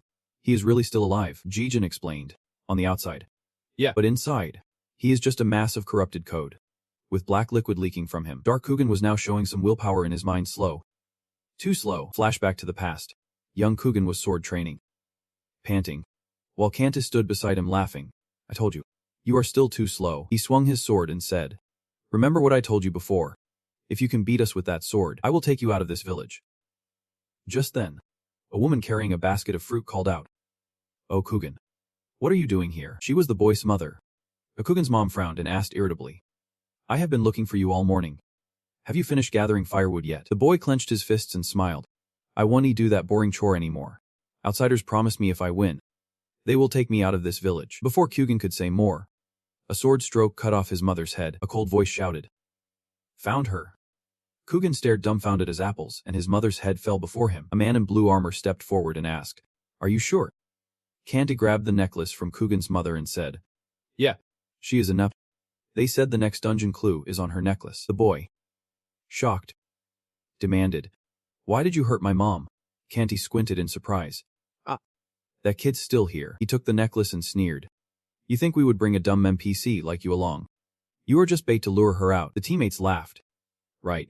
We need to confirm if it is real or not. We should not have killed her so quickly. Meanwhile, Kugan was stunned, unable to believe it. Back to reality. Ryuki held the halberd and muttered. Good. We got the halberd and the antidote. Everything we need to analyze. Now just one last thing. He quietly approached Kugan lying there and looked at the strange black energy enveloping him. Ryuki asked. Want to say anything? I will listen to your last wish. Kugan's hoarse voice echoed. Fools. I will never forgive you. The image of his murdered mother flashed before Kugan's eyes, filled with hatred. He cursed. I curse you all. Then a barrage of lightning halberd strikes rained down. We were caught off guard but reacted quickly. The gun sword was raised, and a light appeared in front of us. After the clash and contact, a powerful energy radiated widely around. Ryuki watched the scene and sighed. I do not know much about this guy Kugan, but that desire to change the world reminds me of myself. Maybe we could get along. He showed sympathy and added. Anyway, gas is about to be destroyed, so I will take revenge for you. Hopefully next time, you will be born into a better kinder game. As the sky shifted to sunset, the voice of the Southern Vang Noble rose. The video was not recorded due to an error. I underestimated gas. Who would have thought they would use the Blood Guild as test subjects? He asked how the info I sent was being processed. It replied, still working on it. But I think it will bring some interesting data. Moving on to the name John Sinea. Ryuki squinted calculatingly. A bit later than expected. But it's time for me to claim my illusion legacy. Standing on the peak facing the setting sun, Ryuki declared. It is time to conquer the Demon Tower. The end of the illusion world. The scene shifted to another area. The illusion world. The end of the Demon Tower. A tall tower in the center, surrounded by players walking around. Somewhere in the area, a red-haired girl sat grumbling. What nonsense is this? Instead of climbing the tower, we are standing here as guards. This guy's name is Big Key from the Lynfen Guild. A high-level illusion. The girl next to her laughed and said, They say there is a 90% chance Ryuki 7017 will become an illusion and appear in the tower this week. According to guild info, this girl's name is No, from the Lynfen Guild. A high-level illusion. No continued. Maybe Gabriel asked worried after getting the order to hunt the site. Bigwee showed clear annoyance and said, Since when did our guild leader start acting like a human? That snake is definitely scheming something as usual. The girl looked up, still angry. From the start the info from the owner was all wrong, and the support was terrible. The tower conquest has been stuck on floor 47 for a whole year now. They kept causing obstacles, so everyone got frustrated, quit, and openly mocked the guild's strategies. It smiled and replied, Yeah. The illusion world has been pretty chaotic lately. A group of PCs calling themselves the Blood Guild conquered a dungeon on their own, and the dungeon completely collapsed right after due to an error. She recalled players arguing and sighed. Now gamers think NPCs are the cause and are harassing them, making things worse. Actually, there is evidence someone interfered with the Blood Guild, but since the data was deleted along with the dungeon, verification failed. The guild suspects Ryu 700017 is involved. I heard details from Jiang Na. To her, Ryu 70017 is almost a god. She continued. His skills in the video are impressive. Seriously? We have a player like that on the Conquest team. That would make things a lot easier. Bigwee asked in surprise. Who do you trust someone who does dangerous stuff like deleting data? The mysterious image of him at our place appeared, along with its sigh. That is true. Suddenly a mocking voice rang out. Well, who's this? A brat, a fairy said. So the crazy kid trying to conquer has finally been dragged out of the tower. That is the bloody sword of the Lynfen Guild, a high-level illusion. He rubbed the girl's head teasingly. Bringing kids here. Isn't he that child labor? Could get reported. Bigwee angrily snapped. You think I came here just to look at your ugly face? The bloody sword pointed at himself and said, Why do not we settle this once and for all? Whoever defeats Ryu 7017 will inherit Lynfen's position. Then he challenged. Decide who will be the next ace of the guild. Bigwee gritted his teeth and replied. Oh yeah, I will make you my lackey. It tried to mediate. Ryu 7017 is classified info. Do not shout it out loud. The bloody sword got annoyed. I am losing my patience here. Maybe he is scared to die and ran off. Suddenly a notification popped up. Surprising everyone. What just appeared? The bloody sword asked suspiciously. What is it? New news. Did they unlock a new level or something? It also said skeptically. We still have not conquered floor 47 yet. Big sighs widened in horror. Not about floor 47. This notification is from the system. Floor 1 of the tower. A new speed conquest record has been set. The system displayed info. Floor 1 of the tower. A new speed conquest record has been set. 18 hours. 27 minutes. 32 seconds. An unexplored area. A hidden zone. The starting garden of the brutal sword is unbelievably tough. 18 hours. No way. The shortest time ever recorded to conquer floor 1 is 72 hours. And that was with help from the guild. This new record means they have found a new path afterward. Vic, the one focused on reading the announcement, curiously wondered, who exactly is it when Bick saw the name on the board? He squinted. What? Seriously, on the tower system board for floor 1. Top conquest ranking. Ryuki. The girl was terrified. Ryuki is really Ryuki. Ryu 7017. What is going on here? When did he even enter the tower? The brutal sword calculated and said, actually this record makes sense now. Though I do not know when he got in, but is not he the one who defeated Lynfen? She said in shock. With that skill, conquering floor 1 would be a piece of cake. The brutal sword looked at the girl and asked, hey kid, if you tried floor 1 again now, do you think you could set a new record? I am pretty confident. Bick muttered to himself. If I am well prepared, I think I can do it too. But then her expression turned doubtful. Would you want to read floor 1 anyway? Especially when it resets the entire tower progress. She said nothing, staring up at the sky. Thinking, I was completely wrong. Ryu 7.017 is not someone to underestimate. I should have faced him with all my strength from the start. She looked up at the tall tower and realized. Now I get why Gabriel was so cautious about some unknown guy like him. The scene shifted to Ryuki's place. Jijin was talking. Very unfortunate. Master, he reported. The time has exceeded the expected by 13 minutes. You lay on the ground questioning, after conquering nonstop for over 18 hours. Is that all you have to say? Ryuki fumed and snapped in criticism. Looking back, that was pretty annoying. You were the one who shortened the expected time. Jijin bent over and said, I always set achievable goals based on your abilities. Master, he squinted and wondered. But the delay was because we got stuck in an unexplored area. How did they conquer floor 1 and still leave a hidden zone behind? Jijin quickly made up an excuse. Maybe they lacked sharpness. Can't he blame them? Master, my master stood up and left, saying, anyway, the preliminary battle is over. Not bad for a first demon tower conquest. At that moment, in front of Ryuki appeared a stunning natural scene. He decided, let us get back to reality. Ryuki's body began to appear in the real world. He muttered, it has been a while since I last appeared. Ryuki looked outside thoughtfully. Maybe Suzuki prepared this place. Unlike the time with Lynfen, there seems to be no sign of intrusion. I just hope nothing happens until I reach my goal. Suddenly Suzuki's voice came through the system screen. How's it going lately? Your conquest of floor 15 was impressive. You shook your head and said, forget it. Get straight to the point. Suzuki whined. Come on, do not be so cold. I have arranged a place just for you where no one's watching. You sneered and said, we are just using each other for our own benefit. Suzuki agreed. That is not wrong. After all, I contacted you for a reason. Can you come here for a bit? Ryuki then received an invitation. There is something I want to tell you in person. You asked surprised. In person. At that moment, Suzuki's image appeared looking worn out. Cracks showing on her mask. She smiled and said, it is pretty important. Can you come right away? And be careful.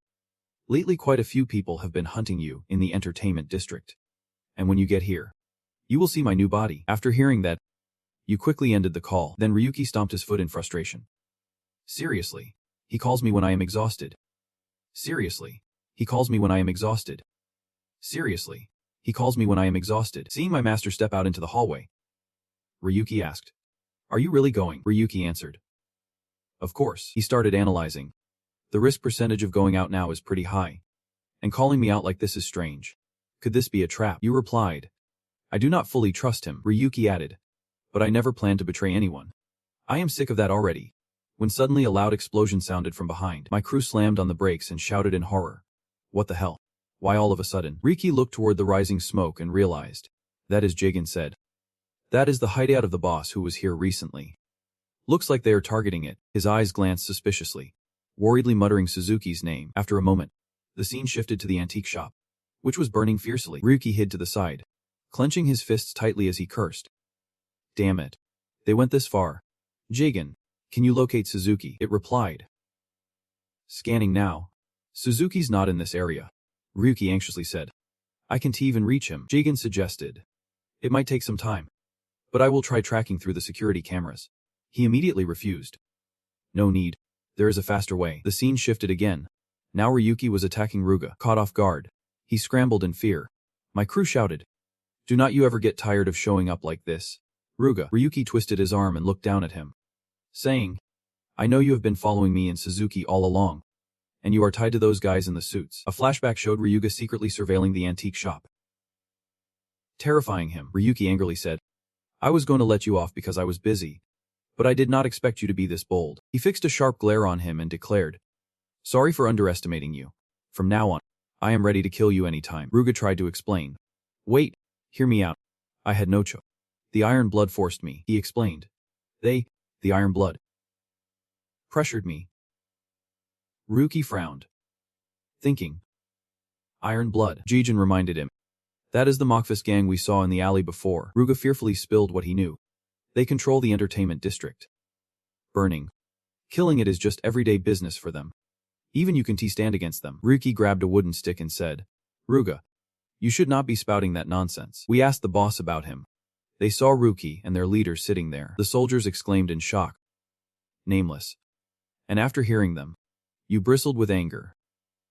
Those guys, they suspiciously asked Ryuga. What are you doing here? He angrily snapped. You are late as usual. Ryuga became confident. So stupid. You are done for. He crossed his arms and walked toward his men, laughing as he threatened.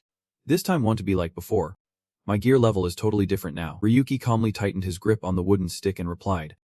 Did not I already say that? Jijin's system displayed a list of items and skills. Intuition level 2. Bewitching Sail level 1. Sword Mastery level 4. Sambojig. Sword Technique level 1. Hawkeye level 1.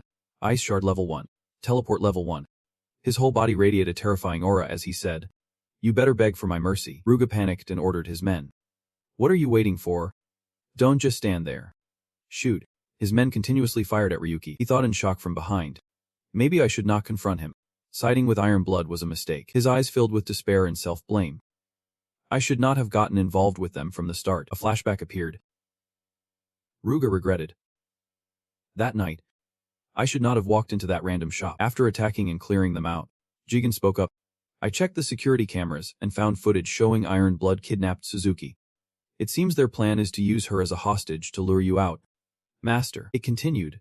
Iron Blood's power even surpasses the Black Serpent. Then Jigen suggested, with their strength and intelligence, it will be very hard for your current power to handle them.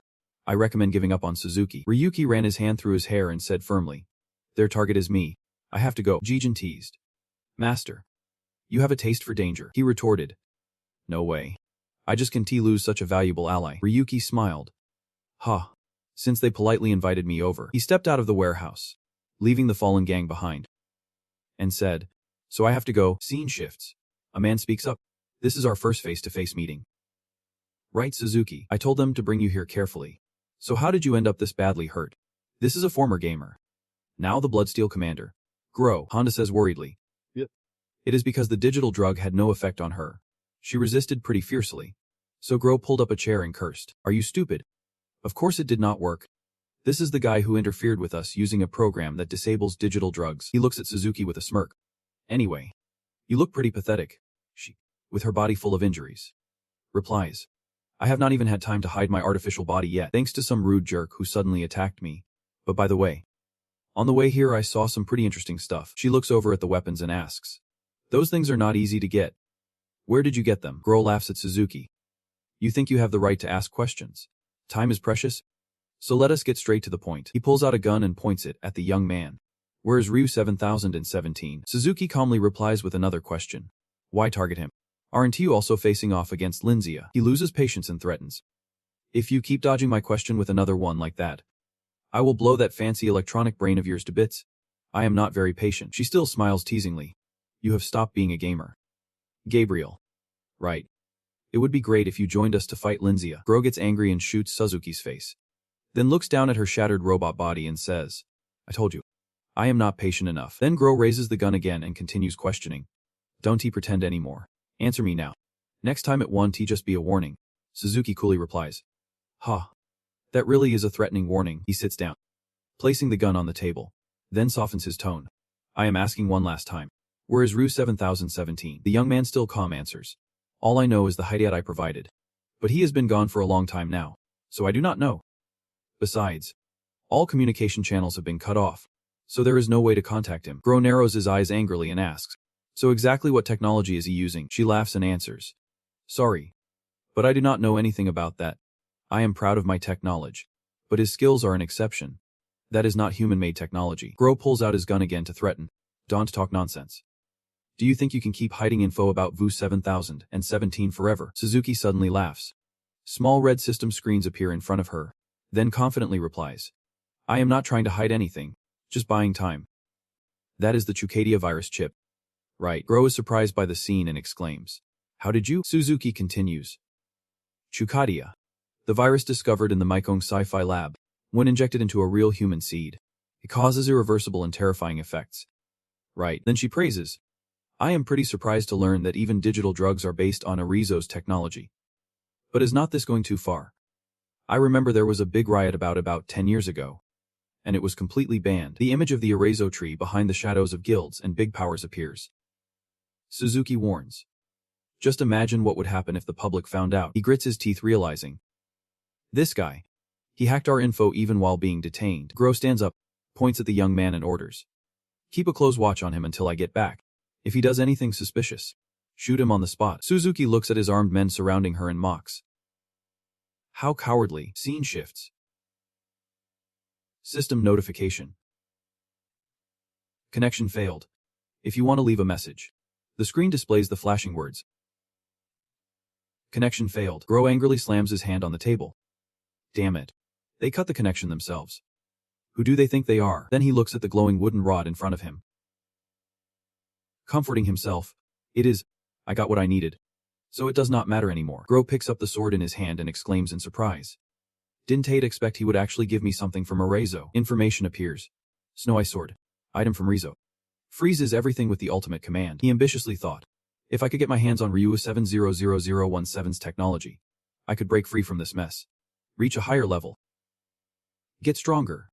And go back to being a gamer. Gro imagined himself holding a sword in shining silver armor. Feeling proud, he smiled slyly. Calculating. Just wait. Gabriel Darius. I am gonna tear a big hole in your face. Suddenly, strange noises outside caught Gro's attention. He walked to the prison room and asked his guys, what is going on? The henchman nervously explained. Boss. Suzuki, on the other hand, was still calm, even though Suzuki's body was glowing. She said. You are back already. Gro's eyes suddenly widened when he saw the scene before him. At this moment, Suzuki's whole body was wrapped in a golden light, and she smiled. I thought while you were gone that maybe I would like being a damsel in distress more. But life's about survival, Suzuki then confidently said with a smile. I came up with a better idea. A huge explosion happened inside the building. Light burst out, and shards of glass fell down. Gro slammed his sword on the ground, creating a white shield, and exclaimed, he is blowing himself up. But above his head, many small spherical robots appeared, and Suzuki's voice echoed. It is not really self-destruction. Quite an interesting scene. The female shell exploded. Now it is Suzuki's mind hidden inside these spheres. Explaining.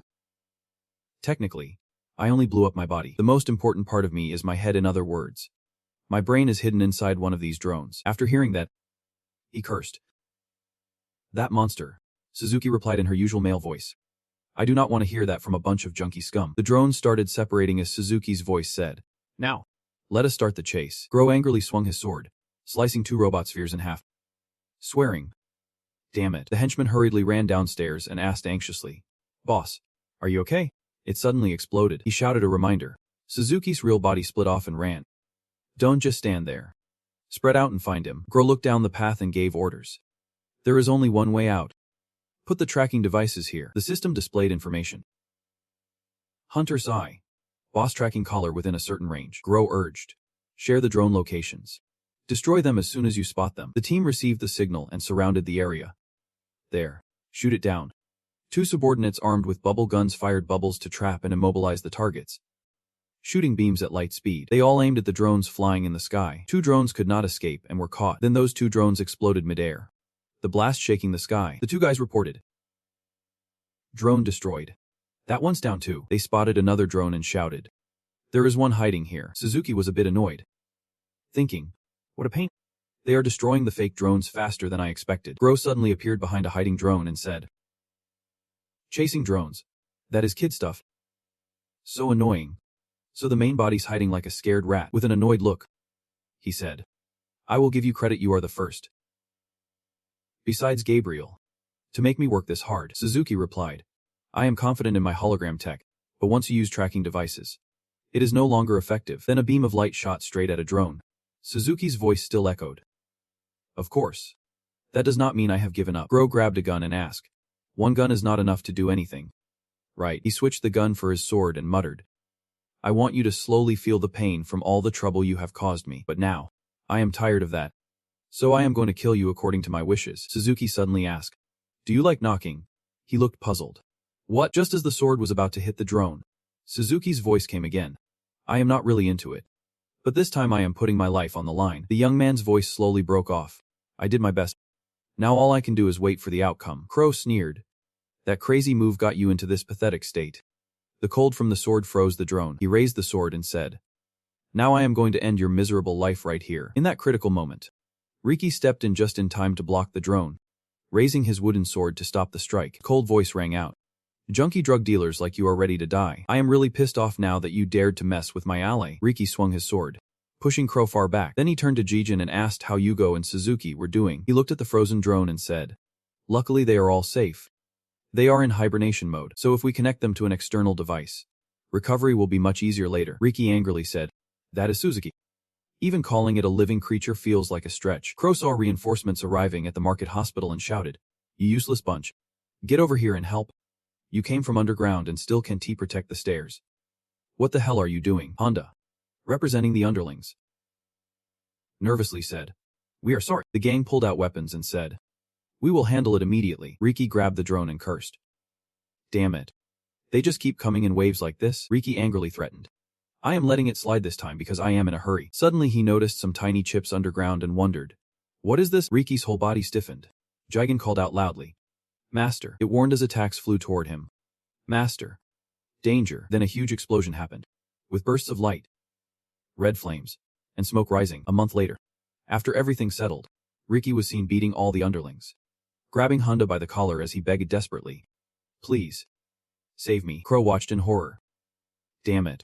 Those trash down there. I used all my items and they still made it look easy. Jigen quietly sighed. I thought I was done for. Lucky to still be safe. Crow confidently said. I do not know who you are. But you better get out of here before I deal with you too. He tried to justify himself. I am not acting on my own. Just following orders from above. Ryuki held his staff and looked at him. Oh really? His face turned angrier with every word. No personal agenda. In the path? Inside the morgue. His mother lay there with a white cloth over her face. On the screen appeared her image. And the morgue staff announced.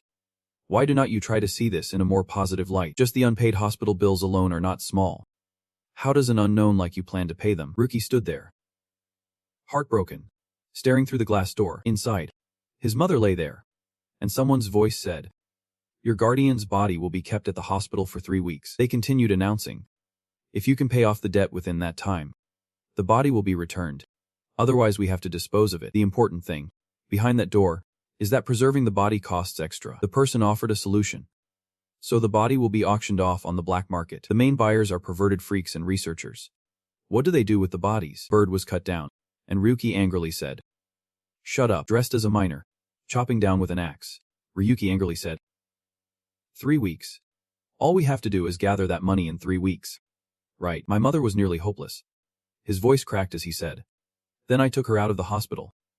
And then, alone in the mining area, Junjin thought to himself, I will handle the ceremony. Have to accept reality. Suddenly someone whispered in his ear. Facing reality. Whether it is 3 weeks or 3 years, it won't help. The amount an unknown person can earn will never reach that number. The stranger put a hand on Ryuki's shoulder and said, But as unknowns, we have to help each other survive. Why do not you try volunteering for an experiment? That person handed over a small chip and explained that this chip contains security data for the entire city. With it, we will be able to hack into the hospital. An image of the hospital appeared along with the stranger's voice. Anyway, it is still in the testing phase, so it needs to be verified. Don't you think this is a pretty good deal for both of us? The scene shifted. By then, you had changed clothes and were holding the chip with suspicion. You said this is security data. That is ridiculous. Saint Hospital is not a place you can just hack into that easily. Then you closed your eyes, sighed, and said, Upload the data. Suddenly, Ryuki's face showed shock. He stared in horror as a 3D map appeared before him. This is... No way. Right. Is there really security data for the whole city? It even includes data from Saint Hospital. Ryuki was determined. With this, I can save my mom. In a hospital room, Alarms blared loudly. Just a second later, the door suddenly swung open. A trash bin was wide open, but inside it was empty. It turned out Ryuki had dragged his mom's trash bin away. Even though he was exhausted, he kept dragging it without slowing down. After a while, Ryuki was so tired he collapsed face down on the floor. His expression became strangely happy, a smile mixed with pain as he muttered, "Did it? This really is a miracle." Ryuki turned around and wondered to himself, "It is all thanks to the data on that chip. Where could such massive data even come from?" Suddenly, his mother, who he thought was dead, sat up and called out his name. Ryuki was stunned, light shining on his face as he stammered. Tears streamed down his face as he choked out. Wow. Then he hugged her tightly and said, "You are still alive." Suddenly, a man clapped behind him, and a strange voice said, "Congratulations, Ryuki." Ishii appeared and said, "You finally did it." Lynfen added, "Now all that is left is to return to Linzia." He looked at the two in surprise. Lynfen and Cynthia smiled and said, "I am really sorry. Let us head back to the guild." But his mother's body started to vanish, making Ryuki panic and shout, "What is going on? Why are you two here?" He was frantic and in pain, confused as he watched his mother's figure slowly disappear. Suddenly, Ryuki snapped awake and shouted. Gro appeared behind him and asked, "What is going on? You woke up earlier than I expected. Did you have a good time?" Then he laughed wickedly. "Well, the trial version is probably ending soon. I will give you this as compensation for the experiment." Gro laughed mockingly at Ryuki's devastated face. "You look confused. That chip 700017 you happily downloaded back then. It is digital medicine." His eyes darkened as he revealed the truth. "I do not know what you saw, but it was all just your hallucination and delusion." Ryuki did not believe him and shouted, "Damn it. I am sure Gro raised the chip to calm him down. "Relax. Look around carefully one more time." Looking closely, it was a shared dorm room. He asked, "Do you know where you are?" Then Gro said, "From now on, you gotta pay to play." Right after, he punched Ryuki straight in the face. Ryuki, furious and losing control, attacked wildly. He was immediately dragged outside by some Markfist guys and beaten nearly to death. They angrily cursed. "Damn it. Weakling, are you crazy?" one said. "Just pay up, and I will give you the chip." Ryuki lay on the ground, groaning. "I have to save you." His whole body was burning with fever as he thought, "Wait, how much time has passed?" He quickly ran toward the hospital, thinking about his mom and how much of those 3 weeks was left. Ryuki stood in front of the hospital, hearing angry voices echoing. "You idiot. It has been over a month. Stop talking nonsense. She has already been taken away." Those words kept ringing in Ryuki's head. "We do not need hospital fees anymore. So do not come back. Do you know we have had countless complaints about some nobody like you wandering around here?" Back to reality. You are swinging that wooden stick at Gro, making him angry. "You bastard. My sword." He lunges straight at Ryuki, attacking while shouting, "Pest like you. A nobody." I gently jabbed the wooden stick toward his Adam's apple. A choking sound echoes, along with Ryuki's sharp voice in the air. "You say you have no personal grudge. Sorry, but Gro steps back a few paces, one hand clutching his neck, coughing a few times. Meanwhile, Ryuki mocks him. "Giving up already? Your blood oath is not that impressive. I just need to bring Suzuki back. Smart move is to get out of the way." He grits his teeth, voice trembling with excitement. "Damn it." Half smiling, "I will show you my true power." As he speaks, the air suddenly chills strangely, the floor slowly freezing solid. Gross soldiers lying on the floor are affected too, their bodies gradually paralyzed. Gasping, "Genji. It is too cold." He has regained his form. Now the ice sword gleams with delight. Jigen hurriedly warns, "That item is dangerous." The owner's wooden sword won't hold up. He keeps warning as the guy swings the sword. This blizzard is making things tough, even keeping distance. Movement is hindered and body heat is drained.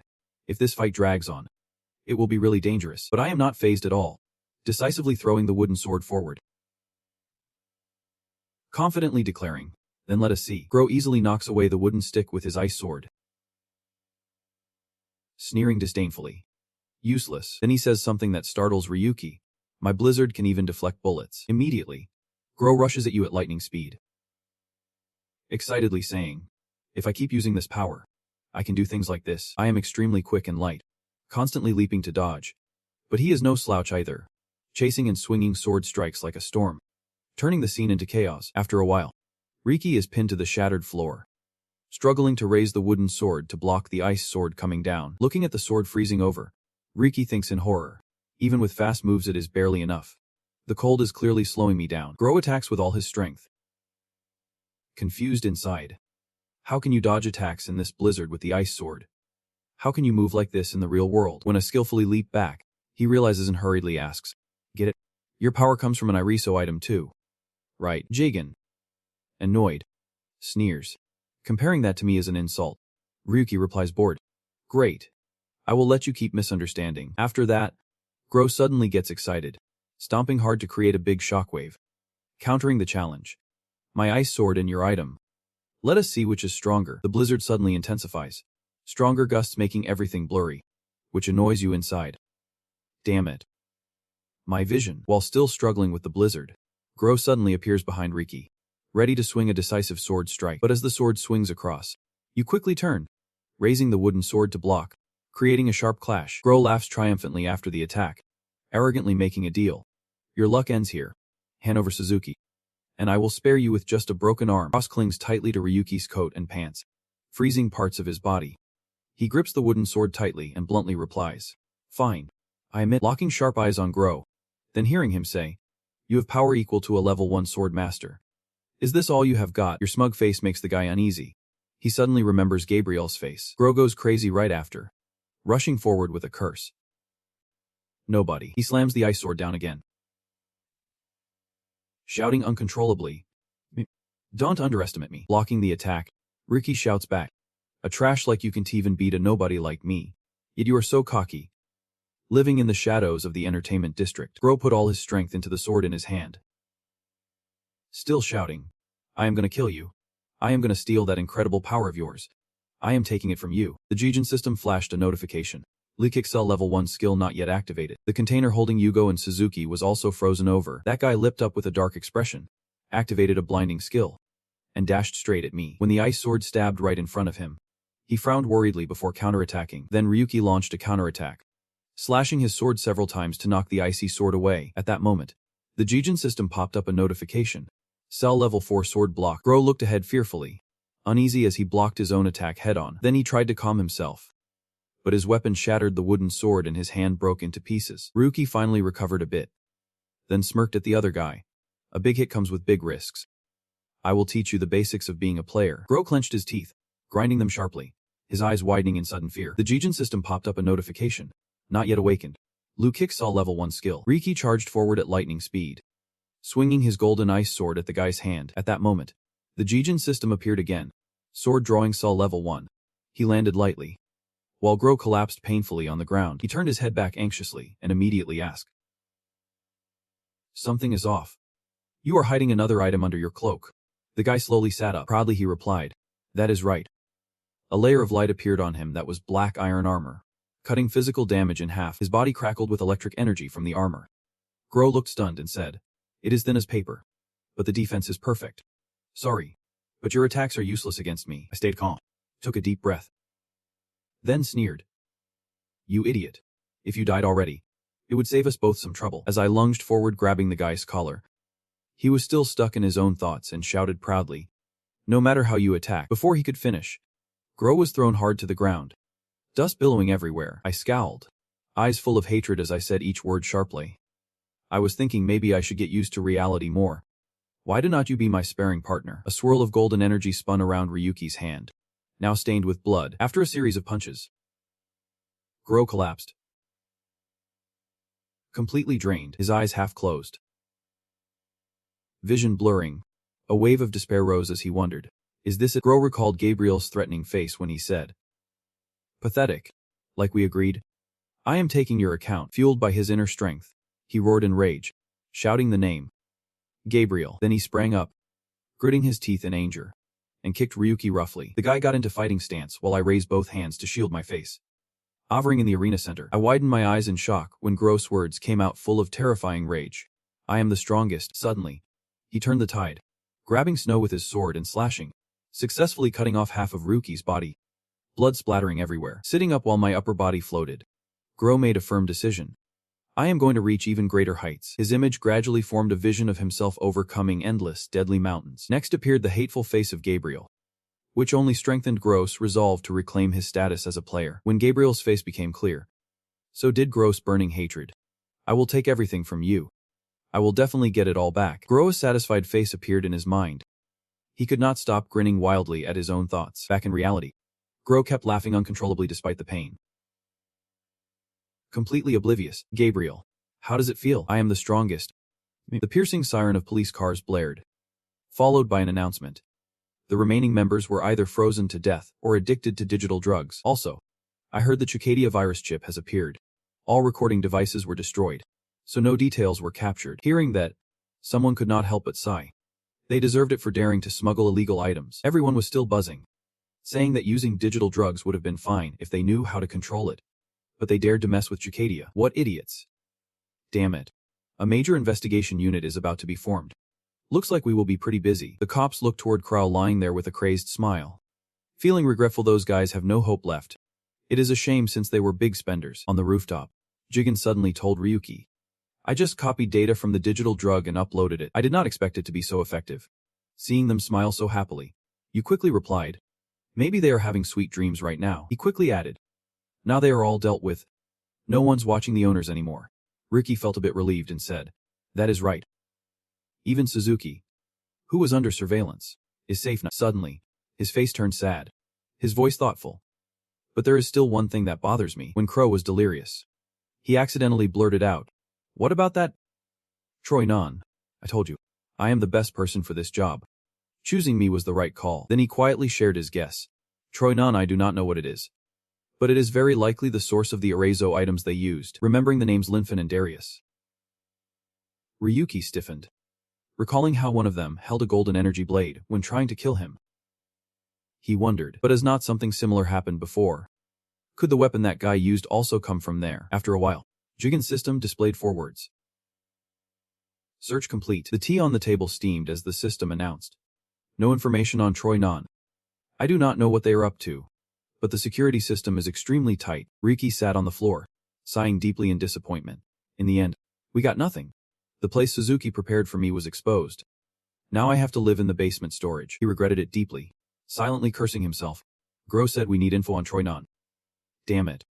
Maybe I should be focused on the Devil's Tower. Just then, Suzuki, looking like a cute little girl, pushed the door open, waving cheerfully and said, hello. Ryuki was startled, incredulous, asking, Suzuki.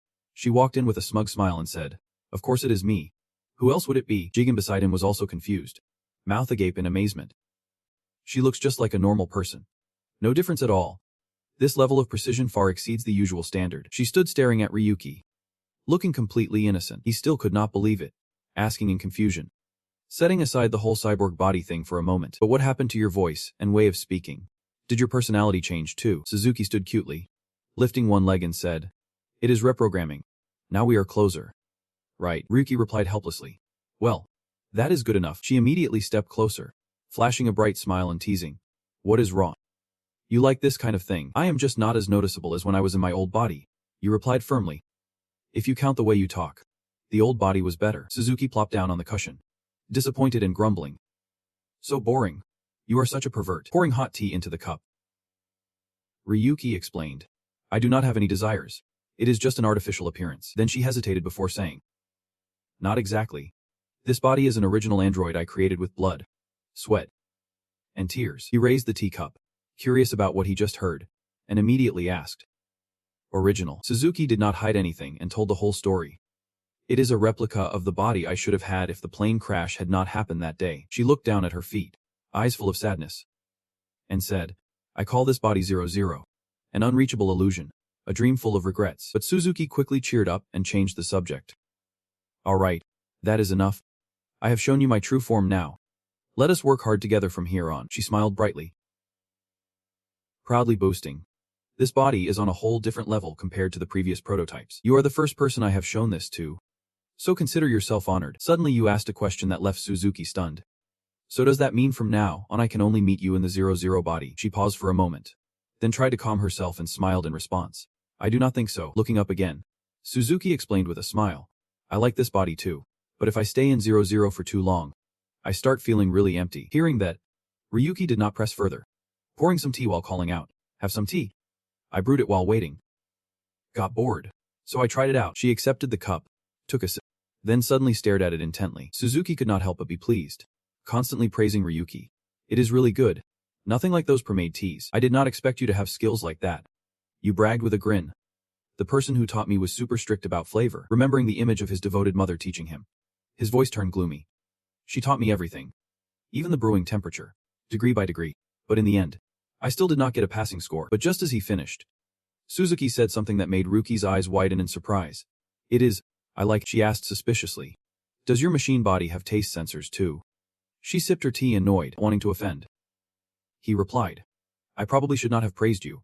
Anyway. What happened last night wiped out the blood pact, Suzuki added. It seems the entertainment district once had close ties with the police. No matter how corrupt things get, illegal goods can be easily hidden. Then she seriously asked. Ryuki. Do you know how these illegal things show up? He immediately answered. Maybe because they go against social order. Suzuki smiled happily and quickly explained. The reason is simple. Dea decided they are illegal, an absolute power that can be challenged. The kind of person you want to become now. You are starting to get it. A symbol of authority and prestige. Hearing that, Ryuki got excited and replied with enthusiasm. Being able to do whatever you want is awesome. Definitely worth climbing to the top. As soon as he finished, Suzuki scratched his head and said, You really are that kind of person. Then he continued with the info he needed. The remaining issue is Troy-non. I heard some rumors in the entertainment district. Apparently, an organization called Troy-non suddenly appeared and made an offer. They even put up a huge reward. And that reward is the Erazo item, just as our side predicted. The thing in Lynfen's hand is one of them. Even Krau's Snow Ice Sword is not an exception. But he still had many doubts. Not enough info yet. What is Troy-non's goal? And why do they have so many Erazo items? Thinking it over, Ryuki slowly stood up and laid out the strategy. It is not just gas, but also some unidentified individuals. This is really a headache. Maybe I should start with GOP. Suzuki agreed. After all, we can do anything until we take that down. Suddenly she grinned and told him, I have an idea too. I will tell you once I have figured it out. Scene shifts to the demon tower on the 10th floor. A monster has been beaten senseless. Fighting the monster, Odo and Pajar were breathing heavily, complaining nonstop. Halfway through and I am done for. The difficulty jumped a lot from floor 10, but at least the monsters appeared one at a time. That is better. White-haired guy. She reassured everyone. Alright. Now only the boss is left. He is a captain of our Red Shield squad. Then he cheered. Let us beat the boss and move on to floor 11. Everyone moved together after Agos's reminder. Before entering the boss room, double-check everything one last time. The red-haired guy was still struggling with the heavy gear on his shoulders. Someone shouted loudly. Hey. Pack mule. Hurry up. Then the whole team stopped to rest. Gathered around a small fire and chatted. Agos started. Guess what? I have been hearing a lot about Ryuki lately. Apparently they updated the floor 9 raid rankings. Odo was still unfamiliar with the name Ryuki. The captain explained while devouring meat. Ryuki 700017. The guy who said he would take down the boss, raising his flask for a drink. Odo sneered. It is probably just acting. That Doki Doki Builder video was probably fake too. Paza seemed really excited. Turning to the captain and calculating. If we take him down, we will definitely become famous. Agos agreed, saying he is probably on the 10th floor like us. Before we take down the boss, let us handle him first. Aku and Viv was checking behind them and, hearing that, hesitated and asked, Wait, do we really have to fight him afterward? The plan never mentioned that. As soon as he said that, Agos got annoyed, stepped in front of him, and asked irritably, Hey Q1, do you think I will lose to some nobody? Aku and Viv nervously replied. But even Lynfen lost to Ryu 700017 immediately. The captain kicked him hard in the stomach. The air was thick with tension as Agos shouted angrily. Lynfen is just a high-level puppet from Linzia. Are you seriously comparing me to some amateur with zero real experience? Then he grabbed Kuvavi's head, gave him a disgusted look, and warned him, if you want to stay in the group, you would better shape up. You are just a useless burden who does not help at all. Kuvavi was terrified and in pain. Apologizing, Agos slammed him down hard, then turned to the other two and said, This is ridiculous. Let us just fight the boss and move on. Oh do. Blocking run, said. I do not even know when that Ryu 700017 guy will show up. Waiting is exhausting. The insults kept flying at Kovacs, saying you do not help at all. Besides flipping through stuff, what else do you do? Oh right. One more thing, you talk way too much. After a while, the whole Red Shield team opened the boss room door. A dark, dangerous scene appeared before the four of them. They all stepped inside. The captain scanned the area and asked confusedly, It is strangely quiet in here. What kind of boss is this? A member answered immediately. Obviously it is a different colored Jigamamoto, the usual lazy type from Ladia, not wanting to waste time creating a new one. Kuinveichi suddenly broke out in a cold sweat and hesitated.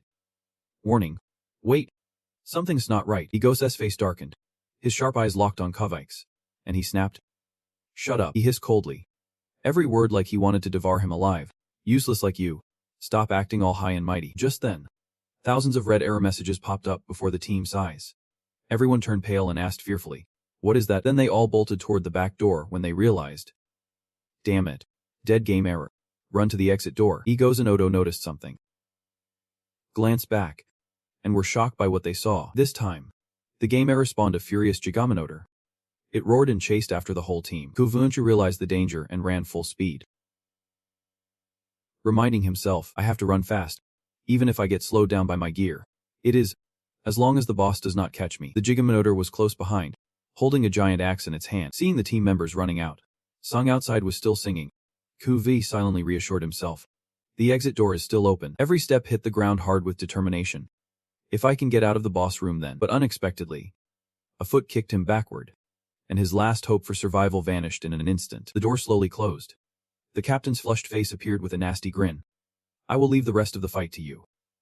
Kuvik's, with tears of fear in his eyes, he reached out, grasping for life, but the three heartless guys outside slammed the door shut all at once. Agos finally breathed a sigh of relief. Almost dead, Bada and Odo stood blocking the door. And she asked confusedly why the error happened right now. Then she worriedly asked the captain, "So what do we do now?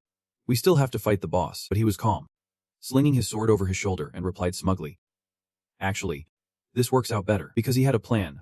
This door would probably be opened by Ryu 700017. We need to make sure he opens the boss room before us. We will follow Ryu 700017 and then strike. At that moment, a hand grabbed the monster's head and lifted it up. It was our guy. Roughly yanking the monster's head back, then casually asked Jigen, "Once the boss is defeated, each of us gets 10. Right." Suddenly, he switched to a sulky mood and said, "I do not want to talk to the boss anymore." He looked at Jigen with frustration. Complaining nonstop. Here we go again. The most important thing now is time. Ryu walked up to the door in blood-soaked clothes, and Jigen praised him wholeheartedly, saying he really has nerves of steel. From the start to now, he still has not used his skills once. Yet he is annoyed and yelling, "Shut up. Just go treat that door's symptoms already." You left behind the tightly shut door with the heads of the monsters lying scattered. In this situation, memories of the first meeting with the team suddenly flooded Gonvak's mind. Back then, Agos enthusiastically said, "No combat skills. No problem. We are not looking for fighters anyway. What do you say? Want to join us?" And reached out his hand, like a lifeline to Konvak at that moment, calmly saying, "Let us conquer this tower together." But now, just one step away from escaping this life or death situation. The one pushing him away was none other than Agos. Sitting on the ground, Konvak called out twice, but the captain hand coldly said, "What is that useless guy running from? Stay put and shut up." The door slowly closed, and Konvak's shock deepened with the words, "At least be useful once in your life." He left his gear behind and ran everywhere, cursing. Damn it. Damn it. A deep sense of despair welled up. Tears brimmed in his eyes with thoughts. "I know I have always been a burden to the team, but I never thought I would be abandoned like this." That is where Gonvak was left behind with system error 666. Thousands of corpses piled up like a mountain. This error is also called dead game. In this error zone, you can T-log out and the connection is unstable. Anyone who enters shares the same fate. He ran forward, reminding himself silently, "Dying here means game over. First I have to get out of this error zone." However, Boss Gigamedo noticed Konvak and swung an axe, knocking him away. The powerful force slammed Konvak into the wall, shattering it. Then he bent over, coughing several times, blood continuously spurting from his mouth. His body was completely drained of strength. Konvak fearfully looked up at the fierce boss, with a face smeared with blood and tears. He felt utter despair inside. "I can breathe. I do not want to die here." Still, he tried to lift his spirits, silently telling himself to get up and run away immediately. As he reached out to escape, the monster behind raised its axe high. Then it violently brought the axe down. And that was the moment Konvak lost all hope. Thinking, but what would change if I escaped? Suddenly, a beam of light pierced through the space, shooting forward like a rocket. It hit Gigaminoto's belly, throwing it off balance and knocking it backward. And Konvak narrowly escaped death. The smoky sword gun was raised in this deadly place. My guy raised his weapon high, proudly declaring, "Taking down a big monster with just a gun is impossible." The monster staggered to its feet, but he kept playing around. Aiming carefully was tough, so close combat it is. Gigaminoto announced an error. System error 666. Like a Razos rage when the maze became unstable. Hearing this, you could not help but say irritably, "That is a bit much." So many people have died because of that rage. It immediately replied. Crazier still. The boss has never opened a single loot box in this tower. If we die here, we can't even recover the loot, you asked. Are you planning to throw away all the tickets you have collected? Ryuki asked, frustrated. Sounding like you care about those tickets more than I do. Kunkan Vakros from you was stunned when he realized this person was Ryu 7017. Seeing that surprised face, my guy asked, confused. What is wrong? Did your team get wiped out? My guy suddenly turned scary, his tone serious and threatening. You two are ambushing me. Answer carefully. You know this is an error zone. Right. Konvak stepped back a few steps as Ryuki drew his sword gun. Stammering. It is not like that. Absolutely not. You silently listened to his explanation. Just now my team was still in the boss room. But suddenly an error happened. So we had to run. Konvak's expression darkened, despairingly saying every word. They told me to stall. Then abandoned me because I was weak and useless. Seeing his appearance, Ryuki suddenly felt a familiar sensation inside.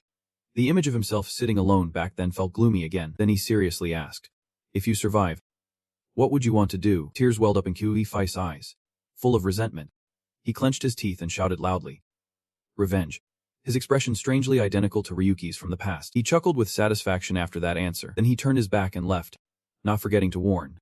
Sit tight in that corner until this is all over. If you die, everything will be meaningless. Facing the fierce monster, Ryuki boldly declared one thing. That stubborn guy is my prey. At that moment, the door to the 10th floor quietly opened. 3 members of the Red Shield team entered together, opened their member trackers, and suddenly announced that Koto Vovtarsi was still alive and had some talent as bait. Ago sneered and said, talent. More like hiding while Ryu 700017 was fighting the boss. Then he led the team inside, reminding them that, anyway, the error would disappear after some time. We just need to ambush and wait for the perfect moment to strike. The last one standing is the winner. Back in the battle, the monster raised its massive axe high, growling with rage. The Ryu system displayed info. Boss Gigaminotaurus appeared in the illusion world. The tower's floor guardian, a giant blooded minotaur. Immediately after, it unleashed a devastating blow. The air filled with thick dust and smoke. Our guy quickly jumped up, dodged the heavy axe swing, and smugly thought, that was Gigaminotaurus' first attack. Without an excellent tank's defense skill, no one could block that. Unprepared groups would be wiped out right here. But the axe suddenly appeared over Ryuki's head again at Gigaminotaurus' lightning fast speed. However, his speed was not far behind. He leapt down, waiting for the attack, feeling proud of course. His case was a bit different. Akun V hid behind a rock, watching. Still startled by the battle ahead, he raised his sword and gun alternately to block each incoming light beam, silently reassuring himself. I am directly facing Gigaminotaurus' attack. Still holding up so far if I keep steady. The 2 horns on the monster's head sparked with electricity. It was preparing its next strike. Gigaminotaurus' second attack was about to start. Its horn gathered massive lightning energy, accompanied by Ryuki's countdown.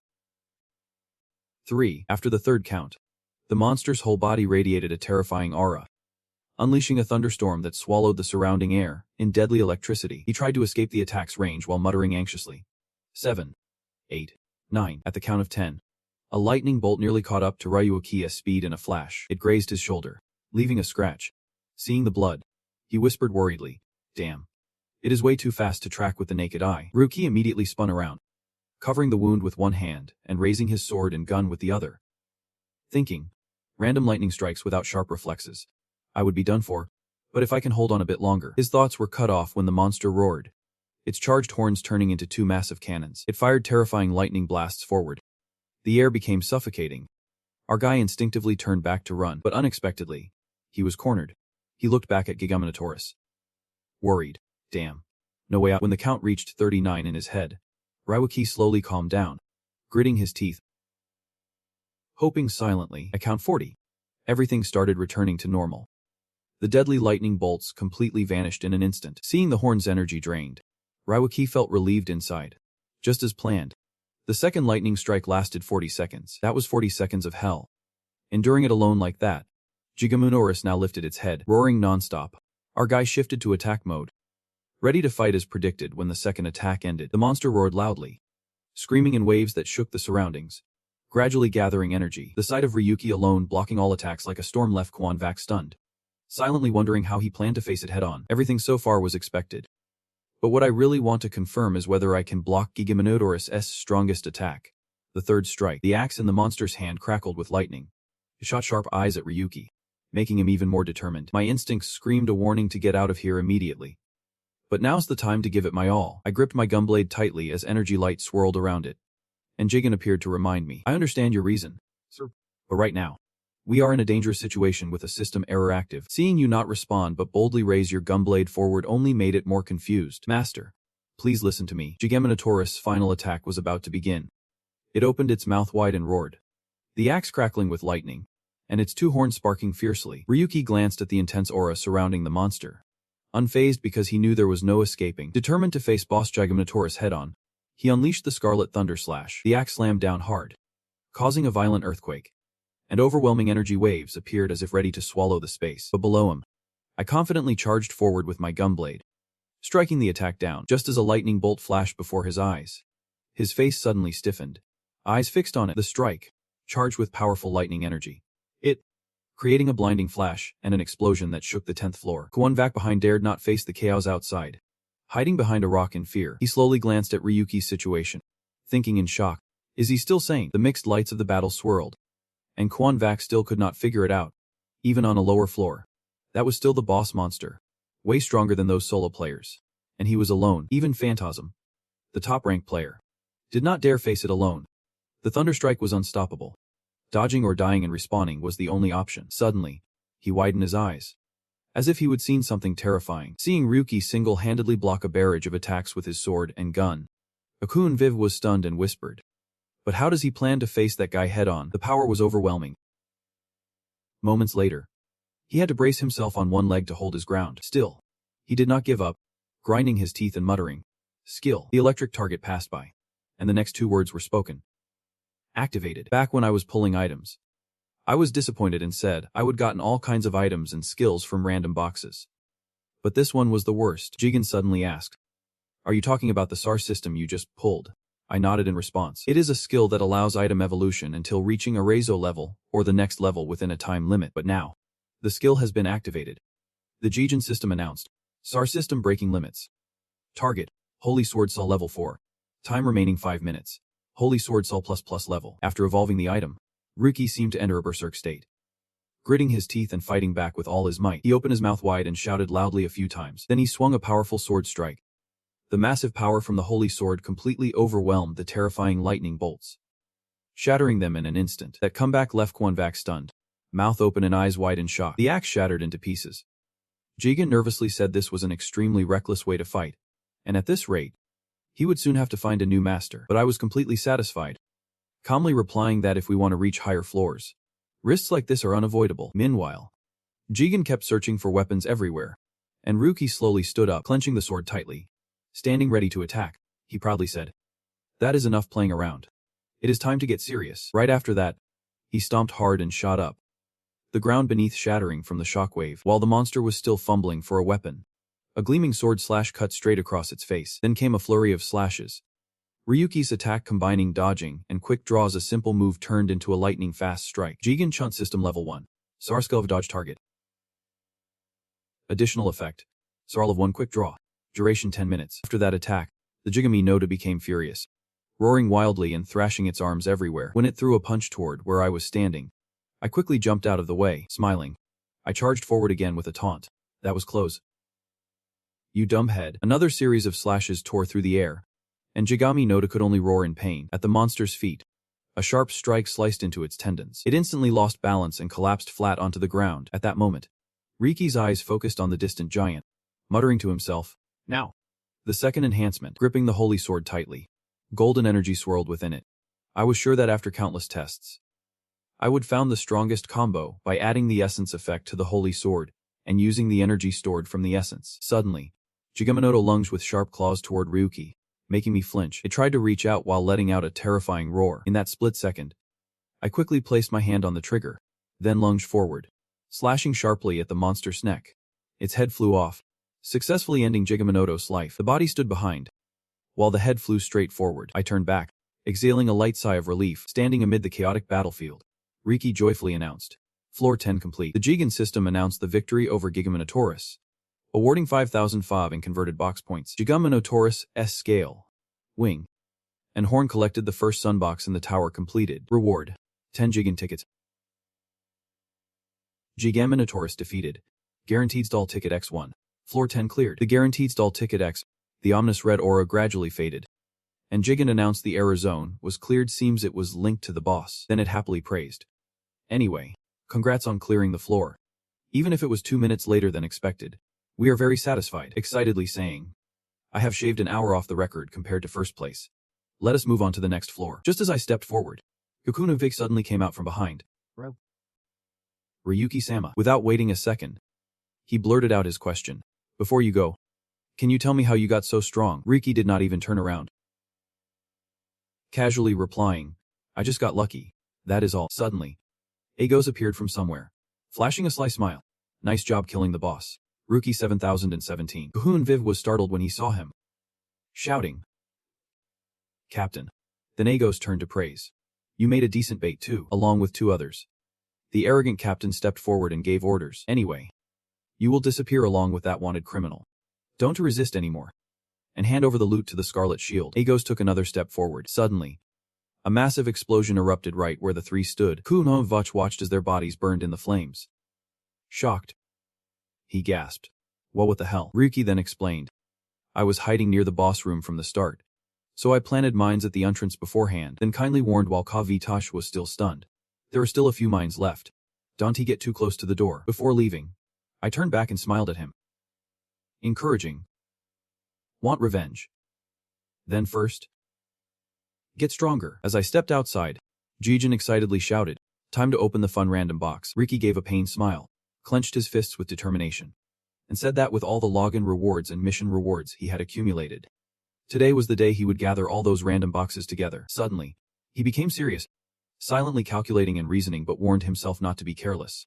Even with the adjusted drop rates, the chance of getting in SAR was only 1%. Then he pointed at Jigen and cursed loudly, saying, I used a whole 1,000 boxes and only got 2 SARs. Are you kidding me? Jigen retorted irritably. Even the Uruzo system is like this. If it does not work, just quit the game. Hearing that, Ryuki ignored it and proceeded to open the tickets as usual, still sounding bored, saying, sounds easy enough. Let us start by opening all the regular tickets first. Suddenly, a dazzling beam of light shot down from the sky, making Ryuki stunned. A 7-colored box gradually appeared amid Ryuki's surprised shout of SAR from a regular ticket, and it was on the very first try. Even Jigen was shocked and could not believe it. The Jigen system displayed item info. The SAR Illusion World System. A type of system that applies the Illusion World's traits to the user. At this point, Ryuki looked at the open box and suspiciously asked, System traits. How have they changed? Holding the SAR box in his hand, he was not too happy and commented that it felt a bit weak for in SAR. Jigen hurriedly urged, why did not you try using it in C? Immediately, the Jigen system activated the illusion system. Level 1. FB0100.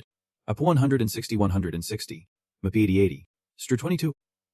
Dex 30. AG 20. In 25.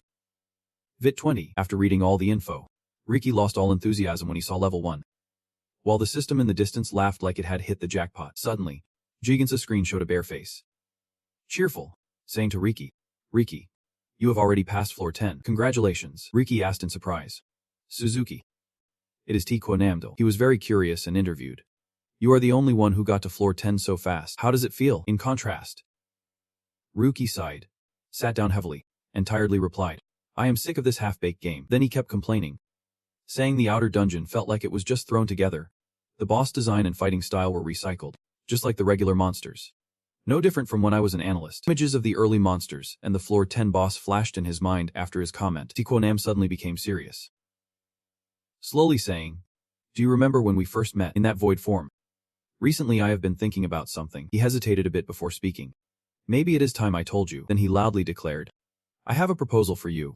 And Ryuki was very curious about this proposal. At that moment, the fat guy Steve Rowe sat in a room filled with dense statistical data, chuckled, and confidently said, once this project ends, everything will change. His madness showed as every word was full of scheming.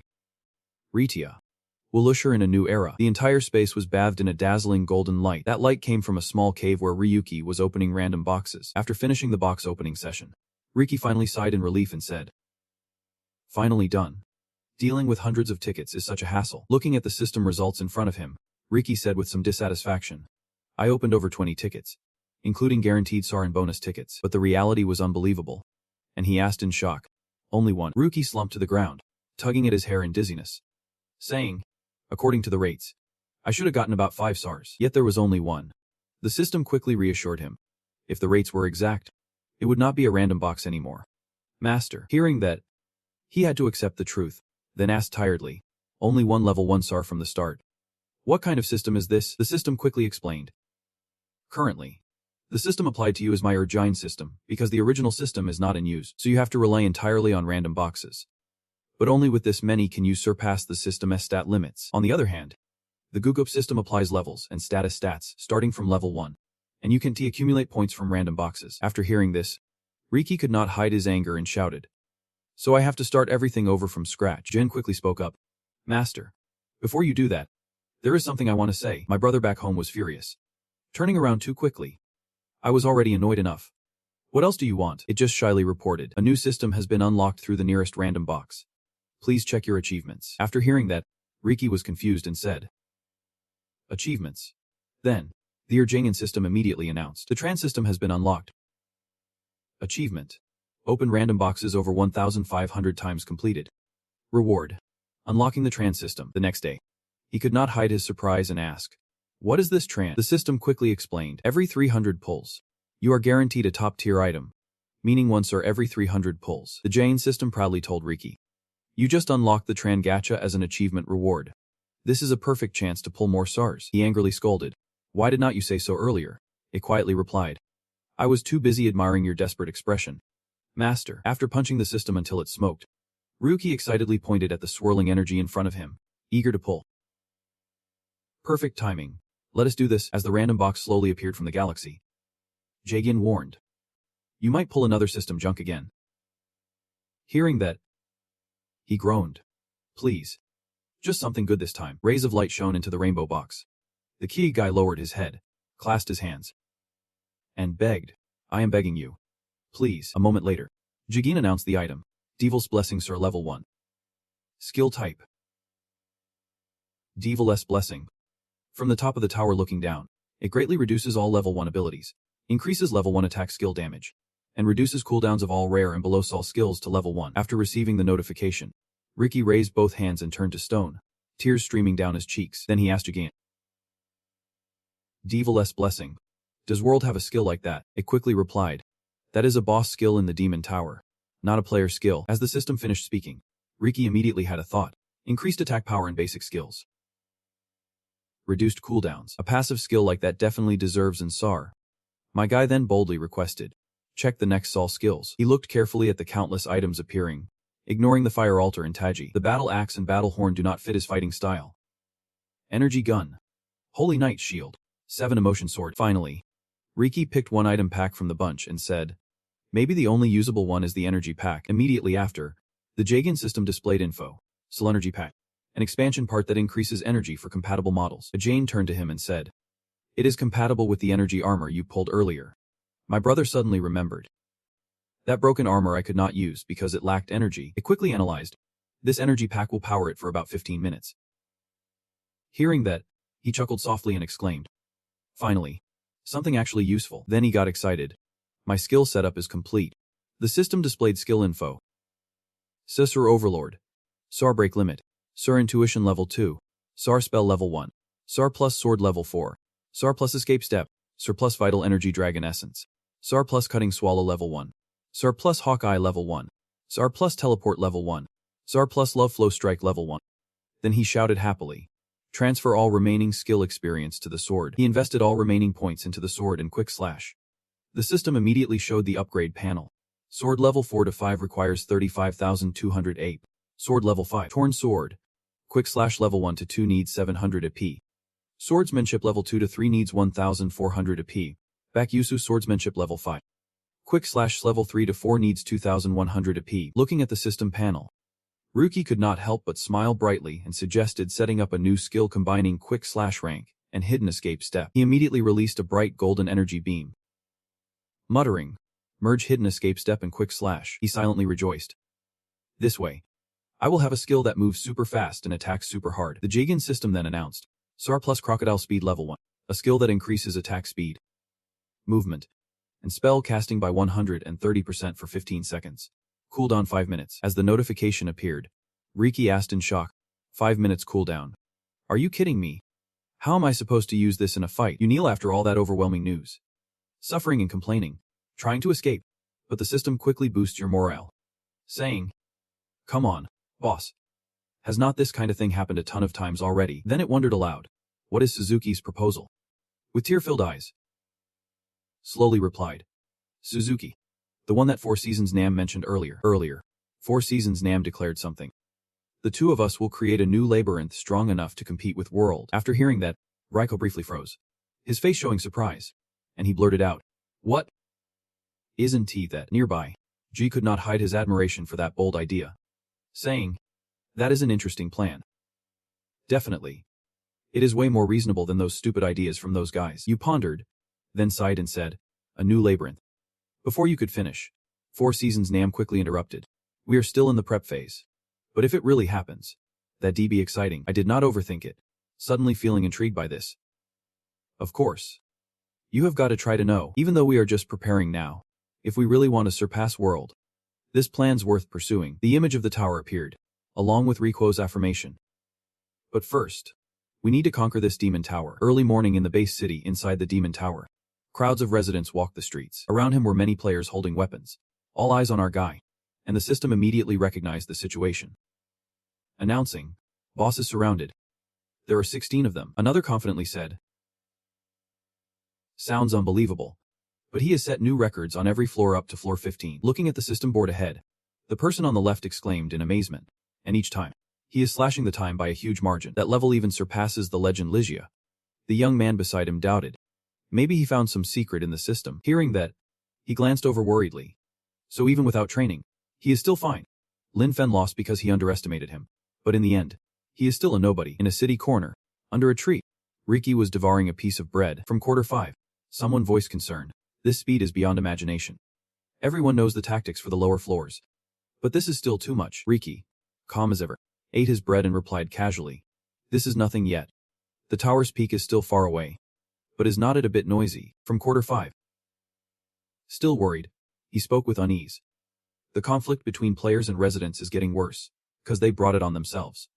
But now it has come to this. At that moment, Ryuki clenched the bread roll in his hand and took steady steps toward the call of Ryu 7017. Around him were many players armed with weapons, all eyes on him. The system immediately recognized the situation and notified. The owner is surrounded. 16 of them. Ryuki, just having recovered his sword and gun, sighed and stood up. How many times has this been now? Seriously annoying, a guy with a sword approached politely and stated their intention.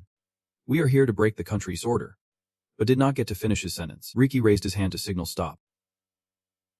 Then interrupted. Hold on. I do not care who you are. Finishing coldly, the other guy, annoyed by the attitude, angrily threatened. Just because you beat Lynfen, you are acting all high and mighty. The ones who've caught Lindsay's attention can do the same. Once again, Ryuki cut him off, grinning sharply and warning. Beating Lynfen does not mean much. Even if you fight with twice the people here, you won't win. The crowd did not wait another second, all charging at our guy with weapons raised. Shouting insults. Arrogant nobody. Charge. Suddenly, an explosion like an atomic blast erupted on the mountain, black smoke rising high into the cloudy sky. G quickly turned to our guy. Concerned. Boss, are you okay? Ryuki leaned on his sword, looking a bit tired. Probably from the fight. And guessed. Looks like they only know how to attack straightforwardly. The crowd that had been shouting and charging now lay sprawled on the ground. And Ryuki picked up someone's sword, then asked curiously, some want revenge. But is not that a bit strange? Flicking the sword in his hand, Ryuki said proudly, I have been attacked by so many players. But no one's ever come back for revenge. The blonde guy stared at his weapon nervously. Stammering. My songbringer. What? What are you planning to do? 1 second later, the very sword of the blonde stabbed through his shoulder. Blood splattering everywhere. He gritted his teeth, glaring at Ryuki with hatred. One hand grabbed the blonde's hair tightly. The other pulled the sword up. Then he gave a savage smile and said, the reason is, I will let you see it with your own eyes right now. The white-haired guy kept screaming. Let me. What are you planning to do? Clenching the sword handle, Ryuki kept a sinister look and said 2 words. Wipe out. As he placed his hand on the ground, a blue light began to glow, and the guys far away noticed immediately. A spiky-haired guy announced. That skill. The one he used on Lynfen. The blue-haired guy next to him quickly urged, "Run." Logging out. The others fled. And my buddy stood up, shaking his head. So boring. Jigen beside him could not help but ask skeptically. He really got stronger. Is he really the same broken master from before? Suddenly receiving a system notification, he turned around, surprised, and asked, "A message from Kwonam?" Confused, he asked why it was a text and not a call. Then his face stiffened as he read the message. "Congratulations on passing floor 15. I have a proposal to discuss. Let us meet and talk." The sender was Gabriel, who wrote, "I will share the information you want to know, but since someone is watching, we can meet in Mekong. Come to the bar in the nearby entertainment district." Now he was sitting at the meeting spot. Already ordered a glass of water to quench his thirst, while waiting for my buddy to arrive. After hearing about the meeting, Suzuki worriedly said, "This is clearly a trap." Who would not think that? The guy sighed. And he even picked the place himself, and asked for a private meeting. Even if it is him. I can understand what he is thinking. Ji Chim added. The days of Gabriel being desperate are long gone. Who would fall for such an obvious trap? But the master is not exactly the smartest guy. Hearing that, Ryuki immediately grabbed him and teased. Then asked, "Do you know where he wants to meet?" Suzuki explained. It is a famous place in the underworld. Because of strict security, it is often used for secret business and negotiations with high-level figures. From the outside, no one would think it is a bar. Then the guy handed my buddy a pair of glasses and added, "Since it is a famous spot, probably nothing weird will happen. But if you are going, take these. Each pair is a disguise. Almost a full costume." Ryuki thought carefully. What does he want to talk about? Is it worth the risk? Meanwhile, Suzuki's voice continued. "And about the investigation you asked me to do?" he asked again. "Investigation?" The guy waved his hand, creating a model in front of him. Then replied, "About St. Arizo General Hospital. It took quite some time, but I gathered some info." Suzuki quickly shared what he knew. St. Arizo General Hospital is known for receiving donations and charity work, sponsored by Risha Soft. Ryuki listened intently. In fact, it is used to improve Risha Soft's image. When people think of Risha, they usually remember the charity activities there. He paused thoughtfully. Although it is not really connected to the unknown guys, Suzuki continued, since it is a medical facility, I initially suspected organ trafficking or drug dealing. But the more I investigated, the more suspicious things I found. There are still many unclear points. The guy closed his eyes briefly and reminded my buddy. Maybe now's the right time to show you this. Brace yourself before reading the documents. Suzuki then opened his eyes wide. Serious. Even I, who've lived in the shadows so long, find this terrifying. Ryuki stared at the screen, startled, and exclaimed, "What is this?" He recalled Gabriel's words that his mother did not die from illness. The guy's face appeared, along with the confusing words he once heard. You know St. Arizo General Hospital, right? That is where your mother was admitted. Gabriel once told him to find out what really happened. Your mother's name is definitely on that list. Ryuki then reached out and tapped his mother's image on the screen. A checking data message appeared, not sure what he read. But my buddy's expression turned furious, veins bulging on his face as he gritted his teeth and shouted, "Linzia." Cut to the prearranged meeting spot. Ryuki is now disguised as a successful middle-aged man. Thanks to the disguise glasses Suzuki gave him, Gabriel sits there, checks his watch, and complains. So nobody making me wait 8 whole minutes. You really think I would wait around for you? He speaks with a tone full of blame and provocation. You have gotten pretty bold lately. Ryuki immediately takes off the glasses, revealing his true self, and calmly replies, cut to the chase. You are standing there all tense. Since when did you find out about the human experiments at the hospital? Gabriel pours himself a drink and answers. So you already know that much. Looks like you have found yourself a pretty reliable ally. Raising his glass, he continues. To be honest, it has been a while. By the time I realized it, it was already too late. Your mother was one of the experiment subjects too. Hearing this, Ryuki storms forward, grabs Gabriel by the collar, and yells in his face. Gabriel. Gabriel grabs Ryuki's wrist and pulls him back, raising an eyebrow. You did not come here to fight me. Right. First, calm down and listen. While Ryuki clenches his fist, Gabriel continues explaining. The real mastermind behind this is someone else. Ryuki immediately asks. Ryuki soft? But why would the people controlling the whole world do this? Taking a sip of his drink, Gabriel replies. Their ultimate goal with these experiments is transformation. This info even surprises Giant, who is usually clueless. Gabriel goes on.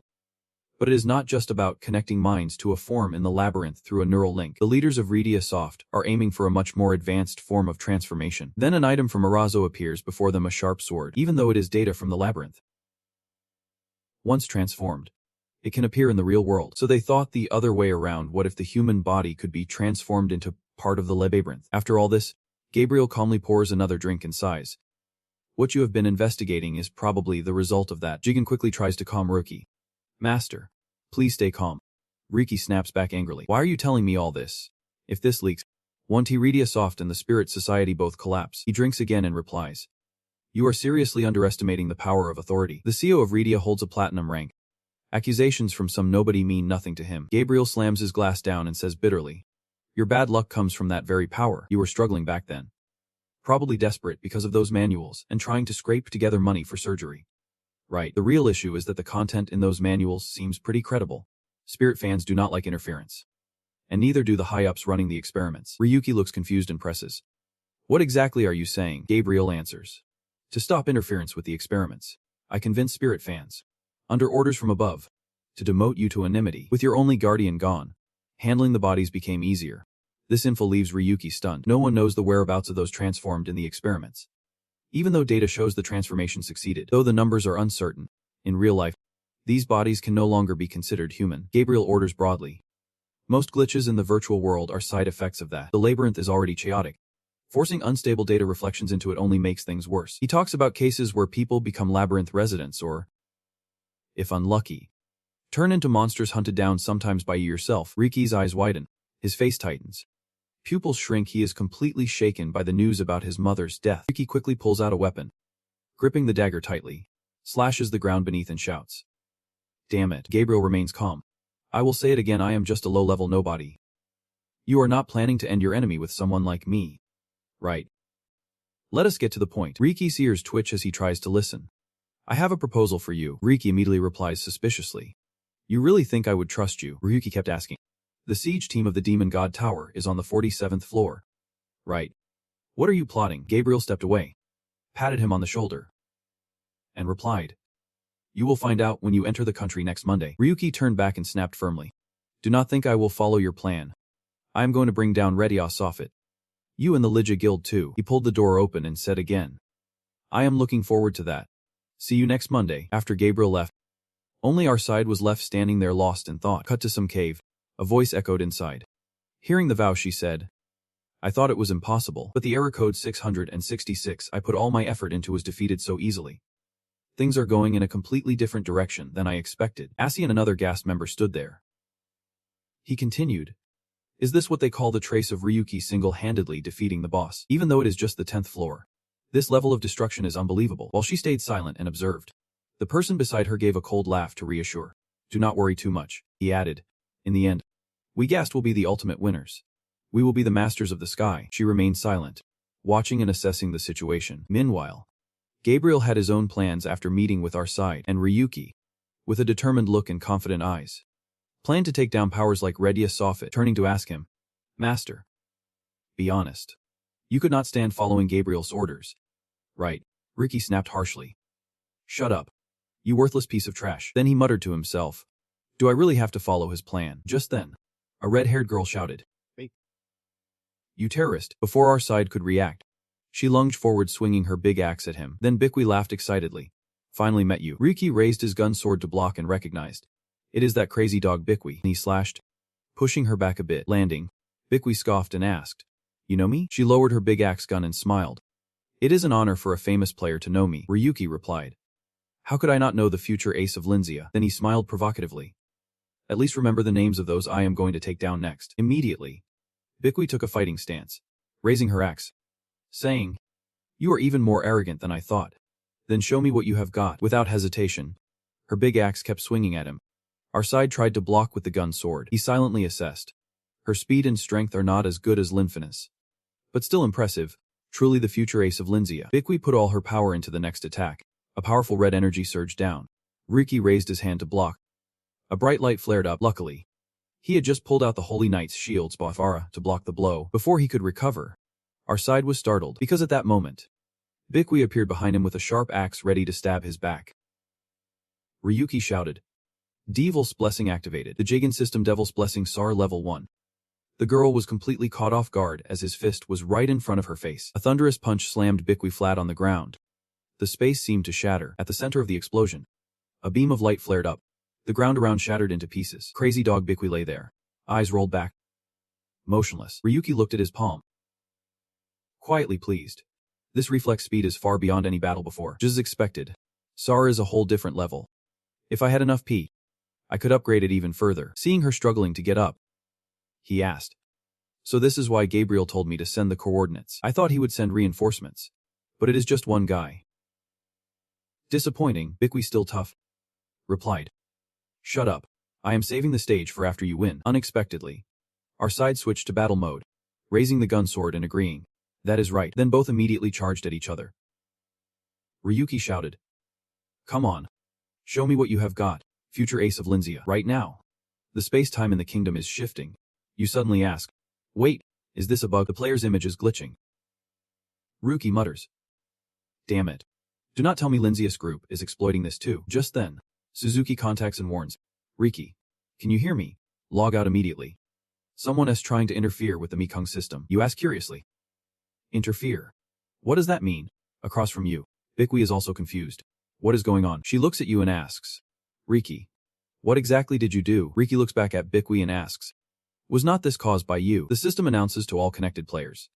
A serious error has occurred in the Mekong virtual world game. All players, please log out immediately. Bikui rubs her head, staring at the system screen. Mekong world game. Serious. People outside also receive the same red alert. Causing panic. What is this? A major. Bugs happen every day in the kingdom. So why is this one on the news? At Ryuki headquarters. Someone shouts. Due to time lag, we can monitor in real time.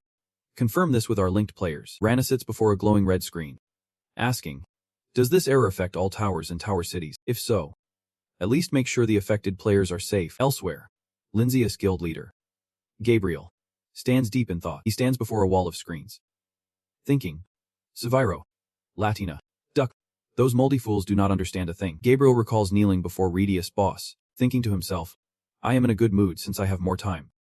Don't think I came here to meet a pig like you. He tells himself, that guy was always just a part of my plan. Meanwhile, Seviro is furious. What is this guy talking about? My maze. Gabriel smirks. Times have changed. I am ending your old era. He is scheming to replace Ryuki's top spot, while Seviro just sleeps on his victories. Cut to inside the kingdom. Oli Kim looks up and complains. Damn it. Just a little more, and now this bug hits. Similarly, she rushes forward worriedly, muttering, damn it. Where the hell did the quest go? Elsewhere, Inik, Gaz's hooded group is gathered. If turns around. Puzzled. Everyone. Do not move. Could this phenomenon be? The person next to him answers. No doubt about it. He smirks slightly and mutters. That bastard Gabriel has started moving. In the middle of the forest, a blazing red light flashed everywhere. The tower appeared tall and strong with 50 floors, radiating a violent, uncontrollable energy, with lightning bolts constantly flashing. Our guy is now somewhere inside the tower. You looked around and muttered. Just like he said, remembering the previous meeting, when Gabriel told you the reason. Ryuki wants the glory of the route to last forever. So we deliberately delayed conquering the tower. He continued. The plan is to last at least 2 years. But then Ryuki interrupted. 2 years. I can finish it alone in 6 months. Gabriel looked displeased. Maybe so. Your involvement has changed everything. At first, I thought your power was in your account. So I investigated every aspect of you through the footage. He also saw the scene where you took down the witch and said, but in the end, I can only conclude that it is something that can't be explained by current technology. Like it is Ariso. Ryuki immediately asked. So what do you want? To stop? Gabriel replied. From Linzia's point of view, you have to be stopped. But I have no intention of stopping you. He slowed down and continued. Currently, the front line conquering the demon tower has reached the 14th floor. The top floor, 50, is within reach. But that no longer matters now. Back to reality. A huge tower right beneath the moon. Our guy recalled Gabriel's words. Next Monday, I will pave the way to the 50th floor. You pondered, not fully understanding Gabriel's true intentions.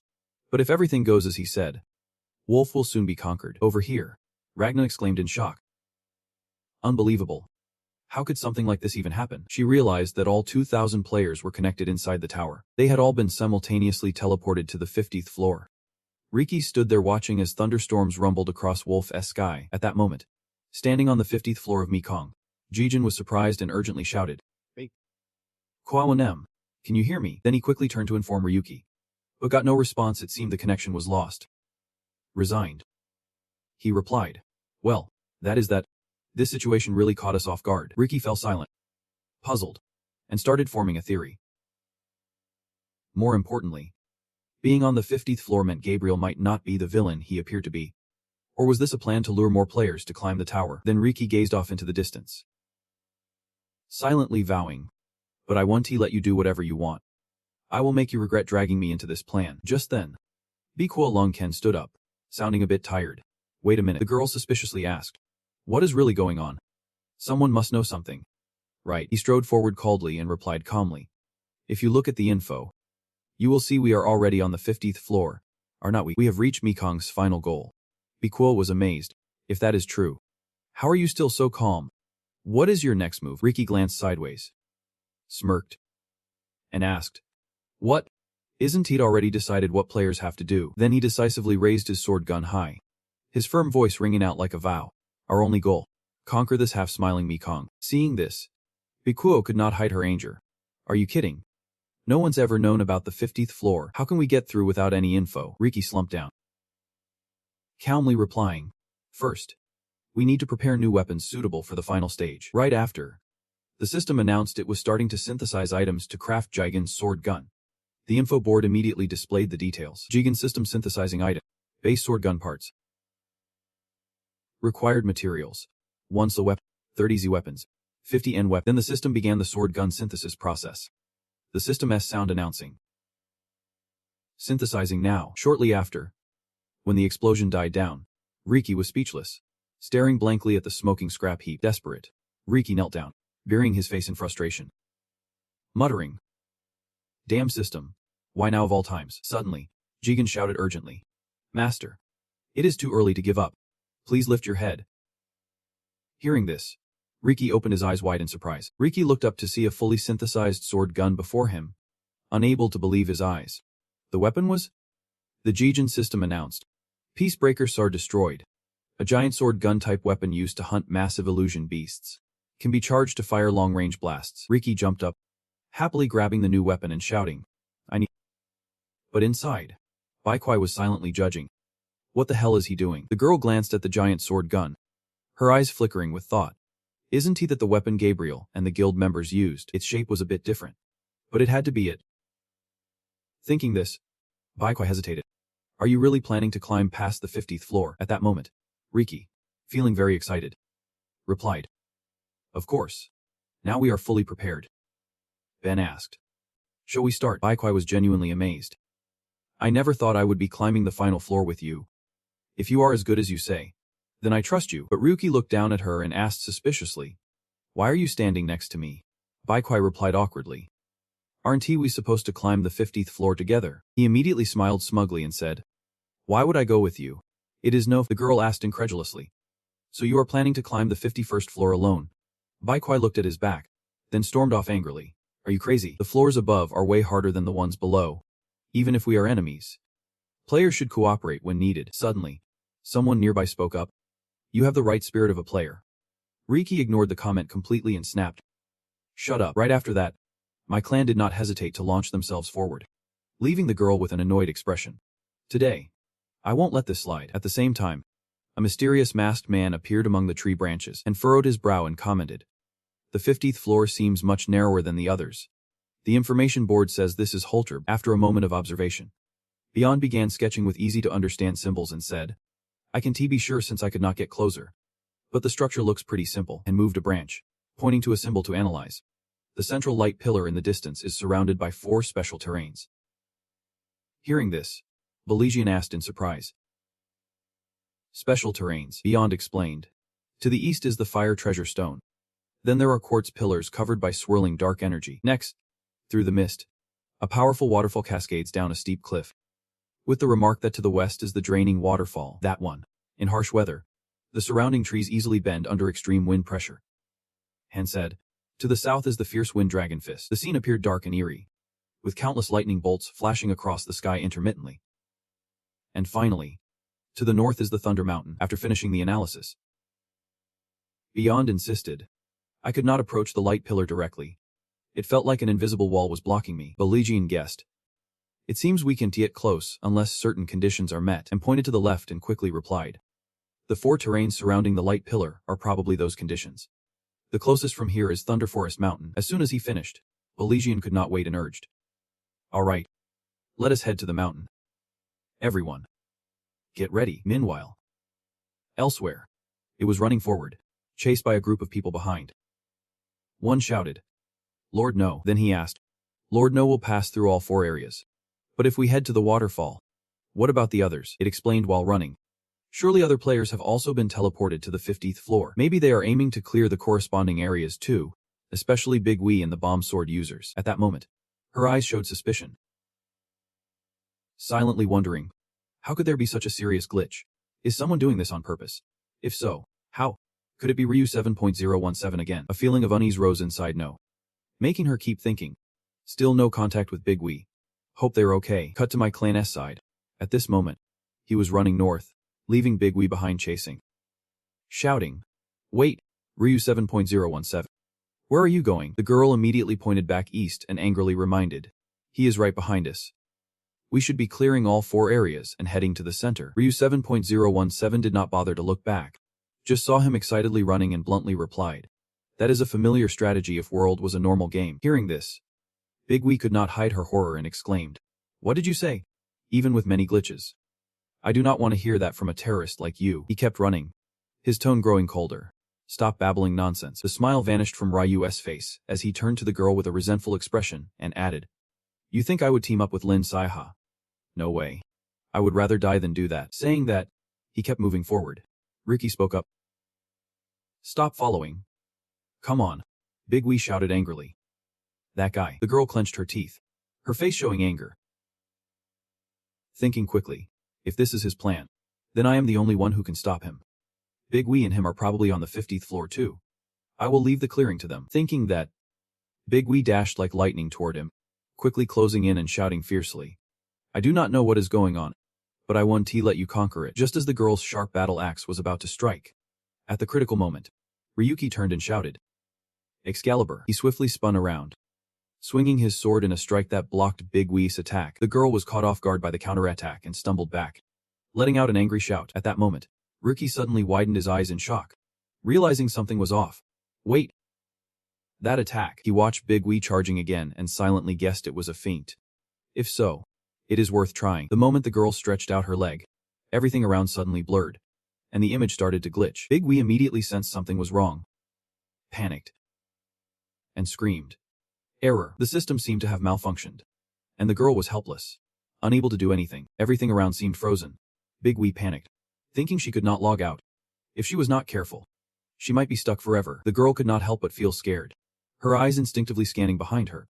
Her mind racing with thoughts this was the perfect chance to conquer the demon tower. Big Wee furrowed her brow, eyes wide as if she would just discovered something. The next second, a blurry screen appeared, filled with broken images and error messages. She was stunned, thinking, what is this? Is this inside the illusion world? Big Wee's eyes widened in disbelief at what was happening. Silently cursing. This is crazy. Everything is so weird and creepy. Now, she suddenly remembered the moment she received her weapon. Big Wee kept reflecting. This is what I fought so hard to get. Overwhelmed by what was happening, error messages from the system kept increasing. Everything inside seemed chaotic. She thought, the greatest of the century is a mix of madness and advantage. Flashback to the past, when Big Wee was just an innocent little girl standing in the rain, happily staring at the sign in front of her. She opened her eyes wide, staring blankly at it. Then thought, is that the rookie from Lygia? When Big Wee joined the Lygia Guild, she had to endure insults from others, hearing them look down on her. There is no way someone like her can handle a weapon, one teammate said. Right after, another waved him off. Are you stupid? Not only is she blind, but she is also left behind. Seeing Big Wee's fierce look and determined smile, the guy continued. That girl has been hunting nonstop for 17 hours straight. She is like a crazy dog. Her farming is top tier, and reaching Phantasma is just a matter of time. At that moment, the girl smirked slightly, thinking, Phantasma, don't he make me laugh? My goal is way beyond that. Thinking this, Big Wee looked toward the towering demon tower ahead, silently promising herself, conquering the demon tower faster than anyone else. That is my mission. The next day, she suddenly let out a sharp scream. Back in reality, Big Wee vaguely looked down at the rope around her body and called out, Ryu 7017. Ryuki heard, retracting the multitasking rope and said, finally awake. The girl leaned on the rope, looking at him suspiciously and asked, "Don't tell me you are the one who saved me." "Well, for what purpose?" Big Wee continued. "If you had not escaped that space, you would be dead for sure." Ryuki kept rolling up the rope and casually replied, "I do not care about Linzius players." Men then turned around, smirking with sarcasm. But letting someone die by accident is annoying, especially in a game like this. Dying here means nothing. Hearing that, Big Wee could not hide her anger and snapped, "A game? You keep talking like you are the owner here. But you are just a player too." His expression turned sinister. Ryuki cut the rope sharply and shot back loudly. "It is time you accepted that. Is not," he sang out. "This is the true nature of Mekong." Right after, men decisively threw the rope ball straight into the void. Big Wee was horrified watching this. "It is. Why is there nothing in that space?" Ryuki just smiled faintly and said, "Look closely where it disappeared." She looked up, staring at the newly formed wormhole. Speechless. "Could it be?" she started. But he jumped in to explain. "Exactly. You see, it is just a fake created by a hologram.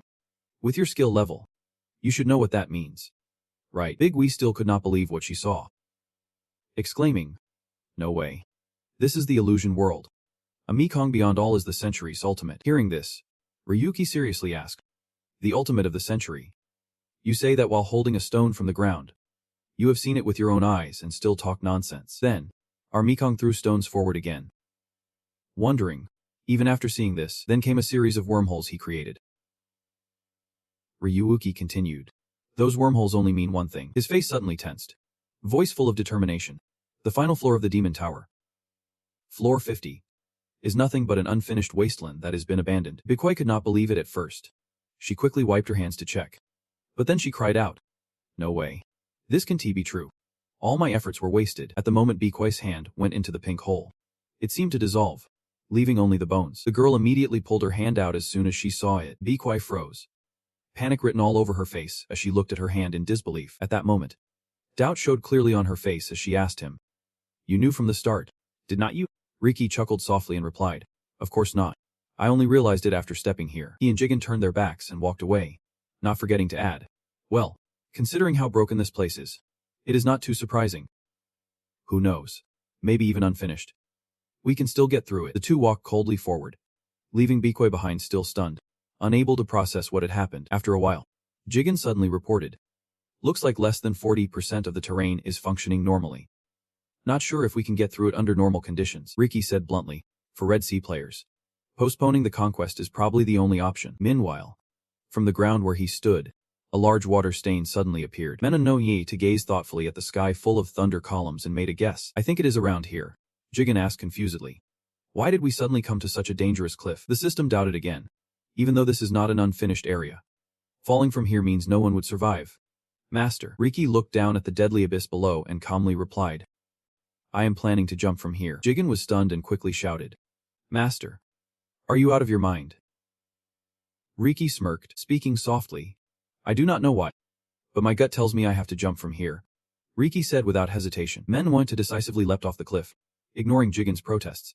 "Master, come back." Jigen panicked and yelled loudly, "Master, you can just rush into the space gate like that in the blink of an eye." Ryuki was already at another maze. Wondering, "Where is this?" Jigen expressed admiration. "Master, you are really lucky." Ryuki waved his hand a few times and calmly replied, "I told you it would be fine." Ryuki carefully observed the terrain and analyzed. More importantly, this terrain is strange. The path seems to lead upward. So we have to climb up. Right. It turned out they were at the Devil Tower. The fire treasure stone. He did not say much. Quickly stepping over the swirling flames below, Jigen had a bad feeling and worriedly asked, "Master, are you sure? I heard burns are the worst pain a person can endure." Ryuki looked at the flames in front of him and instinctively exclaimed, "Wait. That fire." He suddenly noticed something was off. It was not real fire. No wonder it felt so strange. The system interrupted to judge. It is just simulated data made to look real. Disappointed, Ryuki hurriedly asked, "Who just said that?" At that moment, Mei easily jumped up the cliffs one by one, making Jigen exclaim in surprise. "Looks like climbing up will be easier than I thought," Ryuki replied. "I was ready to get burned. So what is this game all about?" Not long after, the two quickly arrived at another area. He said skeptically, "All right. We have reached a wider rock. Which means ahead were players fighting to hunt fierce beasts, who quickly noticed Ryuki's presence. Wait. Over there." Ryu 7017. He is here too. Ryuki spotted and quickly realized. So this is a battle zone. Those guys shouted confidently. If we take him down, the next X title will be mine. Right. Another guy laughed loudly. Men declared. Taking him down is my job. Ryuki sighed, drew his sword and gun, and snapped back. Nonsense. I do not have time to mess around with you. Elsewhere, a hidden Gatsby group quietly observed their fight and spoke up. So the 50th floor really is not finished. Looks like Gabriel is taking advantage of this to pull Radiar down. That guy continued. He has put everything on this move right now. I could not help but interrupt angrily, sucking Radiar dry all this time. What is the point now? It is disgusting. She suddenly turned around and asked the Gatsby guys behind. What are you planning to do? One guy replied. I never planned to cooperate with them anyway. Letting things go according to their plan would be boring. He sneered and continued. If everything goes as planned, this Mekong will completely collapse. And then we, Gatsby, will usher in a new era. Turning back to our guy. After dealing with a group, he sighed in relief and grumbled. Fighting monsters here already took enough time. Ryuki looked at the others blocking complaints. Now having to deal with these guys too? What a hassle. Don't you see this clearly shows their true power? The black-haired guy saw the current situation and went crazy. Furious. Damn it. If it has come to this, I will use that thing. As he spoke, suddenly the whole group was taken down from another side. Ryuki paused. Wondering, that black dagger, is that what Gas used? Right after, one by one, their bodies began to change. Large wings sprouting from their backs. 4 sharp horns grew on their heads. Their faces covered in fur. Teeth clenched, growling like wild beasts. Now, standing before Ryuki were 3 large beastly creatures fully transformed. He smirked, a hint of surprise in his voice. Unbelievable. Someone dares to use that in front of me. Then a flood of unexpected images flashed through his mind, starting with Ace's reckless defiance. Ryuki said, I know exactly how it was created, even the face that was completely distorted beyond recognition. He bitterly exclaimed. That is why it makes me sick. Then there was Johnson's expression. Ming could not hide his disgust at those things. Every time I see it, I feel repulsed. Finally, the image of the Linzia gang appeared. Those things fueled his hatred. Ryuki glared and firmly declared, I will make you regret ever deciding to use it. The horned monster with blood-red eyes screamed in madness. The long horns on its back aimed straight at Ryuki, who gripped his gun tightly, his whole body crackling with electricity. Ryuki gathered his energy and focused it all into his gun sword. He unleashed a massive blast of firepower straight at the monster, before the front monster could even react. A crocodile-horse hybrid suddenly appeared and attacked from behind. Sensing danger, Ryuki quickly turned and counterattacked with his sword. The strike caused massive shockwaves, triggering countless rocks to explode from the tremors. But the monster did not retreat. Instead, it grabbed his sword tightly. Ryuki quickly pulled back his sword and stepped back to defend, both staring each other down. Exhausted, this monster really pissed him off. Once again, he gathered mana and aimed the gun, shouting, Damn it. But then deception struck. Somehow Ryuki's gun sword suddenly could not fire. This shocked him. What the hell is this? Why can't I shoot anymore? Monster took advantage and lunged forward. He yelled at the system. Damn it. Jaijin, what is going on? The reply shocked him deeply. The Peacebreaker is corrupted. Unfortunately, long-range attacks seem to be sealed off. Jaijin continued. But that is not the only problem. The more you use the Peacebreaker, the more the corruption invades your body. Ryuki cursed quietly at the system. Damn it. Why are you only telling me this now? Facing the whole monster clan advancing, he worriedly asked. So there is no way to fix this, Jaijin said. To reset and restore data, you need to log out. But the 50th floor is unstable, so you won't be able to return here. Hearing this, Ryuki's expression changed. He stared at the monsters before him. Jigen asked curiously. What are you planning to do? Ryuki smirked confidently. Does not matter. Just gotta cut them all down. Right. Saying that, he dashed forward at lightning speed. His sword movements sharp and decisive, cutting the monsters to pieces. Ryuki cleared the path completely. Their bodies slowly dissolved away. Suddenly, a sound came through his radio. On the other end, someone excitedly shouted. Finally connected. Since the 5th quarter just caught the signal, they immediately asked, Ryuki, can you hear me? What is the situation now? You are on the 50th floor too. Right, Ryuki replied. Someone exploiting gas glitch has appeared, looking back at the body with strange effects happening. You continued. So I must be infected with the glitch too. If I send you the data now, you will be able to analyze it right away. Won't you? The voice on the other end sounded a bit annoyed. This guy just connected, and already wants me to work after receiving data from Ryuki. From the 5th dimension. It is quite complicated. I need to create a special code to catch this type of glitch. But since I have already obtained glitch data from GATS before, in the end, He assured you that he would finish analyzing the data quickly. Ryuki put all his hope in this guy, saying, "Please handle it as fast as possible," while waiting for the results. You were not exactly free either. Suddenly, a swarm of giant scorpions rushed right in front of you. Ryuki was extremely annoyed. Damn it. Those bastards just keep recycling color-changing monsters all the way to the end. The scene shifts to a waterfall. Someone is trying to jump across large rocks at super speed. He landed on a rock, thinking, "Alright, just a little more, and I will." Suddenly, something startled her terribly. A falling rock. She immediately used her wire skill to jump away from the rock about to explode. A yellow wire shot out, wrapping tightly around a nearby rock. She used the wire as a pivot to jump across.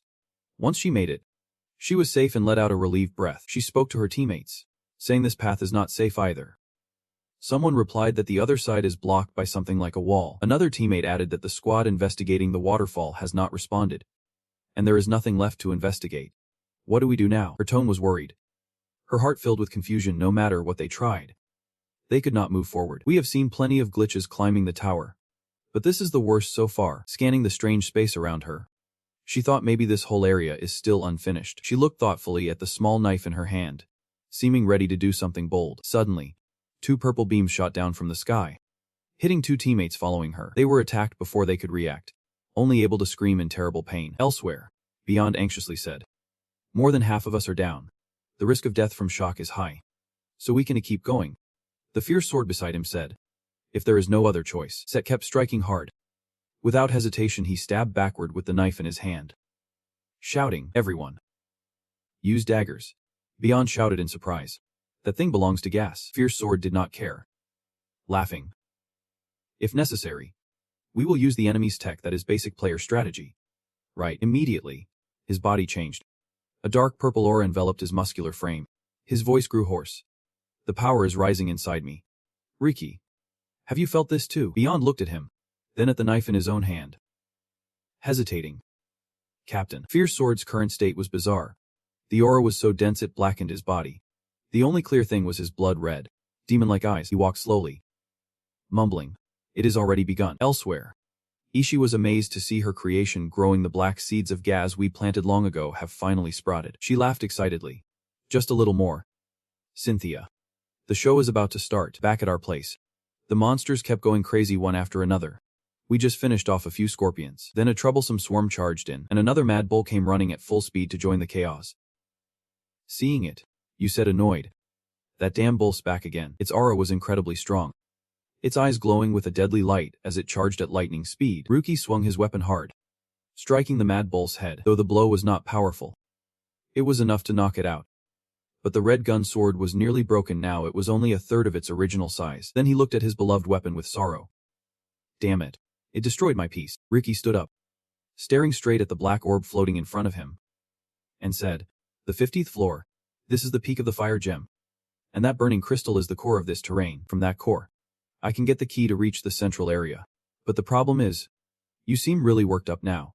This damn system. The core should be inside the boss. But it is still incomplete. So what do we do now?" The situation was not looking good for Ryuki at all. His sword was broken, and behind him, the monster gang was growing in number. To make matters worse, Jijin was rubbing salt in his wounds. "Master, the error infiltration rate has exceeded 50%. If this continues, recovery might become impossible forever." At this critical moment, a call came from Nam. "Ryuki, are you okay? The data analysis is done. It seems the gas error is stealing fragments from other mazes. They are deliberately causing damage by making the data collide. The bear was misanalyzing before, but you stopped it. I do not need an explanation. Do we have a way to eliminate the error?" Nam chuckled hesitantly. "A thing. The code to catch it is pretty complicated and will need more time. At least 6 more hours." Meanwhile, that mad bull was swinging its weapon right at Ryuki. Jigen urgently advised, "Master, I suggest you log out. If you keep fighting like this, something irreversible might happen." Seeing Ryuki frozen like a statue, he called out again, "Master." But Ryuki's expression now showed he seemed to have thought of a plan. He laughed loudly and quickly ran forward to dodge the bull's strike, calculating in his head, "First, remember this. There are 3 known ways to destroy a maze," recalling what Suzuki once said. "First, the resources supplied to the maze run out. Second, the number of players drops below the minimum required for a long time. Third, a serious problem arises making maintenance impossible." That time, the young man told Ryuki one thing. It would take at least a few years for the root resources to be completely depleted. As for the second way, meaning the player count drops, Currently, most players are still active in the route, Suzuki assured. I will handle that part. So you focus on the third way. This plan depends on your ability. I am counting on you. Now Ryuki had reached out and touched the black orb emitting heat. Inside. He screamed. And that third way was, although his body was corrupted beyond repair, the confident and determined look on his face never faded, gripping the orb tightly. Ryuki shouted. The reason I climbed up here is not to conquer anything. Immediately after, a large blue screen appeared with just 2 words. Delete. Over at the Mad Swordsman's side, his group was now in chaos. Infected with the same error as Ryuki because they all used the plan to borrow others' power earlier. He shouted. You bastard. That turtle. The body S status was now at 47%. The infected completely reddened. A lightning strike hit, dropping the status to 44%. Then suddenly it rose back up to 45% and increased again to 46%. AC's hopeful eyes watched as the programming fragments slowly shattered and fell. Thinking. It is starting to collapse. The order of Rydia and Linzia is breaking apart. She stood silently with scattered thoughts in her head. But this was just the beginning to reclaim the light of this world. A person wearing a hooded robe gasped upon seeing the stats on the screen. The current error corrosion rate is 47%. Only 3% more to reach the target. Another person standing nearby said happily. Good. Looks like we are on track to hit 50%. The hooded figure said excitedly. At that moment, the demon tower will be ours again. Yep. In other words, it is no exaggeration to say we will take over the whole world. He took off his hood, revealing a handsome face with blonde hair. He was the guild leader. Really? Thank you. It is all thanks to your error control. Icy replied emotionlessly. To be precise, it is not really my credit. All the error control work was done by them, Seven said. Still, you were the one who tracked down and brought Jones-Ree here. Right. The error corrosion rate was now 49%. She said nothing more. Silently thinking about that guy named Jones-Ree, Icy recalled past events. Among all the players she would met, he was the most despicable. Yet he was still the one they needed. When she heard him talk about maze data manipulation and error control techniques, she was stunned and wanting to get those things. Icy teamed up with Jones-Ree, silently hoping she would not regret it, and that handshake was paid for with many lives, even though she knew it was wrong. She could only tell herself it was too late to feel guilty now. She had gone too far to turn back. Icy raised the bet to 49%.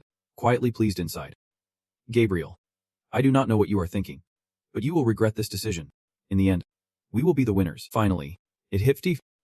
The moment everyone had been waiting for arrived. But something was off. The earth and sky were shaking violently. Everyone panicked. What? An earthquake. The ground's unstable because of a system error. Seven shouted. What is going on? First, stay calm and assess the situation. Someone said after checking. The erosion error can be confirmed. The control has been lifted, AC suspiciously said. Control lifted. Could Juns have betrayed us?